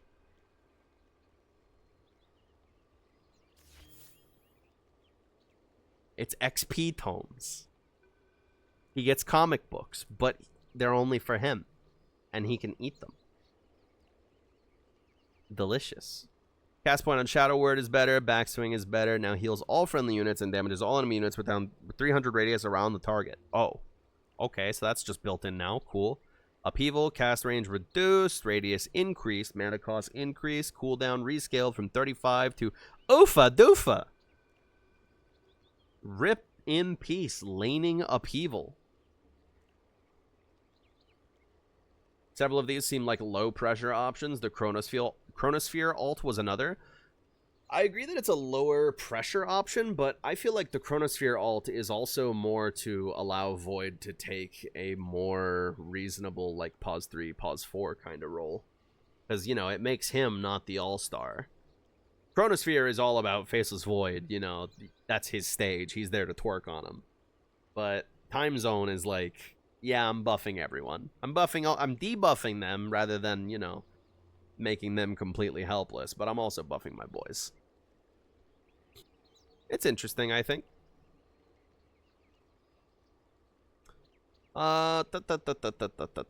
Chaotic Offering. Cast range decreased to 9 hundo. Golem damage decrease. Permanent immolation damage interval decrease, so it deals damage faster. Golem damage is at 160. No longer have reduced health or bounty. Reduced health, thank you. Reduced bounty, I kind of wish that stayed. But okay. Yeah, alright. 40 upheaval damage, baller. Weaver, Geminate attack is now innate. Who could have guessed? Skitter Step, Shikuchi, movement speed increased from 550 to 600. Enemies affected by Shikuchi are slowed by 100% for 0.3 seconds. Cool. Hive Mind the Swarm. Whenever the Swarm's beetles attack heroes, Weaver gets 9 experience?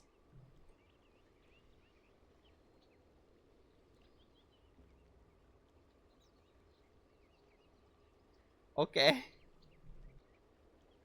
Cool. Talent buff. Got it. Windrunner, easy breezy. Movement speed is always as fast as the wind and cannot be lower than 240.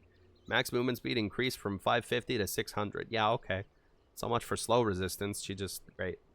Okay. Tailwind, Windrun, 15% move speed to herself and allies within 700 radius. Focus fire unit target ability allows you to attack one target with increased speed, but damage is reduced by 30%. Duration 20 seconds. Got it. Whirlwind, focus fire, no target ability. Windrunner starts shooting 11 arrows per second at random enemies within her attack range.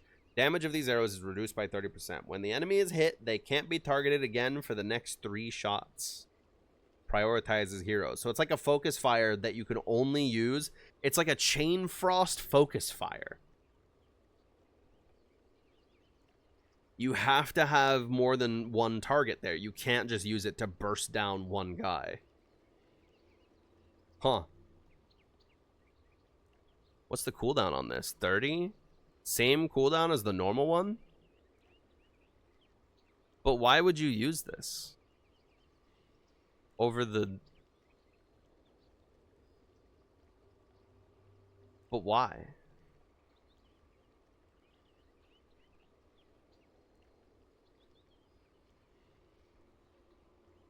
I mean, I guess it lets you kill 2 guys at once rather than 1 guy at once.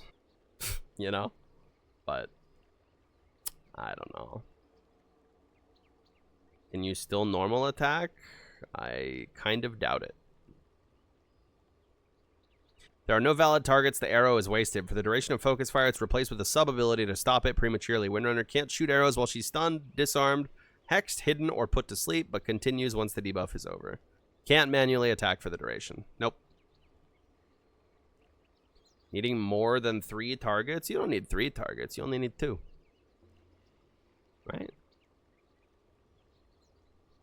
11 arrows per second is quite a lot. I My only quiver wanted to is kill. full. Like, Come on. They're gonna love my.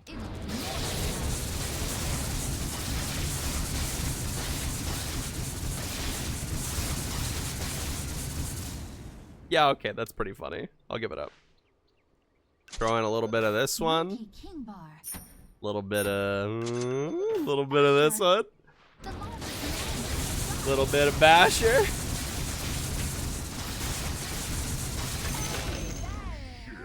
You deserved it. Yeah, okay, and you can still use it if there's only 1 guy. Already moving. I really shouldn't do this with Meepo. You can still use it if it's just 1 guy. It'll just make it so that a lot of the arrows are wasted. Yeah, okay. She really do be pissing on people. Hey, alright. Cool. Winter Wyvern. Base damage increased by 3. Oh no. Night vision increased to 1200. When an allied hero picks up a wisdom rune, the 3 heroes that would not benefit from... What? The 3 heroes that would not benefit from it will gain 20% of the experience instead. So, Wyvern as a pause 5 is just giving the wisdom rune to the rest of the team instead of herself. Very funny. Essence of the Blue Heart. Whenever Winter Wyvern restores health or heals an ally, 15% of all healing done restores mana as well. That's cool. Dragon Sight. 1 bonus damage for each 10 attack range over 400. Yeah, okay. Arctic Burn no longer increases night vision. Blah, blah, blah. Who cares? Splinter Blast can target allies. That's cool. Winter's Curse. Yeah, base duration at 2 seconds. Increases with each taunted enemy. Max of 7 seconds. No longer ends prematurely. That's nice. 55 Winter's Curse attack speed. That's cool. Witch Doctor. New innate ability. A neutral item that cannot be dropped or placed in the backpack. When the owner dies, 100% of the gold lost from death is added to the item cost, which also passively increases by 1 gold every 3 seconds. Can be consumed to permanently remove the item and refund the gold to Witch Doctor. Okay, so he gets a piggy bank. And he gets 3 facets for some fucking reason. Headhunter. Paralyzing cast. Damage increases by 35 per bounce. Okay. Voodoo Restoration deals damage to enemies instead of healing and has 200 more range at all levels. Okay. Death Ward. Attack 2 separate targets at once with reduced by 30%. With reduced by 30% damage. Okay. Prioritizes the closest enemy hero. Longer as bonus damage per bounce by default. First damage instance instantly upon application. That's cool.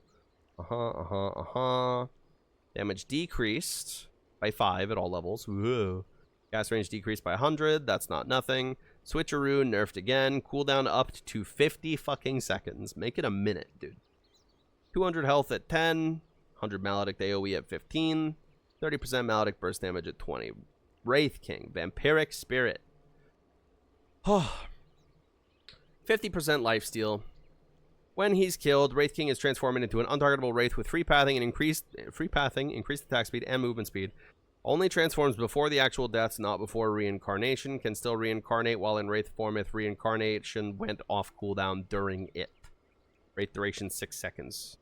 Aghanim Scepter turns Vampiric Spirit into a 1200 range aura affecting allied heroes, increases Wraith duration by 1 second, and reduces respawn time by 10% for both Wraith King and allies that died as Wraiths. Fuck this. Fuck this. Okay, new Wraith King stuff. Wait a minute. Oh, okay. I thought this was... Okay. Bone Guard. Either summon skeletons to fight alongside their liege or help him in fight. Unchanged. Got it. Yeah, okay. And then this is just the same. Attacks may curse his enemies and other abilities that make this curse even stronger. Okay. Attacks passively place a curse that after 3 seconds will deal 80 pure damage and a physical damage equal to 70% of the cursing attack. Curse damage benefits from Vampiric Spirit's lifesteal. Curse cooldown for heroes, 12 seconds. For creeps, 6. Interesting. Curse cooldown is reset on all units at a 900 radius when resurrecting. Okay, cool. 1 does damage, 1 makes skeletons. Got it. Wraith Fire Blast no longer makes skeletons to focus the target. No longer provides increased attack speed. Okay. 70 attack speed, level 20. That's crazy. Static Field is back. Wait.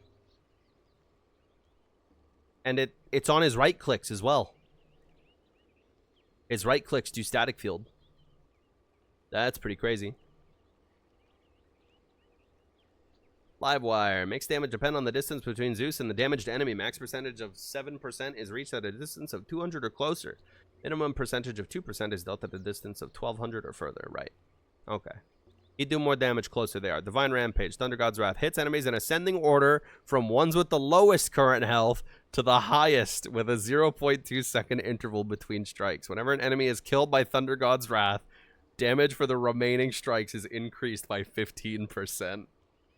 That's so goofy, dude. Just kill their whole fucking team. That's so silly. That's silly. No longer... Okay. Remove static field component. Remove static field component. No longer grants 100 attack range. Now grants 30 attack speed. Illusion damage reduction now also applies the damage from static field. We fucking did it, Reddit. I'm free. So, overall, patch is pretty crazy. I didn't expect it to be this crazy. Even so, with how crazy it is, it feels as though there's very little fanfare with it just being like another number patch. Not even like they didn't skip to a big number, you know? Also, no Ringmaster. No Ringmaster is sad. But, no Ringmaster is like crazy. How the fuck is that dude not out yet, bro? You showed him in December. It's May. Or was that December? That might have been November. Hell, that might have been August. In any case, there's your 4-hour patch note stream. Patch looks crazy. Can't wait to play it. But I will wait to play it because it's midnight, I'm starving, and I'm sleepy. So, see y'all next time, I suppose. Thanks for hanging out for 4 hours of patch notes. I can't believe that was 4 fucking hours. I was going ham in hot dogs, horseshoes, and hand grenades. And then I sat down to look at the patch notes. And it's been 4 fucking hours already. Jesus Christ. I wonder where Purge is in the patch notes. He's been going for 5 hours. He's on Lycan!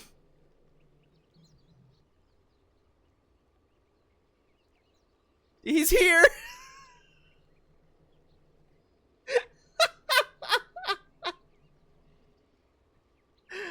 Oh, Purge.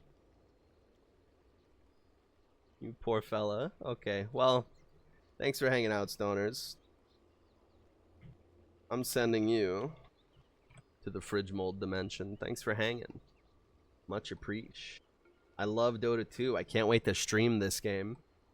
Can't wait to stream this game and get fucking wasted and try and deal with all of these new changes. Jesus Christ. Oh, well, see you whenever I do